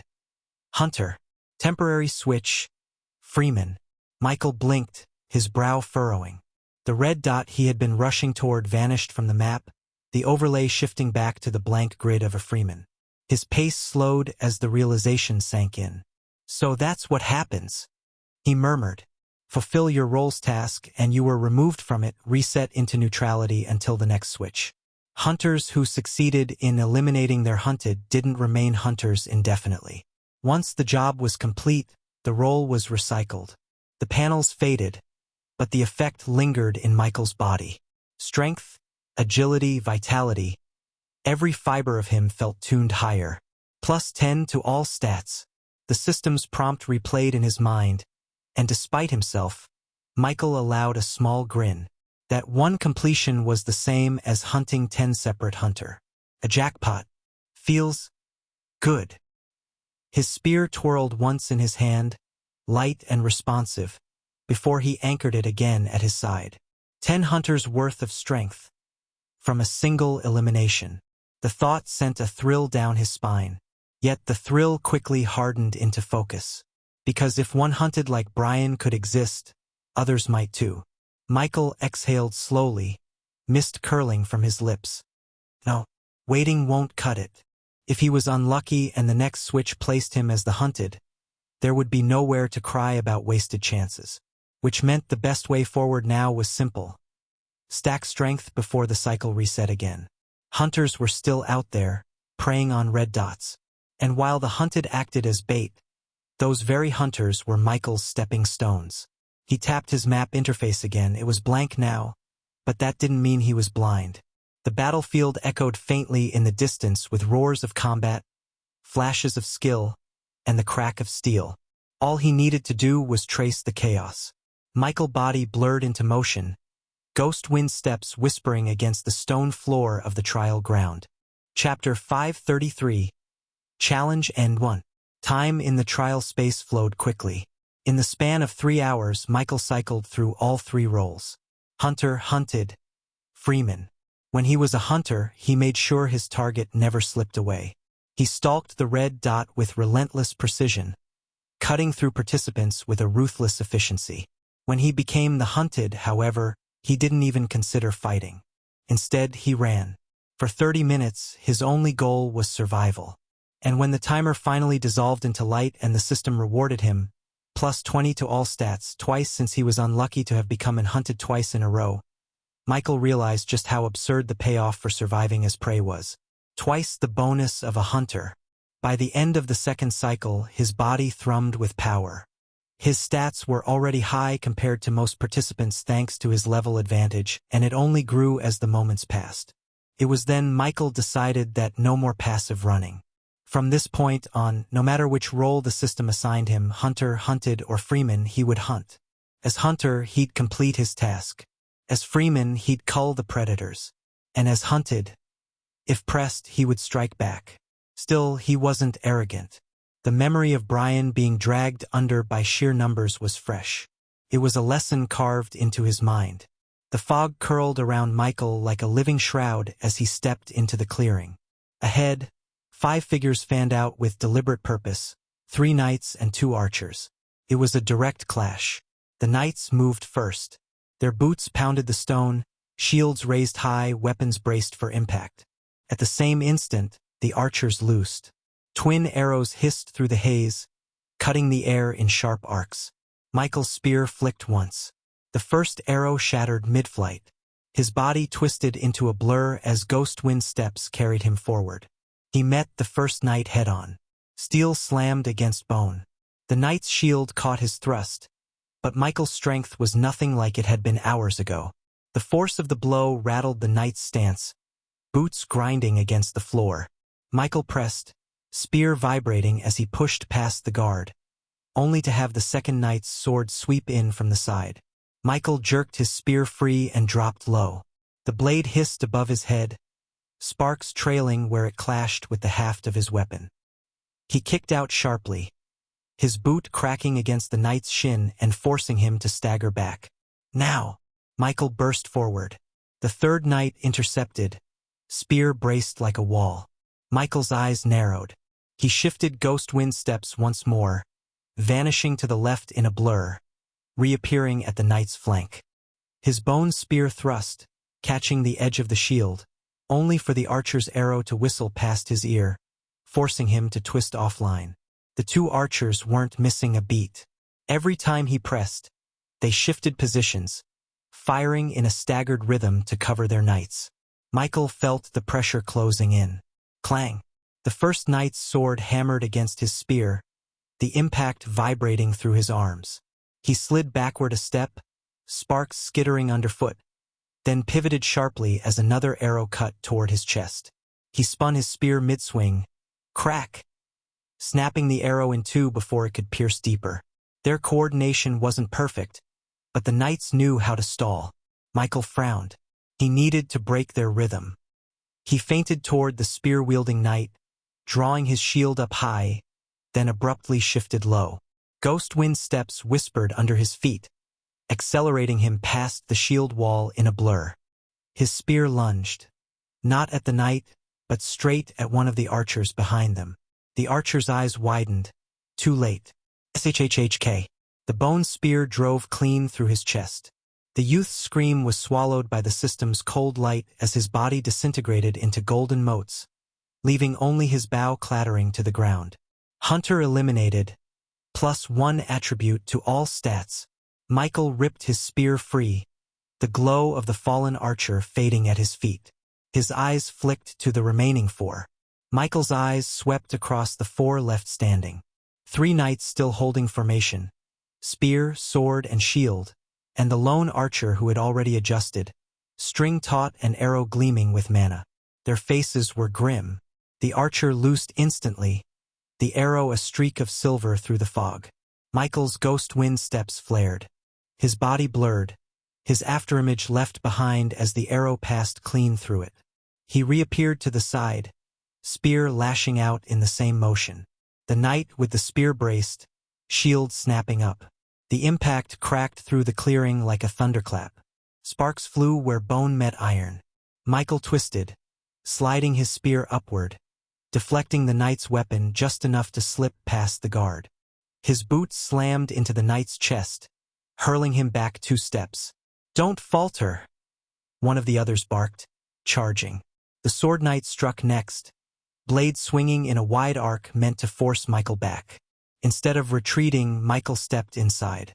His spear shaft rotated, catching the blade mid-swing. He shoved it upward, leaving the knight's chest exposed.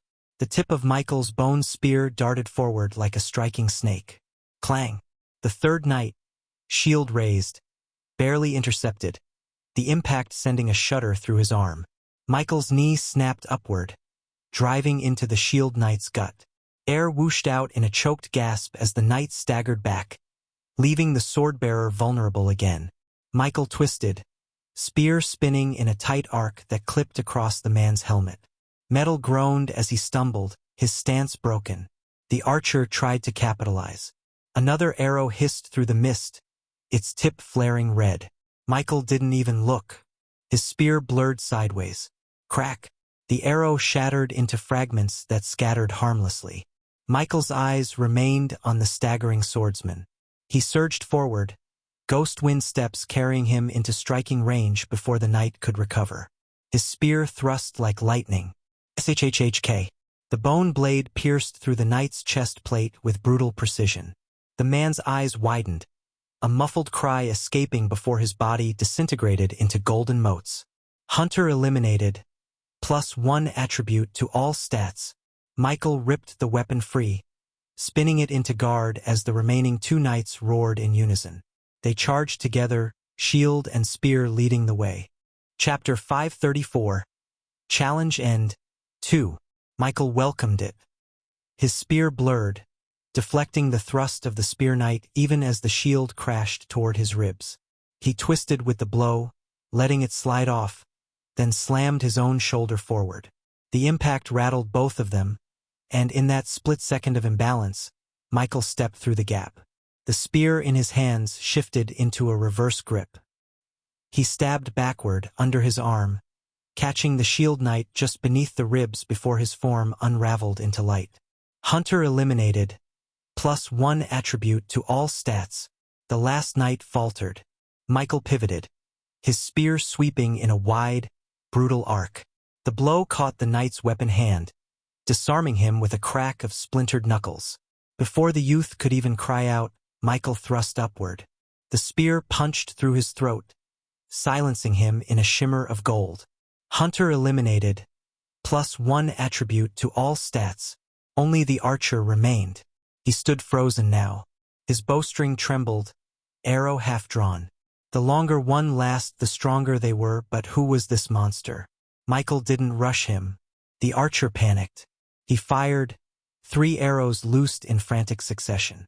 Michael's body moved like flowing mist. The first arrow was swatted aside, the second deflected with a turn of his spear, the third avoided with a single sidestep. Then ghost wind steps flared. Michael's body blurred, vanishing from the archer's sight. The youth spun wildly, desperate to find him. Too late. Michael reappeared at his back, the bone spear already thrusting. SHHHK. The blade punched through the archer's spine, emerging from his chest. His bow fell from limp fingers as his body dissolved into golden light. Hunter eliminated. +1 attribute to all stats. Just like the first challenge, the trial didn't drag on endlessly. This time, it was when the number of participants dropped to a certain number. The moment only 50 participants remained, the entire fog-drenched battlefield froze and every survivor was yanked upward in a pull of white brilliance. Back in the real world, every broadcast had already long cut away from the examination feed. No channel was still streaming the trial. They were only permitted an hour, sometimes an hour and a few minutes at most. There was no way they could dedicate hours of live airtime to a single, sealed exam event. Still, the buzz hadn't died down. Clips of Brian's brilliance, of Michael's shocking teleportation, and other spectacular moments from other participants. Each replay spread like wildfire across feeds and discussion forums. Back in the white space, Michael knew none of this. The world of mist collapsed, and once again, he was standing in that endless, sterile white void. His spear and other items were gone. A panel shimmered open before him. Congratulations. You have passed the second round of the college entrance examination. Tomorrow's event will be detailed by your examination officers at your assigned center. Michael let out a slow breath. He didn't take the first congratulatory panel seriously. To him, this entire second half of the second round had been nothing but a mess. A forced charity run disguised as an exam. The kind of challenge that felt more like the organizers needed warm bodies for entertainment value, rather than a true measure of skill. The second panel, though, sparked a flicker of curiosity. That one he would think about later once he was back outside. With nothing more to do in the sterile white void, Michael let the light take him. His presence in the virtual space unraveled, and soon his original body lying in the pod stirred. His eyelids lifted. The harsh blue glow of the pod lights met him as he slowly sat up, joints stiff from the hours of stillness. Blinking, he realized immediately how empty the room was. Rows of pods stretched out in silence, their lids shut tight. Most already vacated. Only 2 remained occupied, his own and one other. By the exit door stood a staff member in a neat blue jacket, arms folded, eyes half bored but attentive. As for the other figure, Michael's gaze lingered. Recognition came slowly. It was a not too familiar figure, but not a stranger either. It was one of the boys who had approached him before the round started. Both of them had stood out as high-level awakeners even among their peers. And now, it seemed this one, the slightly stronger of the pair in terms of levels, had made it to the very end of the second round alongside Michael. That in itself was no small feat out of thousands of awakeners sitting for the supernatural college exams in Aurora. Only 50 had survived the culling. Top 50. This should have carried more weight than, but Michael knew the truth. The virtual space had crippled a lot of participants. Many had been eliminated because of the strict limitations of the trial, which meant there might very well be awakeners who were far stronger than some of the last 50 survivors, but who had fallen early for reasons known to them. Michael's eyes flicked toward the other youth, who shifted as if he meant to approach. Their gazes met for the briefest moment. But before the boy could move, the staff member by the exit straightened and stepped forward. Congratulations to the both of you. You've successfully completed the second round of the examination. He offered a nod before continuing, Please follow me. The others are already gathered. Michael rose without a word, the stiffness of his limbs rolling off with each step. The other youth fell in behind him, silent, and together the 3 of them walked through the quiet corridor until they emerged into a familiar chamber, the waiting room where they had stayed before entering the virtual space. The atmosphere inside was heavier now. Dozens of chairs lined the space, and in them their fellow awakeners. Michael's eyes swept the room quickly. He spotted faces he recognized almost immediately. The other boy from that initial pair, now seated and straight-backed, his eyes flickering with relief when he saw his friend return. Further off, the trio from Bright Academy were gathered together, but something else caught Michael's attention. The high-level martial artist among them, the arrogant one who had looked down on everyone before the trial began, was avoiding his gaze. The boy's chin was dipped, his eyes skittering anywhere but toward Michael as though the briefest glance might ignite confrontation. Michael's lips twitched in faint amusement. For a second, he held the boy's gaze when it flickered up, but when the other quickly looked away, Michael dismissed him entirely. Silently, he chose a seat for himself off to the side. Now, there was nothing left but to wait. The room hushed as another staff trickled in, and every candidate present knew that the next word spoken would decide how tomorrow would be. The last day of the college exams. Chapter 535. Famous? The staff in the blue jacket cleared his throat once everyone was settled.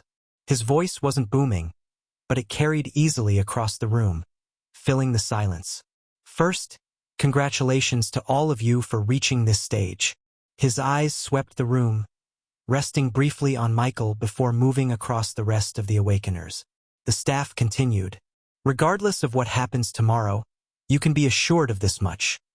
Every one of you will gain guaranteed entry into at least a cultivation academy. That announcement drew a mix of expressions. However, the staff said, his tone firm, if your goal is an Awakeners Academy, then I suggest you do your best tomorrow. Only those who achieve rank 2 qualify. This much I believe you guys are already aware of. The weight of his words pressed across the room. Rank 2 wasn't something casually achieved. Only those who awakened a year or 2 ago looked calm while helplessness plastered the face of the Awakeners who awakened 3 months ago. Michael sat quietly, his gaze resting on the staff but his mind ticking elsewhere. Guaranteed entry into a cultivation academy? That was nice but meaningless to him. Settling for the minimum was never in his plans. Awakeners Academy, that was where he figured the true opportunities lay. The staff let the silence stretch for a moment before he spoke again. As you should already know, since it was announced within the virtual space, tomorrow's round will mirror today's trial. However, it will not be in a simulated space.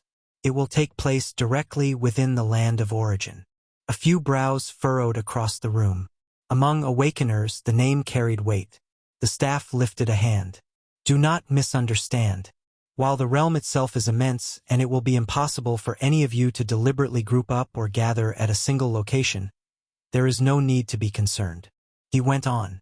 Based on the information we've received from the council, each of you will be issued a key for entry. This key will be delivered to your registered email tonight. Without it, you will not be able to enter tomorrow's space. His words sharpened the attention of everyone present. Even Michael tilted his head slightly. Alongside the key, the staff added, you will also receive a list of the academies open for your applications. This is not limited to Awakeners. Even those of you who will instead be entering cultivation academies, like some of you who aren't at rank 2, will see the options available for you. Of course, the man said with a faint smile. A few of you may already have received private offers, but you'll need to wait till tonight to know. This is how the process has been conducted for years, though I've been told the method may be changed from next year onward. For you, however, nothing changes. Be ready. Prepare yourselves. Tonight you'll receive your key and your list. Tomorrow, we'll decide the rest. Michael sat quietly through it all, his face calm, but his mind alert. Aside from the news relating to the land of origin, he already knew a bit of the others. The staff spoke a little longer, covering small details. Nothing too elaborate. Finally, he straightened his jacket and gave a slight nod. That's all for now. Get some rest. Tonight you'll receive your key and the academy list. Tomorrow will determine the path you walk for years to come. Dismissed. Chairs scraped quietly as the gathered youths began to rise. Some left in groups, muttering to each other with nervous excitement. Others slipped away in silence. Michael stretched once, without another glance at the bright academy trio, or the arrogant martial artist who still refused to meet his eyes. He made his way outside. The sky above Aurora was painted in hues of fading orange, the sun dipping low as the evening breeze cooled the streets. The gates of Bright Academy loomed tall behind him as he stepped out. Michael dug into his pocket, pulled out his phone, and powered it on. He had switched it off before the trial, not wanting distractions. Now, as the screen lit, he thumbed through the ride-hailing app with half a mind to call a car. The weather was nice, but he was too lazy to walk home. It wasn't fatigue, his body was perfectly fine. He just didn't feel like moving more than he needed to. But the moment his phone reconnected to the network, it practically vibrated itself out of his hand. Ping, ping, ping. Notification after notification flooded the screen in a relentless stream.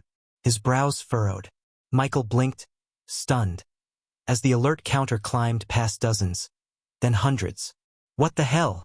Curiosity prickled at him, and without thinking, his thumb tapped one of the icons. His social media app opened, only to show an absurdly high notification count of new followers. Hundreds at a time or thousands. Michael's eyes narrowed slightly.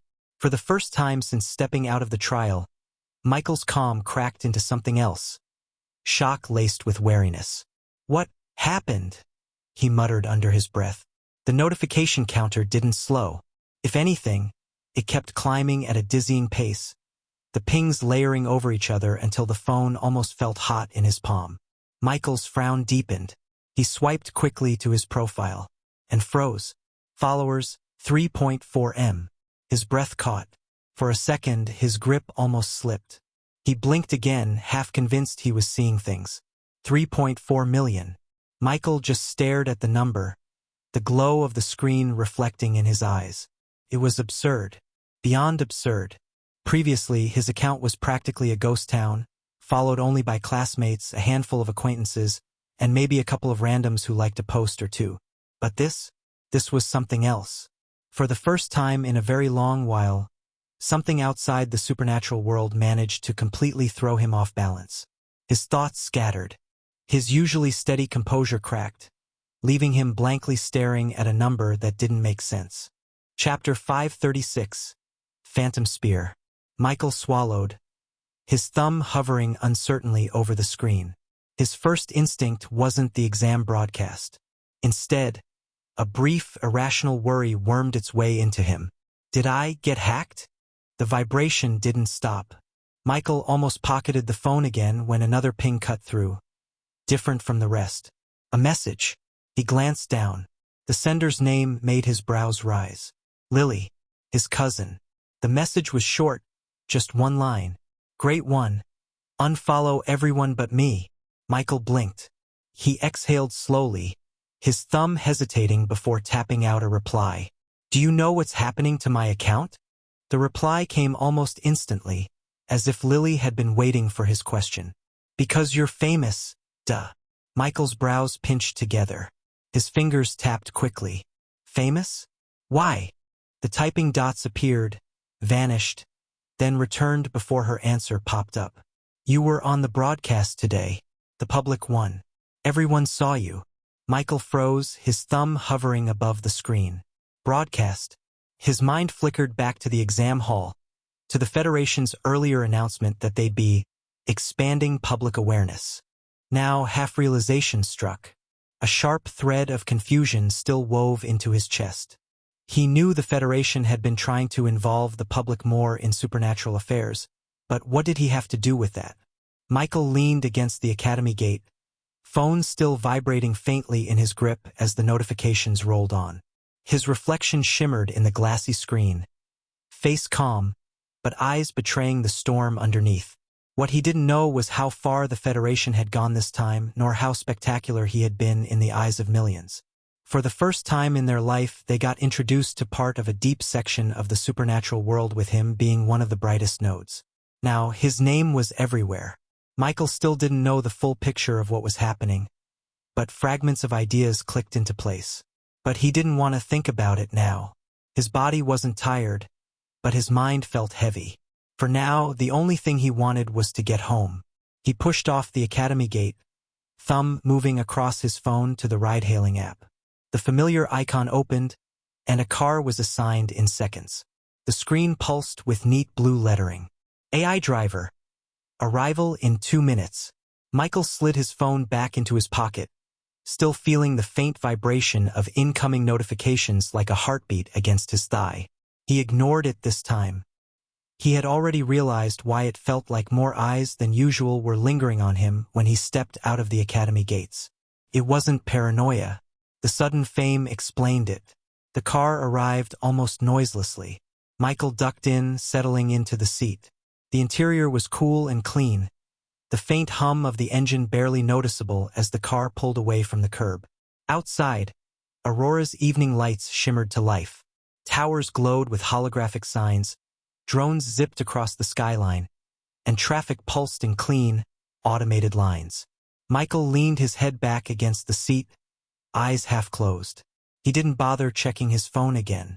The car glided through the city on silent wheels, carrying him away from Bright Academy. Michael arrived home not long after, the AI-driven cab pulling smoothly into the quiet residential block. He let himself in, slipped off his shoes, and collapsed onto the sofa in his sitting room. Lily was already there, perched on the arm of the sofa like she owned the place, her legs swinging with barely contained energy. The glow of her own phone lit her face, and her eyes shone with the kind of excitement. "Look, look, look! This one's going viral fast," she said, shoving her phone at him before he could even lean back properly. On the screen, a video clip played. It was him, Michael, in the second trial. His second fight, the one where he faced off against 3 others. The clip wasn't raw feed. It had been cut, polished, overlaid with music that swelled dramatically right as his spear clashed against a shield. Slow-motion effects emphasized the moments where his movements blurred like mist, and where his spear tore through the chest of his opponent. Michael stared at it in silence. He couldn't deny it. It looked good. Better than he remembered it feeling, even. The camera angles, the replay loops, the cinematic filters, it was like something out of a drama rather than an exam. The clip ended with a freeze frame of him standing tall, mist curling around his frame.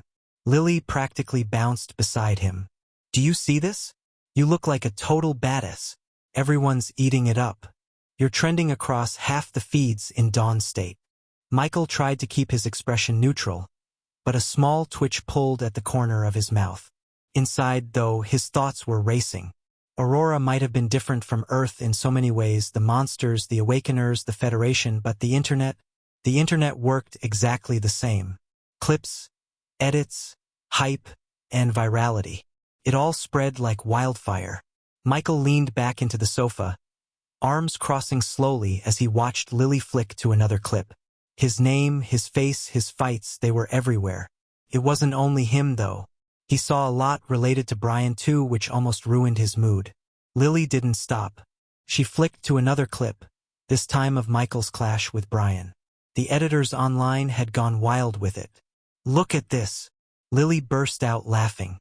"They've already started calling you the Phantom Spear. And Brian," she giggled. "Brian's the Crimson Tempest." "Oh, so edgy." Michael groaned, pinching the bridge of his nose. "Lily." She leaned closer, grin wide. "Come on, Phantom Spear. Don't pretend you don't like it." That was the last straw. Michael stood up slowly, his expression calm but his eyes dangerous. Lily's grin faltered. "Wait, brother." Michael cracked his knuckles. "You've got too much free time, Lily." Her squeal rang through the apartment as she bolted for the hallway. Michael gave chase, deliberately stomping louder than necessary as if announcing doom itself. Lily's laughter echoed back, bright and teasing. "You'll never catch me, Phantom Spear." Michael smirked despite himself, lunging just as she reached her bedroom door. Lily slipped inside at the last second, slamming it shut with a triumphant click of the lock. Chapter 537. Mail. The apartment eventually quieted. Lily had locked herself in her room, still laughing on the other side of the door, and Michael returned to his. He had contemplated showing her why he was called Phantom but gave up the thought later with a smile. Moments later, he was sprawled on his bed, phone balanced loosely in his hand. Michael finally opened the app again. Followers 3.8 M. Michael exhaled slowly. It was still insane, but compared to earlier, it was slow. A 400,000 increase from his last check. But the rate had obviously slowed. Oddly enough, that made him feel relieved. He set the phone down on his chest, staring at the ceiling. In the end, this frenzy would pass. Once people realized there was no reason to keep following him, they'd lose interest. At least that was what Michael thought. He had no idea just how much Aurora was about to change. Michael reached for his mail app next. His inbox was flooded with the usual, but there was nothing from the Education Council yet. Too early, I guess. Michael shut the phone, set it aside. With that thought anchoring him, Michael drifted into rest. Back in the land of origin. After finishing the last set of papers for the day, documents he had stubbornly refused to carry over after the morning delay had pushed his schedule back. Michael finally exhaled in relief. At least now, with his ability to operate in two bodies, the burden wasn't as suffocating as it once was. Office work was torture. No, any kind of work was torture. But official duties belonged in their own special grade of misery. Fortunately, it wasn't his full attention being consumed. One body functioned more like a soulless automaton, grinding through the workload, while his true focus rested elsewhere. That made the endless bureaucracy somewhat bearable. His thoughts drifted back to the cause of that morning's delay. With a subtle breath, Michael reached into the depths of his soul and drew something forth. It was a palm-sized coffin. The damaged coffin of the forgotten. His only epic-grade item at the moment. And not just any epic-grade item, an extremely high one standing at the very peak of its tier. With just one more evolution, it would step into an entirely new grade altogether. As for how many evolution points that would require, Michael didn't even dare imagine. Evolving a 3-star extraordinary rank item into a 1-star epic grade had already demanded roughly 3,200 evolution points.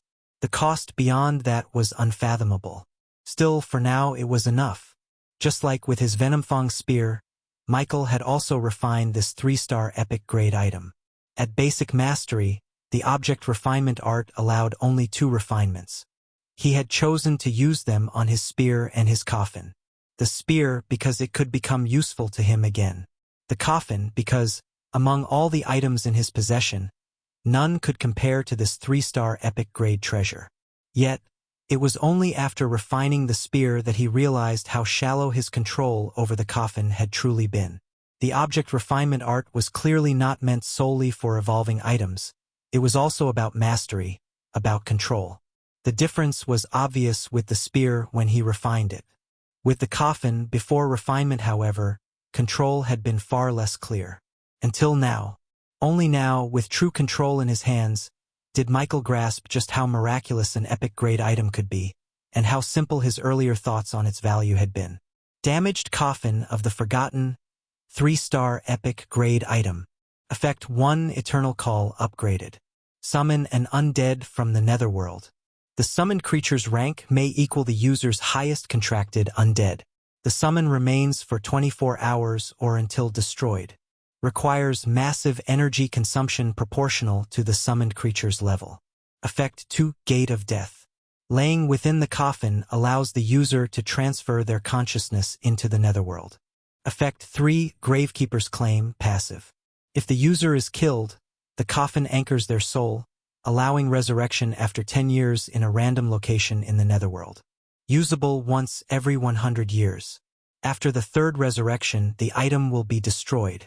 Effect 4 Sepulchre Dominion. The coffin exerts dominance over undead in its vicinity. All undead within a 500-meter radius receive a temporary increase in power, plus 20% stats, plus 1 ability tier, while hostile undead suffer suppression, minus 20% stats, weaken skills. Effect 5 Soul Interment. The coffin can store the souls of defeated enemies. Up to 7 souls may be bound at once. Bound souls can be offered to strengthen existing undead, refined into energy to empower one summoned undead temporarily. Effect 6 Warden of the Forgotten passive. The coffin resists all attempts to erase, sever, or control the user's undead contracts. In addition, once per month, the coffin can nullify any soul or mental-based attack or possession directed at the user. Compared to the item's previous state, the difference between then and now was heaven and earth. Take the first effect, for example. On the surface, it seemed almost unchanged. Yet, in truth, it had evolved beyond recognition. No longer limited to summoning creatures 1 rank below his strongest, the coffin could now bring forth an undead on the same rank. That single change meant everything. If Michael could shoulder the crushing energy cost, he could potentially use the coffin to call forth a temporary rank 3 undead. And that was only the beginning. Putting aside effect 2 that remained the same, the third effect, Gravekeeper's Claim, had also gotten an upgrade. Where before it promised only 2 resurrections, now it granted 3 chances across centuries. 3 was nothing short of terrifying. Then came the new revelations the coffin didn't even have until refining it. 3 new effects making the damaged coffin of the Forgotten now have 6 effects. The fourth effect, Sepulchre Dominion, allowed him to exert a field of control around his undead. Allies grew stronger, enemies weaker, all within the coffin's shadow. With his already strong undead, with the coffin they only became even stronger. The fourth effect also turned him into a nemesis to his own class. The fifth, Soul Interment, was perhaps the most sinister. The coffin could bind the souls of the fallen, keeping them like fuel. 7 slots, each one a potential weapon, a resource to refine, or a brutal offering to empower one of his summons in battle. The implications were staggering. And finally, the sixth effect, Warden of the Forgotten, a shield. Far more effective than the earrings he had on. It would protect his contracts, his bindings, even his very soul from interference. Mental threats meant little now. Once per month, the coffin itself would defy any such attempt that his means couldn't handle. Michael's fingers lingered on the coffin's edge, his eyes narrowing slightly. Before refinement, he had underestimated it, thinking of it as just another powerful tool. Now, with real control flowing through him, he understood. The damaged coffin of the Forgotten was no mere item. The good news didn't stop there. Beyond the listed effects, there were subtler applications, abilities that hadn't even been recorded in the coffin's panel. Michael suspected this was because they were not direct effects, but rather extensions of control he'd only unlocked through refinement. For example, he could now change the size of the coffin freely. From palm-sized, like the miniature resting in his hand at this very moment, to something far larger, the upper limit still unknown. It made the item far more convenient to carry, though in practice it wasn't of much use since he could store it in his soul space anyway. Another revelation was even more staggering. The coffin now possessed its own storage space. An inner world the size of an acre, far larger than the storage space his mark provided him. As for whether it could hold anything aside from non-living things which Michael was particularly interested in, it was unknown. Michael exhaled slowly, the corners of his mouth tugging in something between wonder and grim satisfaction. Compared to its previous state, the difference was heaven and earth. The item had gone from useful to incredibly useful.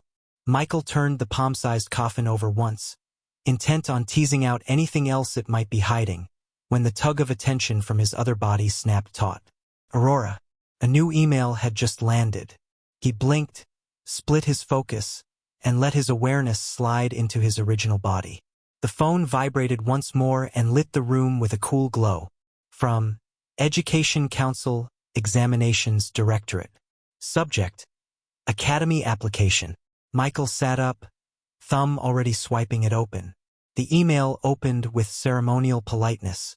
Dear Candidate Michael, congratulations on advancing to the final stage of the examination. We wish you success in tomorrow's last round. Important. Due to the nature of the final round, your participation now proceeds through an academy-based format. This means individual academies will administer your last examination module and scoring. To be seated for the round, you must first apply to at least one academy track. Chapter 538. Academies. Michael's eyes slid down the page. How to apply, read carefully. 1. Log into your exam portal. A new tab labeled Academy Intake has appeared. 2. Paste the corresponding link below into the available space inside the Academy Intake tab. To Cultivation Academies. Portal. //apply/cultivation. To Awakeners Academies. Portal. //apply/awakeners. 3. Complete the application. You may submit to both tracks if eligible. 4. You will receive application decisions within a few hours. Michael let the screen glow fade a fraction as he absorbed it. Academy-based last round. 2 paths, cultivation or awakeners, each with their own exam, their own metrics. Michael narrowed his eyes as he stared at the email again. He had been expecting 2 emails, one for the Academy applications, and another that would deliver the access key for the land of origin, just like the staff member had mentioned before they left Bright Academy. But there was only this one. Michael scrolled back to the top. To be seated for the round, you must first apply to at least one Academy track. Then it clicked. The key hadn't come yet. Because it couldn't. Not until he applied. Michael let out a quiet, dry laugh and muttered, "Of course." The staff had never explicitly said there would be 2 separate emails. Michael had just assumed they'd arrive independently. It seems you apply first. Then, if you're accepted, you're issued your key. That explained why the application email had arrived first and not the access credential. As for the application method itself, Michael already knew a bit, thanks to the Federation's chokehold on supernatural information. Even on the Supers forums, people who wanted to enter a supernatural academy only learned more during the college exam window. Like now, the Federation's control was total. He couldn't deny the efficiency of it, the way they had managed to keep Aurora looking normal. Too normal. People went to school, worked jobs, complained about bills, streamed their shows, and argued over politics, while just beyond the curtains existed monsters, awakeners, and entire zones steeped in supernatural threat. But the more he thought about it, the more it grated on him. Maybe it was because he came from another world, one where the idea of hiding the truth at this scale would have sounded insane. Here, it was simply how things were done. Yet to him, it felt less like governance and more like management, like the Federation was rearing domestic animals in a cage called Aurora, clipping their vision so they wouldn't realize how large their world truly was. It wasn't that Michael disagreed with all of it. He wasn't naive. He understood why the Federation kept certain things under wraps. History itself had proven what happened when the supernatural was too involved in the lives of ordinary people. Those were lessons hard learned. But to the extent that even the names of schools were hidden, that wasn't protection. The fact that aspiring students, future cultivators, awakeners, guardians of humanity, couldn't even know where they might study until a government-issued email arrived during the exams, it was a level of control that bordered on absurd. To be honest, Michael also felt the Federation needed to change. But what could someone as insignificant as him do? He was just trying to get to school and know more about the world he found himself in. Michael's thumb hovered over the Open Portal button. He logged in and focused on 2 tabs on his dashboard: Academy Intake and Offers. He clicked Academy Intake first. 3 options appeared. Apply to Cultivation Academy. Apply to Awakeners Academy. Offers. It wasn't difficult to understand what each meant. If he chose the first, he'd step onto the cultivation path. Cultivation academies also accepted Awakeners. If he had failed to reach rank 2, this option and Offers would have likely been the only options available to him. Even though he was also at rank 2, it didn't stop him from choosing to attend a cultivation academy if he wanted to. Of course, Michael would not do this. He had suspicious of the advantages that could be available if he chose this path, but it didn't mean it was necessarily good. The second option was the natural choice for someone like him, an awakener. And the third, that was for invitations. The kind the staff member at Bright Academy had hinted at earlier. Michael hesitated only a moment before tapping Offers. A new window slid open, and the screen immediately filled with Academy crests. Michael saw a total number: 42. He was shocked as he hadn't expected this much, but when he went ahead to check the list, he noticed a big part of this list belonged to cultivation academies. Michael scrolled down the Offers board, his brow tightening. 42 crests. More than half of them belonged to cultivation academies. But every single one of them only carried 2 buttons beneath the emblem. Accept, decline, no blurbs, no descriptions, no information at all. Michael exhaled slowly, his gaze drifting down. Among the 42, only 8 were Awakeners academies. That number, though small, was enough to settle something in his chest. As long as one of them fit him, it was direct entry. But the relief didn't erase the frustration. Just like the cultivation academies, these offers also gave nothing away. Accept or decline. That was it. If he wanted more information, he wouldn't find it here. Michael wasn't the type to gamble blindly. His thumb slid back, exiting the offers board. The list of options returned, stark and simple. Apply to Cultivation Academy. Apply to Awakeners Academy. Offers. This time he tapped the second. A new window slid open. The layout was similar, but immediately, Michael noticed the difference. Unlike the offers page, each academy here carried detailed descriptions, histories, specialties, and so on. Michael leaned forward slightly, eyes sharpening. Michael skimmed through the lists for a while, eyes narrowing as he began to notice a pattern. There were far more academies than he had expected, 30 in total, and they weren't simply scattered or equal. They were ranked into 3-stage. Chapter 539, back. Michael skimmed through the lists for a while, eyes narrowing as he began to notice a pattern. There were far more academies than he had expected, 30 in total, and they weren't simply scattered or equal. They were ranked into 3-stage. First-rank academies, second-rank academies, third-rank academies. Michael didn't know the exact criteria that went into these rankings, but his instincts told him it wasn't arbitrary. Power, resources, techniques, connections, possibly all of those things. Michael leaned closer to his screen as he read through the little blurbs of history and description provided for each. Still, Michael wasn't here to drown in details. He focused on what mattered. The offers. Of the 8 Awakener academies that had extended invitations to him, only one bore the crest of a first-rank academy. The rest were split 3 second-rank and for third-rank. Michael's lips pressed into a line. He wasn't stupid. If he could skip the last round of exams entirely and walk into a sure admission, he would. But now that he knew about this ranking system, there was no question about it. He wanted only the best. His thumb hovered over the glowing crest of the first-rank academy, eyes sharpening as he pulled up its details. Academy name, Verant's Edge. Michael's eyes locked onto the name. Verant's Edge. Something about the crest, an obsidian spear bisecting a silver sun, caught his attention. Maybe it was the spear. He tapped it. The page loaded. Verant's Edge. Established 130 years ago. Rank, first tier. Location, secure zone, Havenridge Nexus, Eastern Aurora. Verant's Edge stands as one of Aurora's oldest and most respected Awakener academies. For over a century, it has produced some of the most powerful Awakeners in history, many of whom still occupy key leadership roles in the Federation. Michael raised a brow. This school seemed to have quite the heritage. Dimensional crack access. 4 times rank 4-dimensional cracks. 2 times rank 5-dimensional cracks.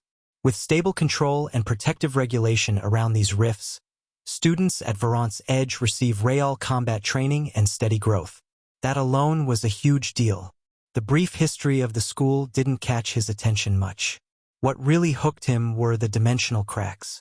This was the first time Michael found out that entities other than the Federation could control them. That fact alone made him pause.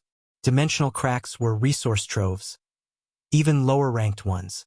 For any academy to claim ownership over cracks, much less high-ranked ones, meant they had the power to enforce dominance, secure the area, and regulate it without collapse. Michael's eyes lingered on the description. 4 times rank 4-dimensional cracks. 2 times rank 5-dimensional cracks. He felt a cold thrill. Rank 4 cracks corresponded directly to the 4th stage in the cultivation power system, the master rank. That meant they were infested with rank 2 monsters. But the rank 5 cracks, those were worse. They corresponded to rank 3 monsters, and the gap between rank 2 and rank 3 was nothing short of a chasm. And this academy had 2. Michael's lips tightened. It was one thing to claim controlled rank 4s, but rank 5 cracks. It meant that somewhere within Verant's Edge, there were Awakeners, teachers, or perhaps even the academy itself, powerful enough to enforce order in places the Federation itself often struggled to contain. The thought gave him pause. He'd seen a lot in the land of origin already, and he had his Undead Legion as proof of how far he'd come. But the sheer fact that an institution dared tame not 1 but 2 rank 5 cracks painted a clear picture. Verant's Edge wasn't just strong. It was monstrous. Michael leaned back slightly, his thumb hovering over the glowing crest. For the first time since logging in, his heart gave a faint, anticipatory thrum. He continued, specialization, none.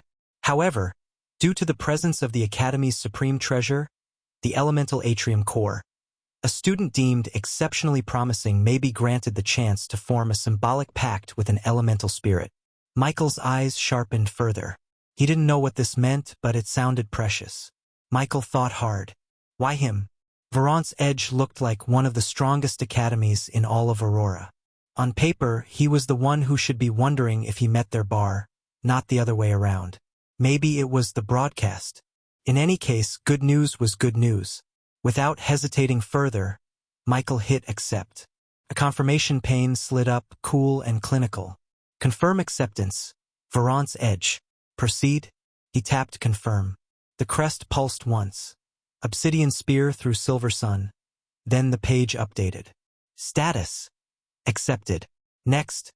Await Academy email. He backed out to the dashboard and noticed a small line he'd ignored before. Applicating to academies requires selecting 4 academies minimum. So that was the catch. If you didn't have offers or didn't like your offers, you had to shotgun at least 4 choice 'em, but with a first-rank acceptance already locked, none of that applied to him. The 4-pick headache evaporated. Michael exhaled. He returned to the offers tab out of habit.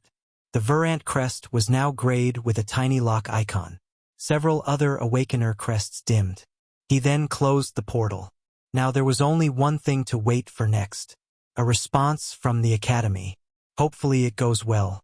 Just as Michael was about to relax. Back in the land of origin, a knock came from the other side of his door. Michael's brows furrowed. A knock? At this hour? He sat still for a heartbeat, his senses stretching outward like a ripple across water. His perception swept through and pressed against the aura on the other side of his door. When it registered, he blinked. It was her, the dark elf assassin. After so many days, she was now back. Michael had ordered her to check on the other lords under his command, and it's been days after that. To some extent, he was even almost about to forget her. If it wasn't for the contract they shared, he would have thought he had died or ran away. However, the last one was also impossible as long as the contract between them existed. Chapter 540. Spatial World. Come in. Michael leaned back slightly, one brow rising as the door eased open. Lyra stepped in, her dark robes whispering against the floor, the same flowing garb she always wore. No effort to. Michael tilted his head. Do you not have mercy on your master? To visit me at this late instead of letting me have peace? The corner of Lyra's lip twitched upward. She scoffed softly, though her voice was level when she replied. Do you despise my presence so much? Of course not, Michael said after a pause. But night is for resting.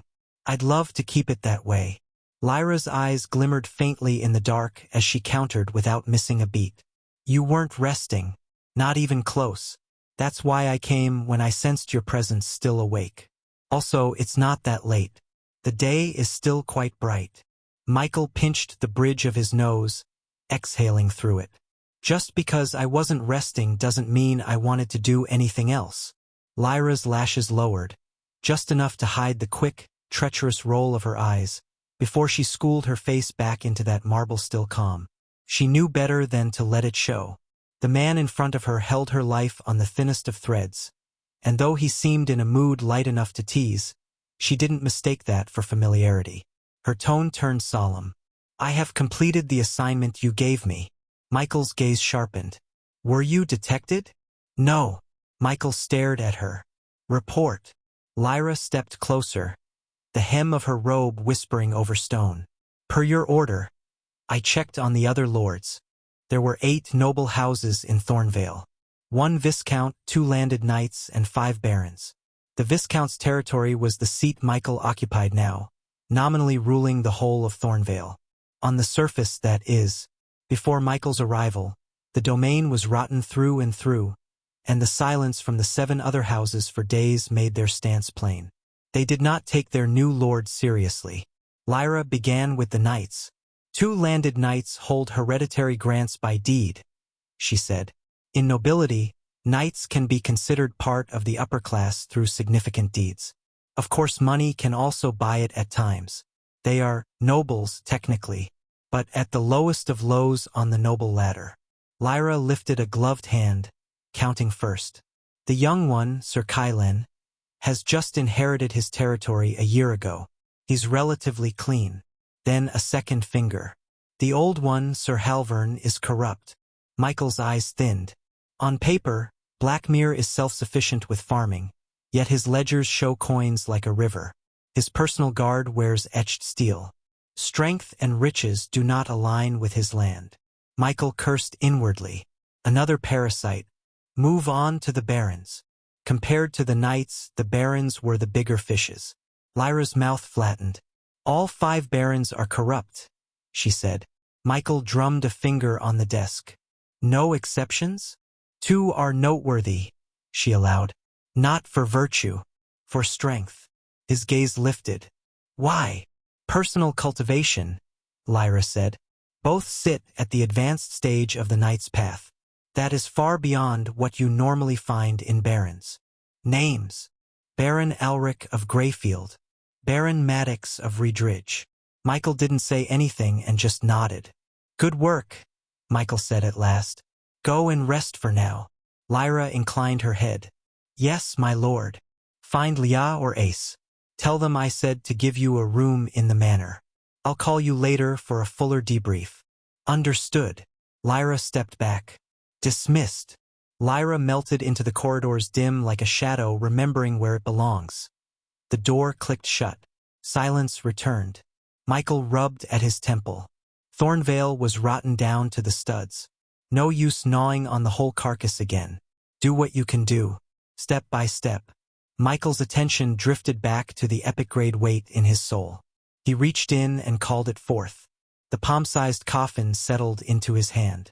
At a thought, his awareness slipped through the seam like mist. The inside bloomed in his mind's eye. A low, windless expanse under a ceiling of gray, sullen cloud.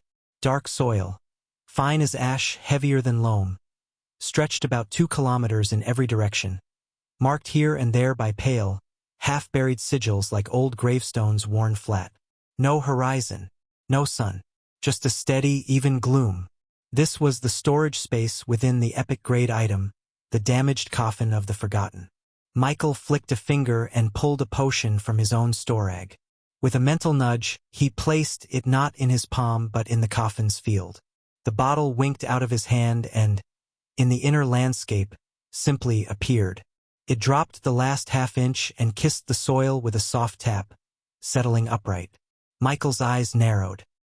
He reached out, picked the potion bottle back up from the coffin's inner world, and when it reappeared in his real-world palm, his brows lifted slightly. Dirt. There was a faint dusting of black soil on the bottom of the bottle. The texture was the same as what he'd seen in the coffin space. Michael's lips pressed into a line. His gaze flicked toward the item in his hand as he wondered if the space in coffin was like a mini-world. Did it have air, though? Michael exhaled, his mind drifting deeper into the bond he shared with it. Michael knew he could go inside if he wanted. The knowledge wasn't taught. It was simply there, as if the coffin itself had whispered it into his soul when he refined it. Michael hesitated. A spatial world that I can enter. He stood from his chair, placed the coffin on the desk, and glanced once at the door. Silence. His breath steadied. Then he willed it. Enter. In an instant, his figure vanished, like smoke folding into smoke. The palm-sized coffin slipped from the air and landed softly on the wooden floor of the study with a muffled thunk. Chapter 541. 5 Undead. Then Michael willed it. Enter. In an instant, his figure vanished, like smoke folding into smoke. The palm-sized coffin slipped from the air and landed softly on the wooden floor of the study with a muffled thunk. Inside, Michael opened his eyes to an entirely different world. He was standing in the coffin's realm. Just as before, the sky above him was layered in unmoving gray clouds. There was no sun, yet everything was bathed in a cold, even light, like the memory of dawn without the warmth. The air was still, thick, and silent. Michael inhaled. It was real. It smelled faintly of ash, with the barest tinge of ozone. He looked around. An acre of cracked, dark soil spread out in all directions. Coffin. That's also a world. Worthy of an epic-grade item. Michael crouched and brushed his fingers over the soil. Crumbled like packed ash but felt cold and dense. There was no wind. No distant horizon. The edge of the space faded into gloom, and even as he extended his senses, he couldn't touch a boundary. Then he turned slowly in place, absorbing everything. This wasn't just a storage item. This was a domain, and for now it was his alone. Michael inspected himself and subconsciously thought that since he was unaffected, his undead would be too. Then he paused as an idea came to him. Without hesitation, Michael spread out his arms and 5 huge magic circles appeared on the ground. A significant amount of mana was consumed, and from the circles came 5 huge creatures. Lucky, Prince, Gale, Beginning, and Lily. Michael, for the first time since their evolution, summoned his 5 rank 3 undead. The moment they appeared, Michael felt the air shift. The sheer presence of his 5 creatures warped the space around them. They were massive. Not just tall, but wide, dense, and powerful in a way that made the surrounding soil tremble slightly beneath their weight. Lucky was the first he noticed. The wolf now stood like a living nightmare. 9 meters tall and covered in sleek black fur with jagged gray stripes running down his sides. His frame had thickened, his bones elongated, and his back now supported leathery, dragon-like wings folded neatly. But what caught Michael's attention most wasn't the body. It was the eyes. Green pupils. Sharp, intelligent, and filled with a primal will. Not the dull gray of undeath. It wasn't just Lucky. Prince, his loyal second, had transformed into a majestic creature. 7 meters tall, with deep green and gray fur layered like scaled armor. The thick mane that crowned his head shimmered faintly with mana, and like Lucky, his once lifeless eyes now held green pupils that gleamed faintly in the coffin world's light. Michael turned. Gale, the griffin, a fusion of eagle and lion. Gale towered lower than the others at 5 meters in height. His feathers were obsidian edged with silver, and his lion half radiated tension like coiled muscle. Green eyes met Michael's for a moment, and the creature bowed slightly. Michael's lips twitched. Then came the Goliaths, Beginning and Lily. They were not monsters in the traditional sense. They looked human, but only in shape. 8 meters tall, male and female, bare-chested, with skin like polished stone and glowing veins of faint green energy running across their bodies like living tattoos. They radiated presence. Not just mass but dominance. Their eyes too were alive. Michael took a step back, slowly absorbing the sight. All 5 creatures stared down at him. None of them moved without his permission. Even with that much power, they still waited for his word. They were still his. Michael's heart beat faster in excitement. A slow grin stretched across his face. Good, he said softly. You've all grown beautifully. Prince lowered his head slightly.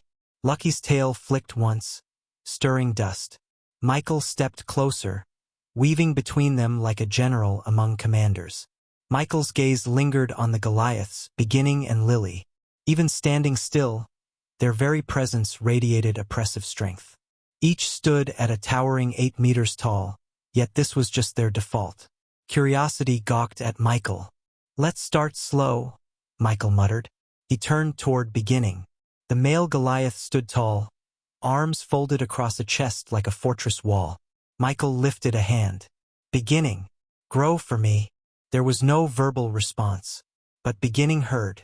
Rumble. The ground beneath Beginning's feet cracked slightly as his form surged upward. Slowly but steadily he rose. 8 meters. 9, 10, 11.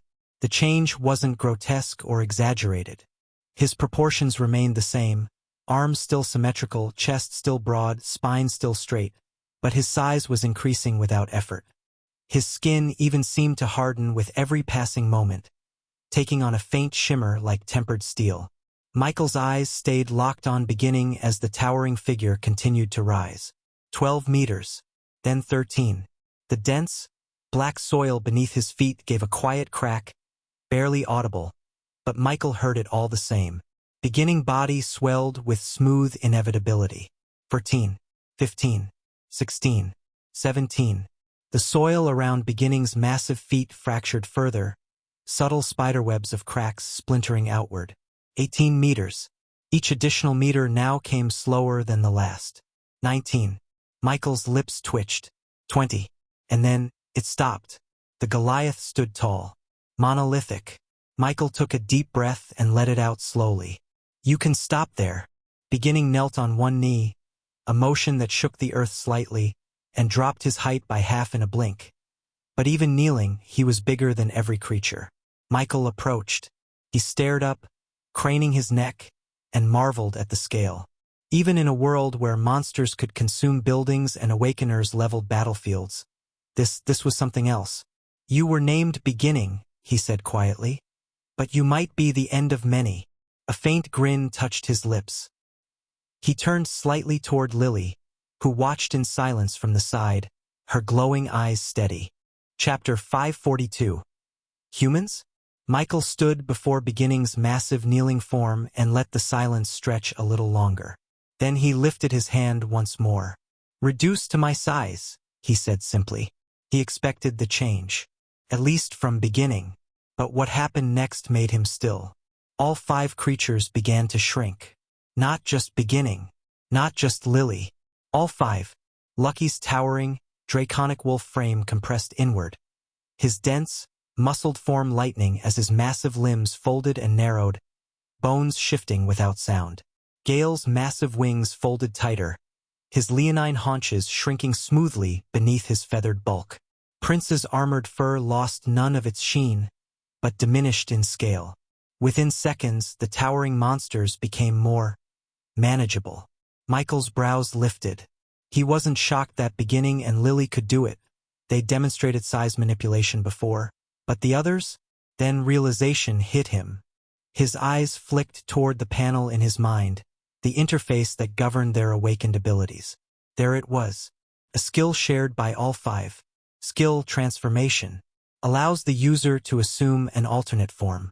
Michael's gaze remained fixed on the 5 figures now standing at human scale, but his mind wasn't settled. Allows the user to assume an alternate form.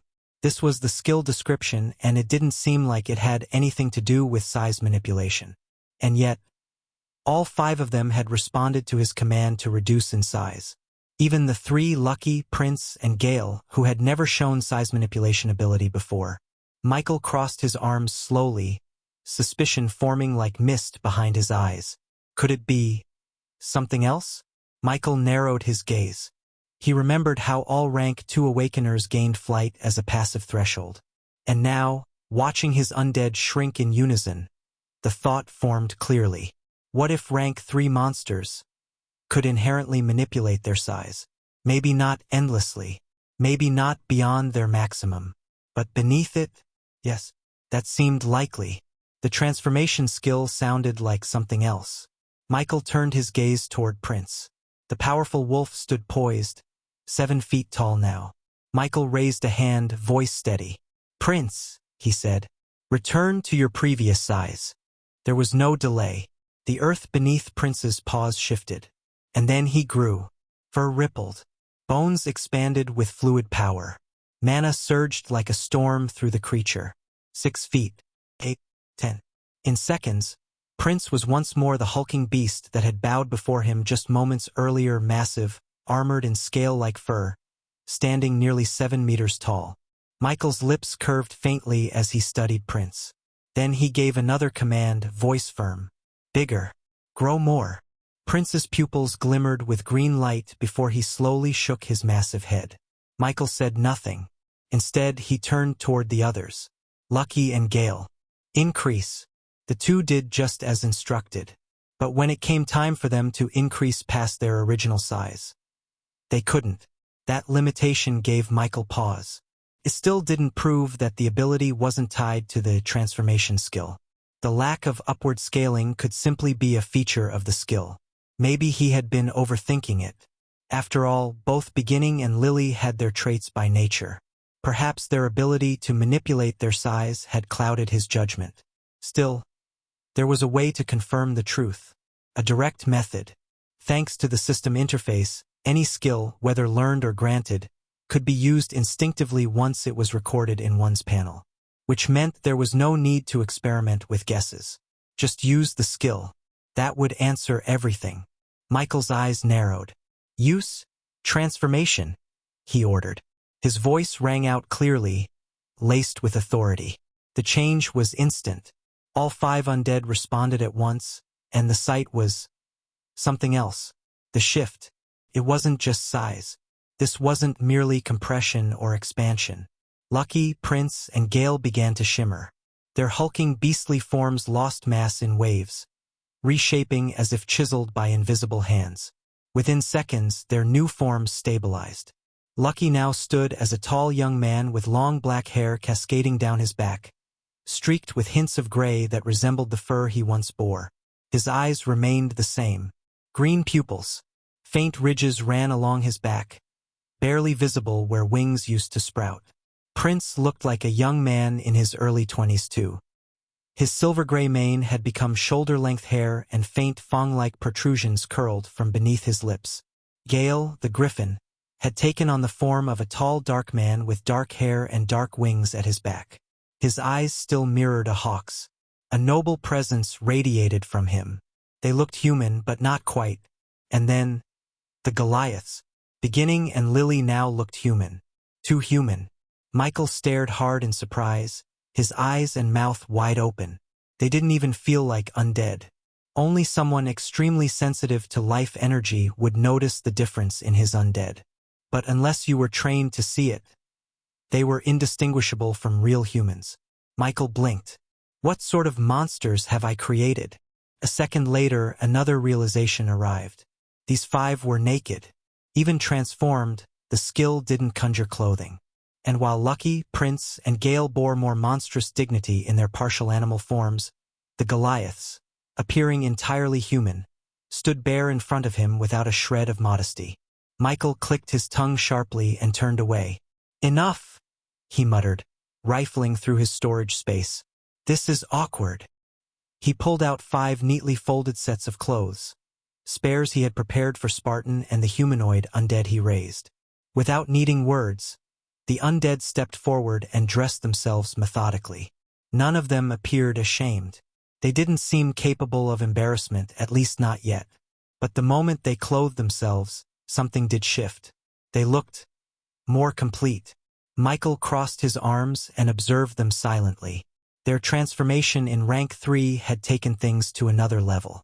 Not just physically, but mentally. Even now, standing in humanoid form, he could feel their intelligence clearer than ever. But he wondered, now that they looked human like Spartan, could they speak like him? Chapter 543. So strong? Michael stared at them one by one, then spoke aloud, slowly. Can any of you talk? A long pause followed. Then, yes. The voice came from Lucky, raspy and low. The others followed soon after. Can speak, Gale said next, his voice smoother. Prince took a moment, then grunted. Hard, but yes. Beginning and Lily looked at him for a moment. When Lily finally spoke, it was almost flawless. We can. Her voice was soft and elegant. Beginning followed, his deeper tone like rolling earth. Yes. Was it because these 2 spent more time with people, or more specifically his family, that they were like this? Michael's brows rose again. These 5 had changed indeed. Whether it was the transformation skill or just another aspect of their rank 3 evolution, he wasn't sure yet. Still, their words weren't fluent. They could speak. But through their connection, he could tell they still preferred their mental link. Michael was satisfied with his class item. For all the chaos that had unfolded from the evolution of these 5, he had expected that the chance to study their changes would take a while. But now, here in the independent dimension of the damaged coffin of the Forgotten, he was met with a pleasant surprise. The coffin had also given him more than just a space. Through the deep connection he shared with the artifact, Michi could feel the truth that if he willed, he could subdue any of these 5. And if that was the case, Then this pocket realm was sturdy enough to endure the destructive force of a rank 3 creature. That realization made him realize he could finally test their newfound strength. Michael's eyes narrowed thoughtfully, excitement and calculation blending into one. First, the basics. Physical power. Michael wanted to know exactly how terrifying a rank 3 monster could be. But beyond that, he sought for confirmation. Confirmation that his own growth, his own strength, had reached a level where he could stand toe-to-toe with monsters of this tier. Status. Name. Michael Norman. Class. Master Necromancer. Level. 40. Strength. 487.75. Agility. 527.71. Constitution. 535.92. Intelligence. 650.92. Attribute points. 150. Michael's gaze lifted toward the 5 towering figures before him. Their bodies radiated oppressive power even in stillness, enough to make the very atmosphere inside of the coffin's dimension feel heavier. A faint smile touched his lips. "The first thing we'll test," he murmured, voice low but clear, "is your strength. Defend yourself if you're chosen." The 5 undead shifted subtly at his words, their expressions unreadable, but their bodies taut with readiness. Michael let it stretch. 5 seconds. Then he moved. His body blurred into motion. The griffin-turned man barely reacted in time. His hawk-like eyes flared with sharp light as his body twisted, arms coming up instinctively. Even so, Michael's strike passed through his guard with frightening ease, forcing Gale back 8 steps, the impact resounding like a hammer strike against steel. Gale's heels dug trenches into the coffin's floor as he slid back. His arms trembled against the impact. Michael didn't press further. He simply stood there, relaxed, his right arm lowering at ease, as though the blow hadn't even drawn effort. His breathing remained calm, steady, his expression almost casual. Michael tilted his head slightly, his lips curving faintly. On paper, his stats might not have been able to match a rank 3 creature, but as a high human, this changed everything. The strike just now confirmed it. Gale steadied himself, wings twitching faintly against his back as though they longed to flare open. His golden eyes narrowed with sharp predatory focus. Then, with a sudden screech that reverberated through the coffin's dimension, he lunged. Michael saw it coming the moment Gale's muscles tensed. His perception cut through the movement, predicting every twitch, every shift. To Gale's credit, the strike was vicious. But Michael moved faster. His arm snapped up. Gale pressed down, his grip like a vice. Michael felt the force, the raw density of a rank 3 creature. Any lesser awakened would have folded beneath it. Yet he stood calmly, legs rooted, the impact rolling through his frame like it was nothing. Then, with a twist of his wrist, Michael broke the grip and countered. His palm slammed into Gale's chest. The griffin staggered backward, his legs gouging lines in the ground as he fought for balance. Michael didn't stop. He advanced. Gale barely raised his guard before Michael was upon him again. A flurry of strikes followed. Gale blocked most, yet even with his fast reflexes he was losing ground. For every strike he parried, 2 more slipped past. Michael's movements weren't wild or wasteful. They were efficient, controlled. The difference between instinct-driven combat and the discipline of a man who had clawed his way through countless battles. Finally, Gale spread his wings wide, a burst of mana flaring outward like a gale of wind. The shockwave forced Michael to halt. Gale launched himself upward, wings beating hard. In a blink, he was airborne, descending with his hands outstretched. Michael didn't dodge. He braced, muscles coiling, mana flooding into his limbs. When Gale crashed down, Michael's arms shot up and caught them.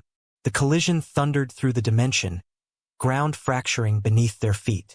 Michael twisted, heaved, and with startling ease flung the griffin sideways. Gale's body smashed against the ground, skidding across the cracked surface before tumbling to a halt. Silence followed. Michael exhaled once, rolling his shoulders as though he had only been warming up. His eyes narrowed, gaze fixed on the griffin slowly rising to his feet again. Michael rolled his shoulders once more, his lips curving faintly. Again, he said, voice calm but laced with challenge. This time, no restraints. Go all out. The command was clear. He wasn't testing Gale's defense anymore. He was demanding to see the true might of a rank 3. Confidence burned in his chest. He had just manhandled Gale with ease after all. Gale's eyes flared like molten gold. The air around him shifted, sharp currents whispering against the walls of the coffin's dimension. Then, with a piercing screech, he obeyed. The winds exploded. Michael's expression barely had time to harden before the first blast slammed into him. Chapter 544. Superior. A hurricane-force gale tore through the space, hurling Michael backward as though his weight meant nothing. His feet left the ground, ribs vibrating from the impact, the air itself biting into his flesh like blades. Michael twisted mid-flight, bracing, but another gust followed immediately, sharper, faster. Invisible blades raked across his body. Pain flared hot as thin red lines appeared on his arms, shoulders, and chest. Michael's back struck the ground with bone-shaking force, skidding him across fractured stone. The air tore free from his lungs in a ragged gasp, blood flecking his lips. Michael's eyes widened. What the hell? He pushed himself to his knees, blood already trickling down his forearm. His constitution absorbed the damage, knitting flesh even as fresh cuts opened beneath the relentless storm. Gale hovered above, wings spread wide, eyes blazing like a sovereign predator. The mana pouring from him filled the dimension with suffocating pressure, every beat of his wings birthing another scything gust. It looked like he was truly going full force, but Michael gritted his teeth, chest heaving, his body screaming in protest under the invisible assault. His earlier confidence flickered, tempered by the harsh truth of experience. The next gust hit, slamming him sideways, skin splitting along his ribs. Blood spattered the ground in crimson arcs. Okay, stop. Michael's voice cracked through the storm like a whip. Not everyone enjoyed being tossed around like a rag doll, after all. Gale halted midair instantly, wings folding tight as he descended. He landed lightly, then dropped into a bow, his voice low and strained. Sorry, Master. Michael let out a bitter smile, wiping the blood from his lip with the back of his hand. It's fine, he said, then narrowed his eyes. Tell me, did you use your law just now? Laws. Michael recognized them as the greatest shift that came with advancement to rank 3. From his earlier exchange, he had confirmed that rank 3 creatures were physically superior, but raw strength was merely a side effect. The true difference, the true leap, was the awakening of a law. That was where their real power lay. The fact that he hadn't been able to do a thing against Gale's sudden ferocity confirmed it. But what Michael didn't expect was the look of confusion that flickered across Gale's face. No, the Griffin said. Michael froze. His eyes narrowed, shock plain on his features. No? What do you mean no? Gale's expression tightened, brow furrowing as though he was forcing words into a shape that didn't quite fit. Through their bond, Michael could feel the difficulty. The undead wanted to explain, but the concept slipped through him like water through open fingers. Michael's heart gave a hard thump. With hesitation, his voice low, he pressed, Can you use your law? Pause stretched heavy. Then Gale's golden eyes sharpened, and certainty settled in his tone. Yes. Michael inhaled once, steadying himself. Then use it. The words had barely left his mouth before his instinct screamed. A chilling prickle swept down his spine, every hair on his body rising. All around him, transparent waves, like ripples across an unseen pond, spread outward from Gale, silent, almost invisible. First, they did nothing.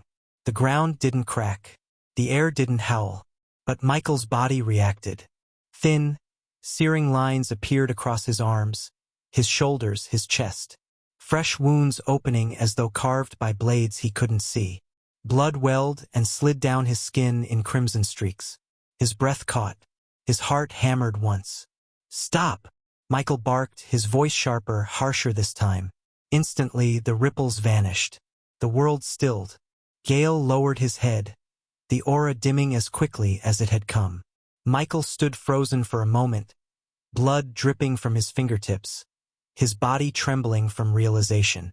So this is law. Michael hurriedly pulled up Gale's law description. A translucent panel flickered into view before his eyes. Law of severing wind. Seed. Wind sharp enough to carve through space itself. This law generates cutting force that ignores physical boundaries and defenses. Connected to the law of destruction. Michael's gaze lingered on the words. The corner of his lip twitched. Severing wind. He muttered under his breath. No wonder. Michael seemed to grasp something about laws, but its true nature remained distant, like a star behind clouds. One thing's for sure. Laws are powerful, Michael muttered. What I don't know is if all laws are equal, or if some are inherently stronger than others. And if they are ranked, then where does Gale's law fall? Regardless, it was definitely strong. At this point, Michael could confidently say that in terms of raw physical strength, he could probably match early-stage rank 3 creatures. But when it came to laws, rank 3s held the clear advantage. Especially now. Facing Gale, who had just revealed his law, it was obvious. Michael hadn't gone all out yet. He hadn't used any skills or tapped deeply into his mana reserves.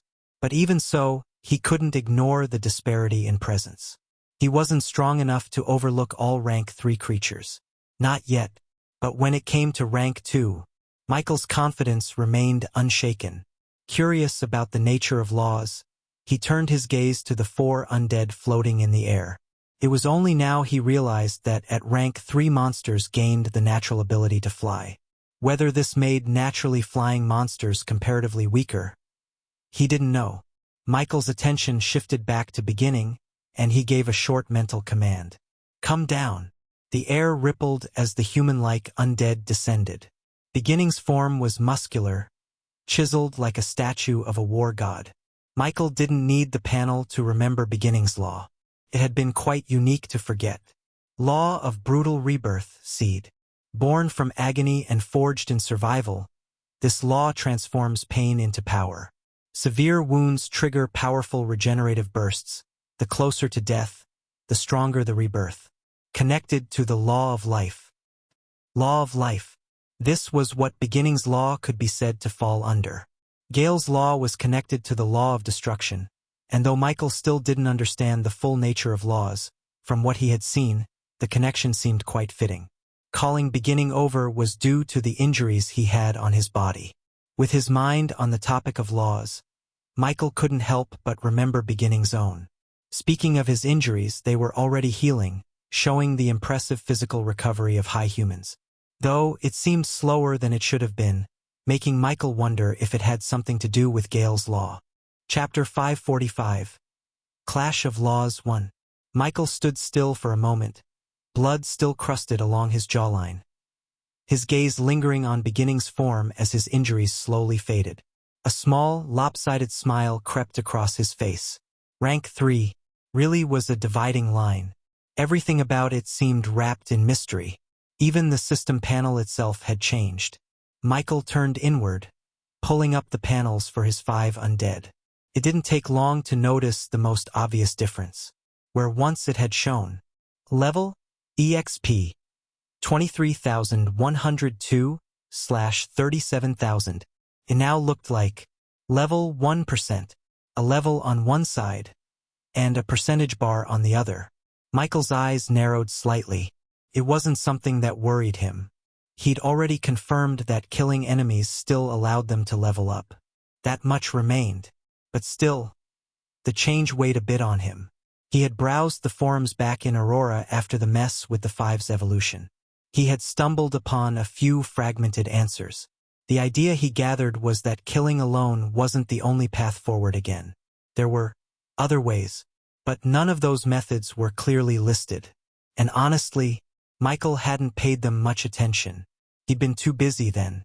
As long as his creatures could still level up through combat, that was all that mattered to him. However, that was a thought for another time.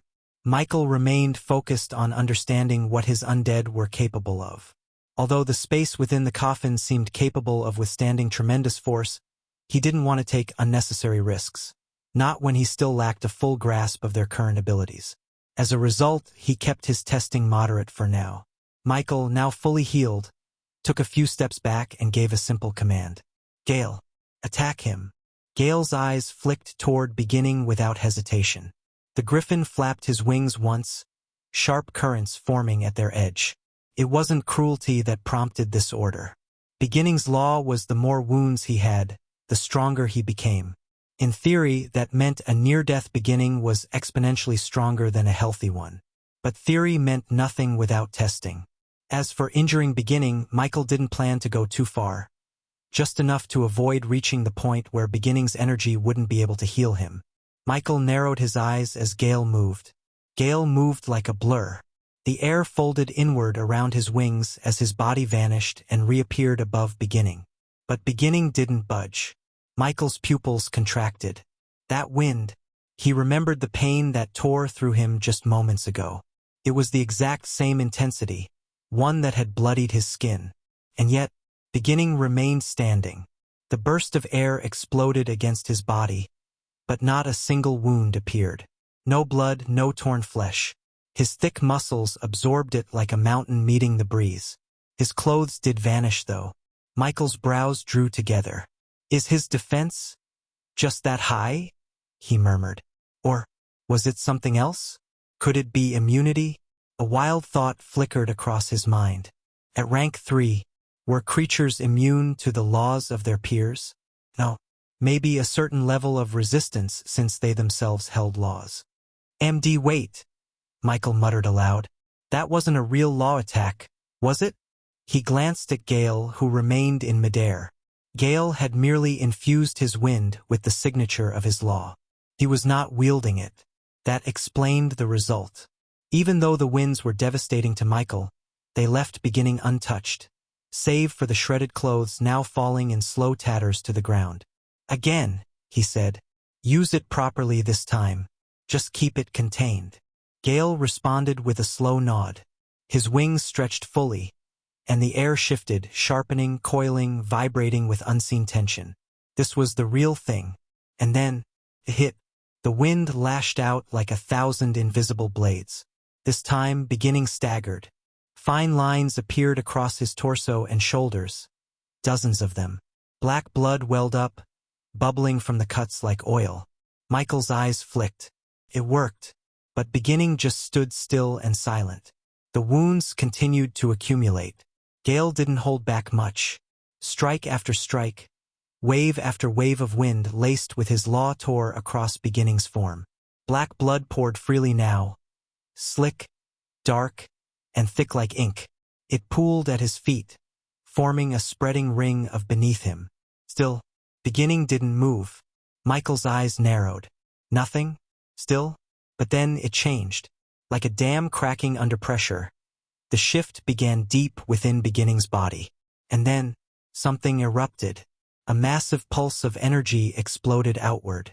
The aura that poured from beginning came with a presence so dense it pressed into the dimension like the fist of a god. Michael's body stiffened. His eyes twitched. Mouth parted slightly. This aura. It was stronger. Stronger than Lucky's. Lucky, until now, had always carried the most dominant presence of the 5. His aura was wild and primal, a fusion of apex predator and draconic ferocity. But beginning, Michael's breath came shallow. Then, almost instinctively, a thought flashed through his mind. Check his panel. With a flicker of will, he opened beginning's status window. And froze. Beginning's level after evolving and advancing to rank 3 was level 55. The same as Lucky, but now it was different. Level 60. A 5-level increase. That was beginning's current level. What the? Law of brutal rebirth, seed. Born from agony and forged in survival, this law transforms pain into power. Severe wounds trigger powerful regenerative bursts. The closer to death, the stronger the rebirth. Connected to the law of life. Was this what the law did? However, for some reason, Michael felt this still wasn't beginning's limit.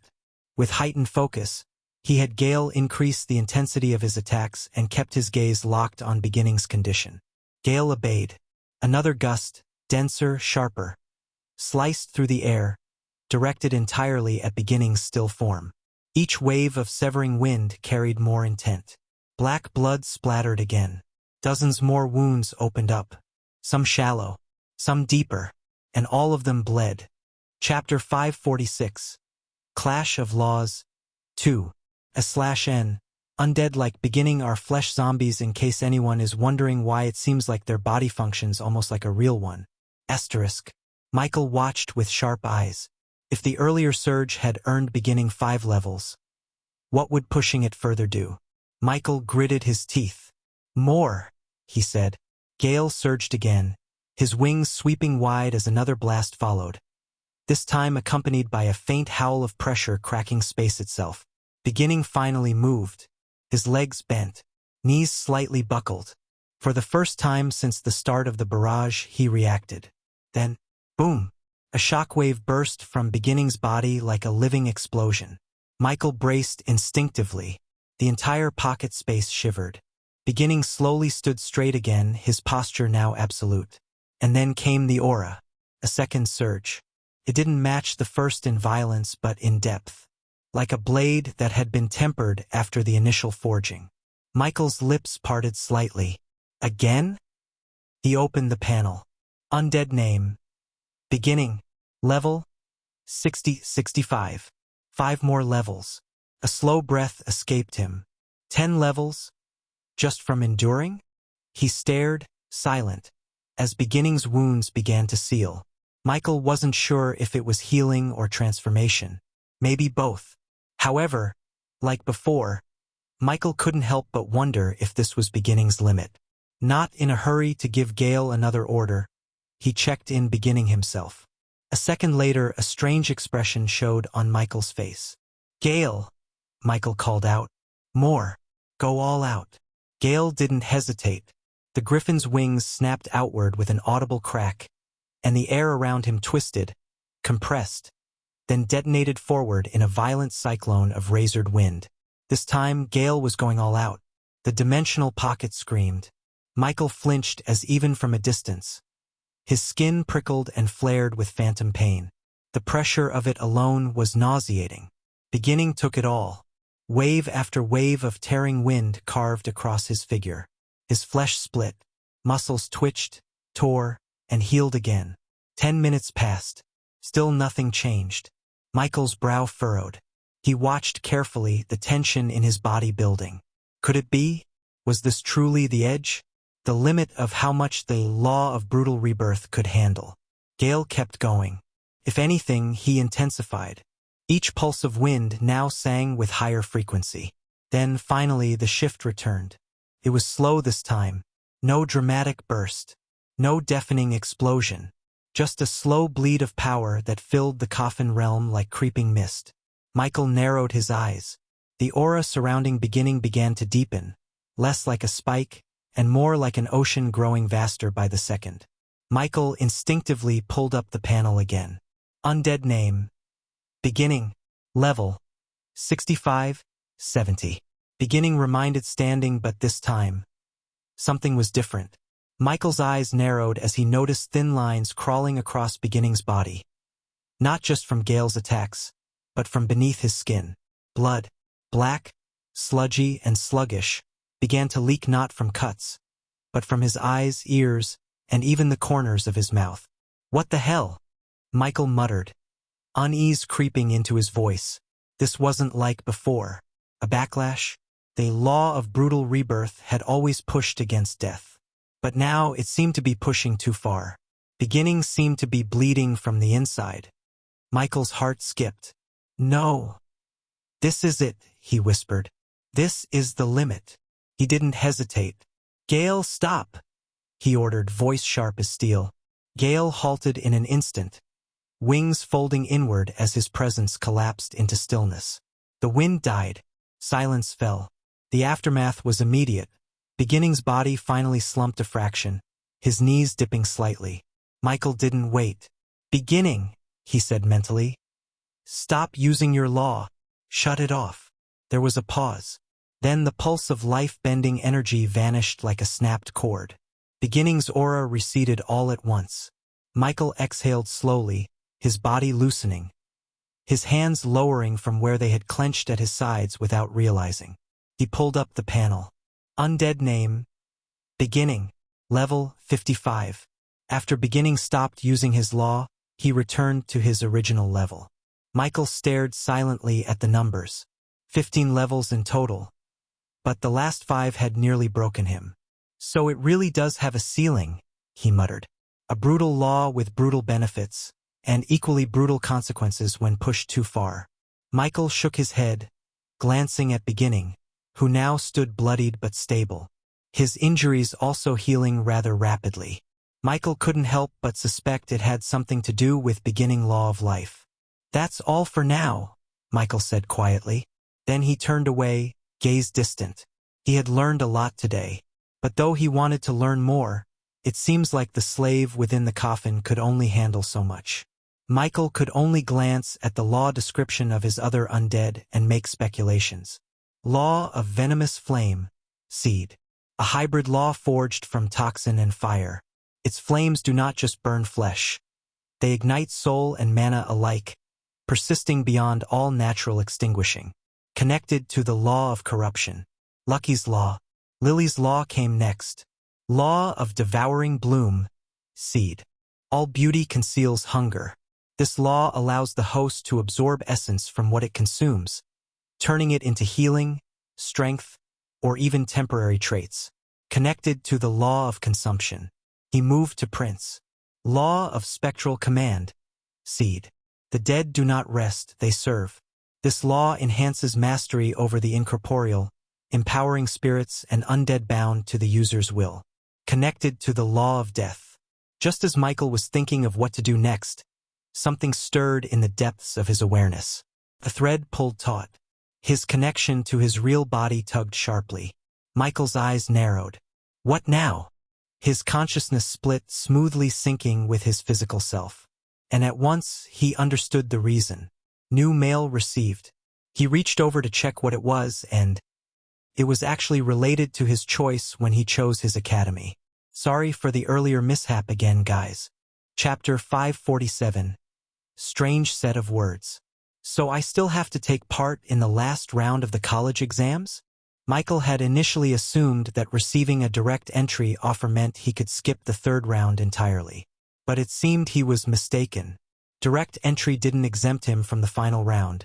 It only guaranteed that even if he failed to meet the standard cutoff, the academy would still accept him. In other words, he wouldn't be rejected outright. Still, Michael had managed to pick up a few new details along the way. Unlike him, who had already received a direct offer, most applicants had to select up to 4 academies.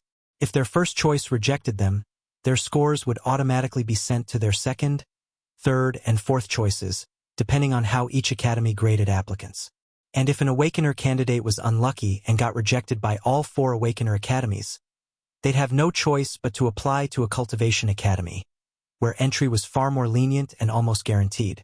So in hindsight, Michael's decision to accept the offer of the top-ranked Awakener Academy hadn't been such a bad one after all.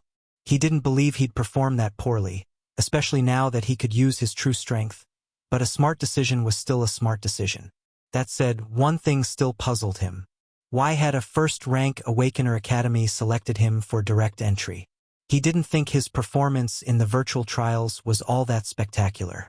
But maybe it was. Maybe being in the top 50 out of thousands of candidates from Aurora was more impressive than he gave himself credit for. Michael rubbed his chin.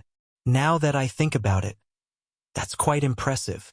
Michael's eyes skimmed over the rest of the email.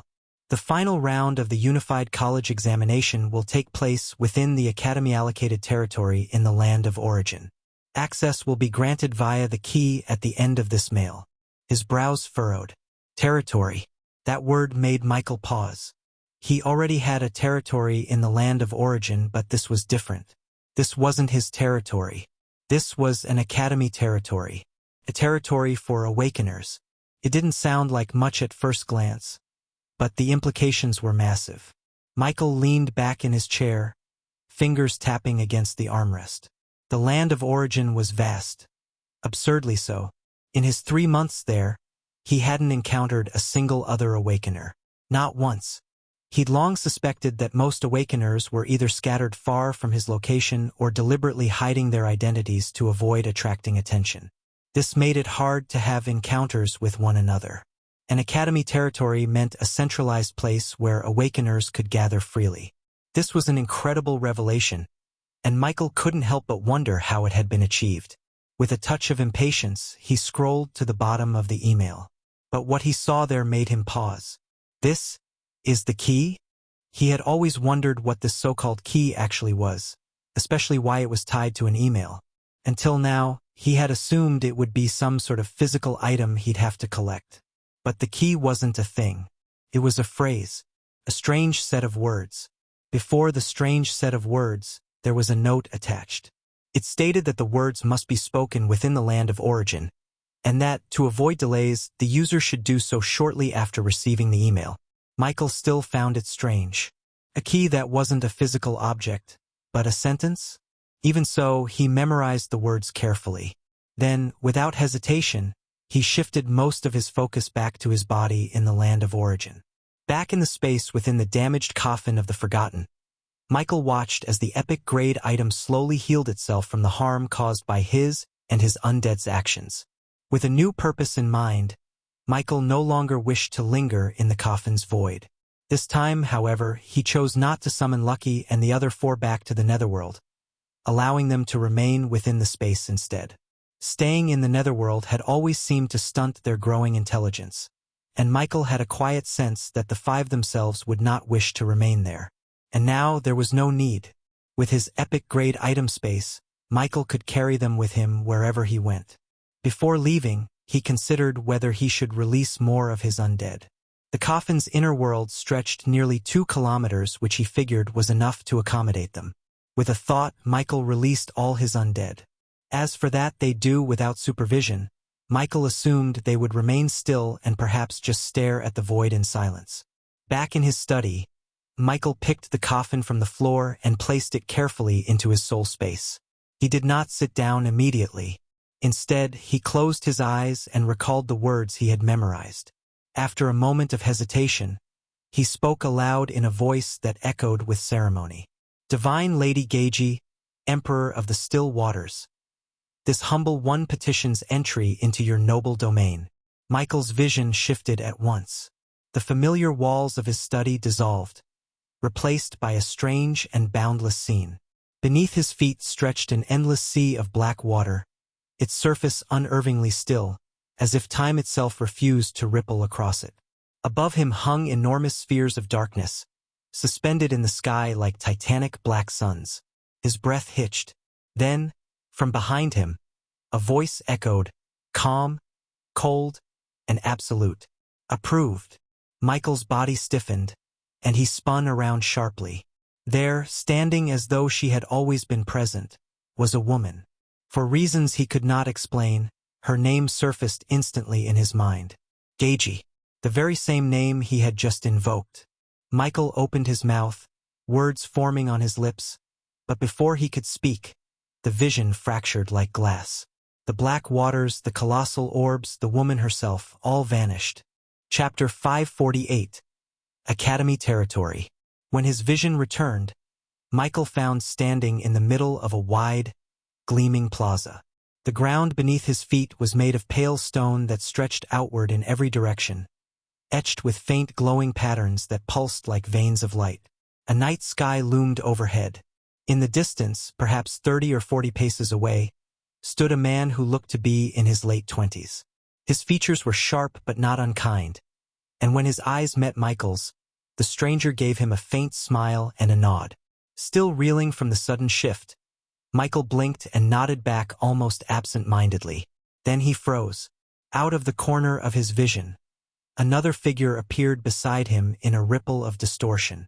The newcomer's expression was one of raw confusion, mirroring the same dazed look Michael imagined was written across his own face moments earlier. Michael's eyes narrowed, his body tensing as he looked around more carefully this time. Across the wide plaza, he saw them, dozens of other figures scattered about, some standing alone in bewilderment, others in small groups, their voices hushed and uncertain.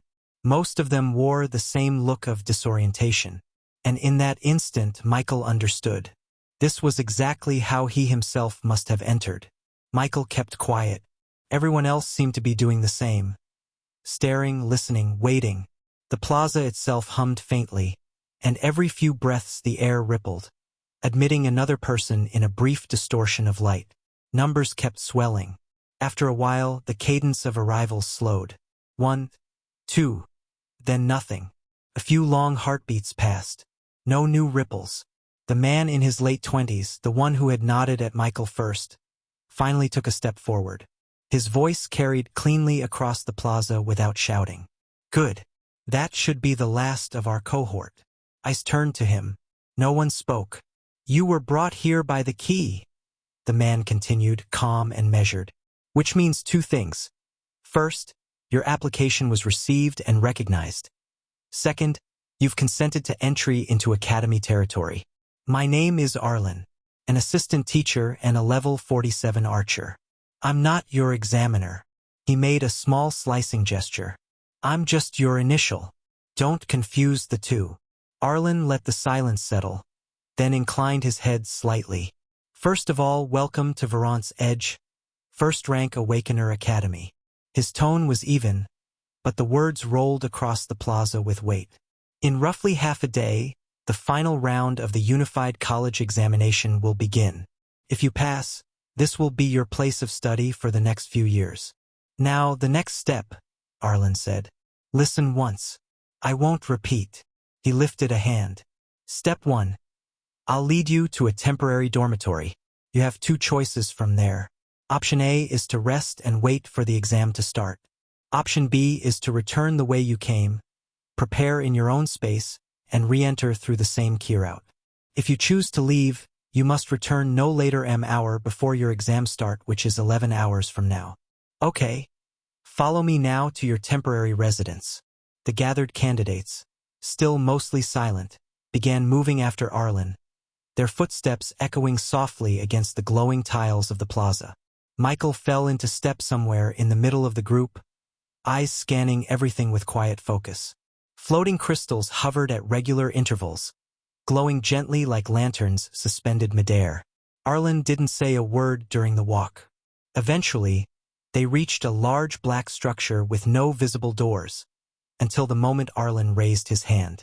A section of the wall shimmered, then dissolved like mist, revealing a cool-lit interior with wide halls, marble floors, and beds arranged in rows like minimalist capsules. This is your temporary dorm, Arlen said, voice calm.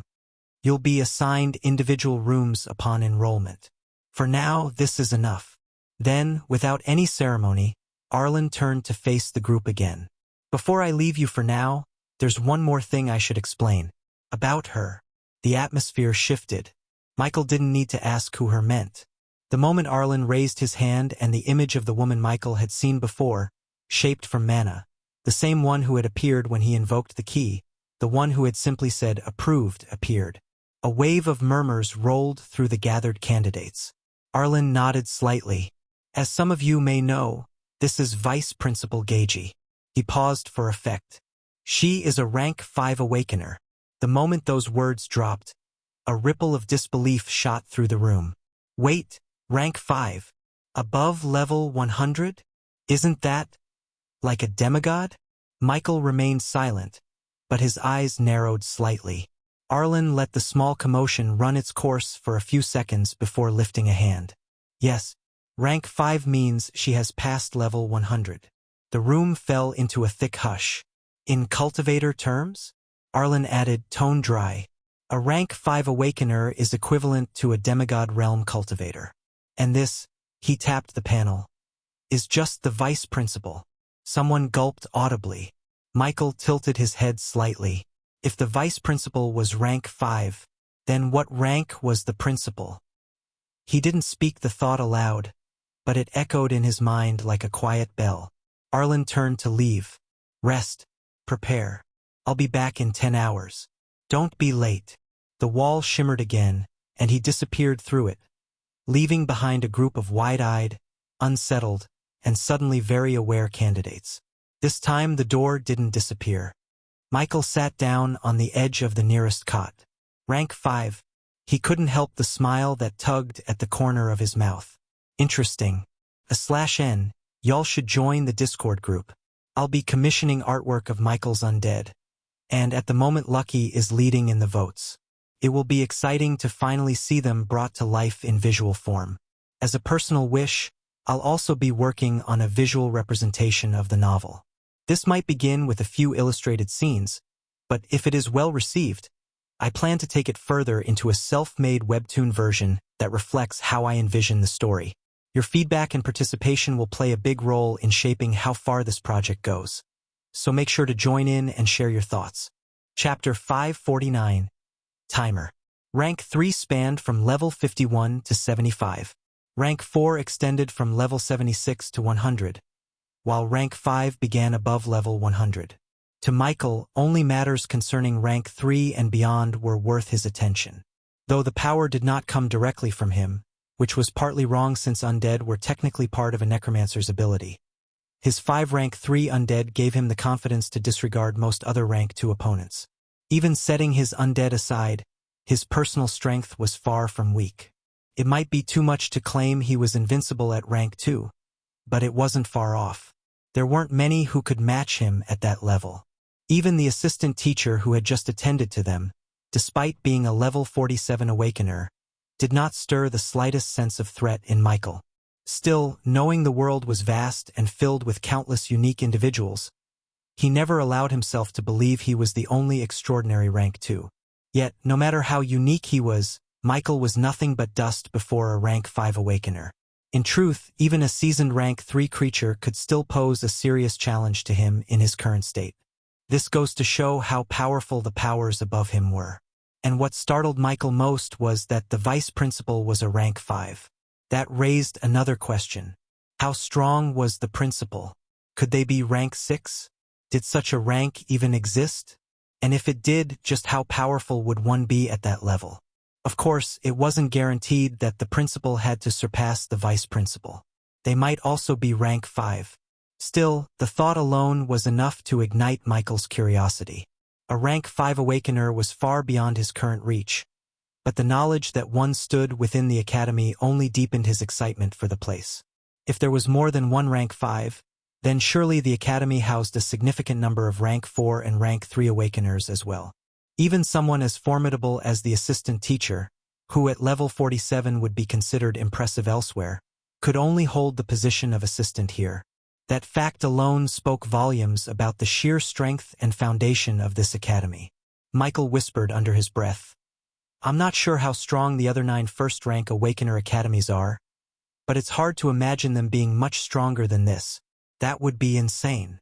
His heart still raced with excitement, but he forced himself to calm down. He leaned back on the cot, letting the buzz settle.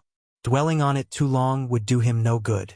After a moment, his eyes began to wander around the temporary dorm. Some of the candidates around him were still shaken from the announcement, most keeping to themselves. Some sat stiffly on the edge of their beds.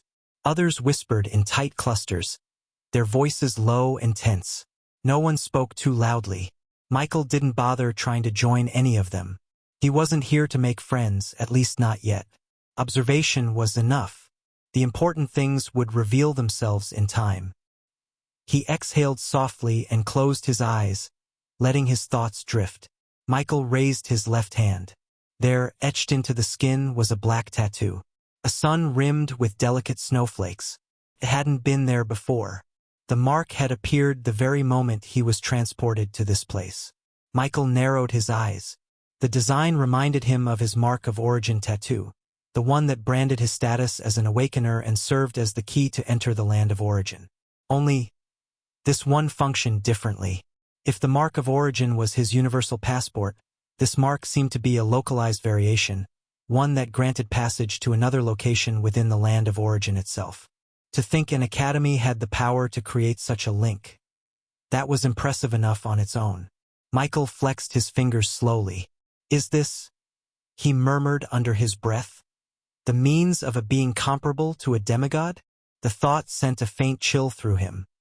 He remembered the mysterious realm of black waters and suspended suns, and most of all, the woman who had appeared there. Gagey, the vice principal, a rank 5 awakener. Michael let out a quiet breath, suppressing a wry smile. Whatever lay ahead in this academy, it was already clear. This place was built on powers so high above his current reach they might as well be looking down from the heavens. At the very least, even if this so-called academy didn't function like a traditional school, which he strongly suspected, attaching himself to such a powerful group could only be to his benefit.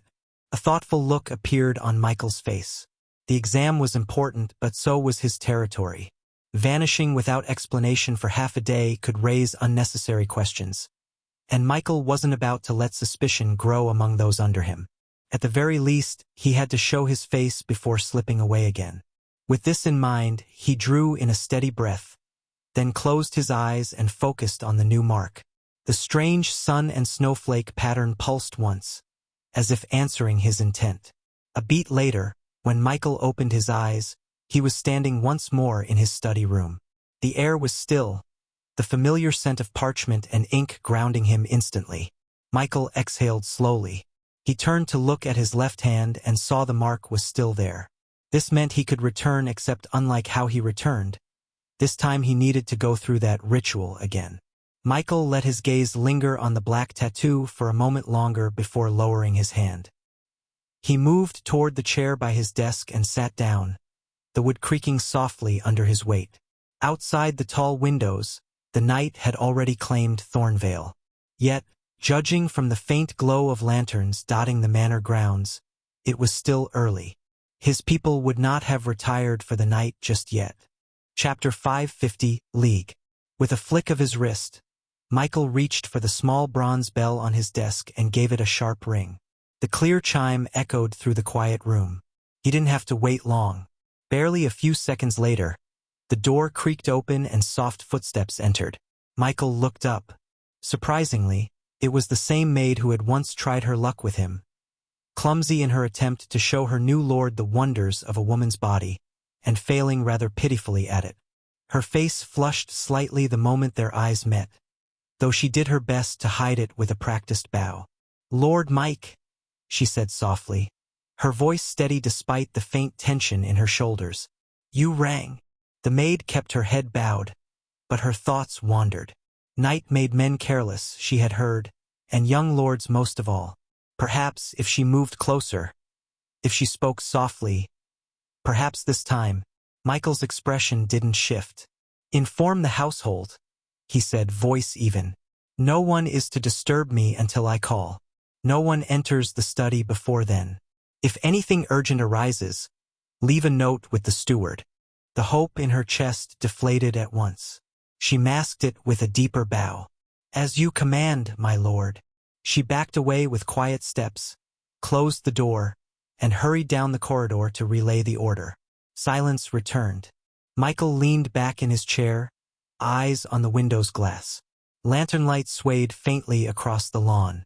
He glanced at the sun and snowflake mark on his hand. Pulsed once. "At least a day's event," he murmured. "Plenty of time." A soft thud on the window frame broke the quiet. Michael turned as an owl slipped through the gap in the casement and landed on the edge of his desk. Its eyes, silver with a darker ring, regarded him with a familiar, unblinking patience. "Wisdom," Michael said. The mutated owl clicked its beak once in greeting. Since arriving in Thornvale, Wisdom had grown restless. With Michael limiting outside activity, the bird had taken to flights within the boundary of Michael's and Jester's sensing range. That had been the compromise. But now, where Michael's physical body would be absent, he didn't feel safe leaving this treasured bourne alone. Michael studied the owl for a heartbeat, then closed his eyes and weighed the options. Leaving Wisdom here unsupervised was a risk he didn't need. Decision made, Michael brought out his epic-grade item. Damaged Coffin of the Forgotten. Inside, Michael told Wisdom, his voice low, "Don't worry, you'll be out soon." The coffin space had air, so it should be able to contain life, and truly, in the midst of still undead, Wisdom moved around as usual. Michael exhaled. One less thread to worry about. He rolled his shoulders, settling the last of his thoughts. He stood, turned toward the center of the room, and the mark on his hand warmed.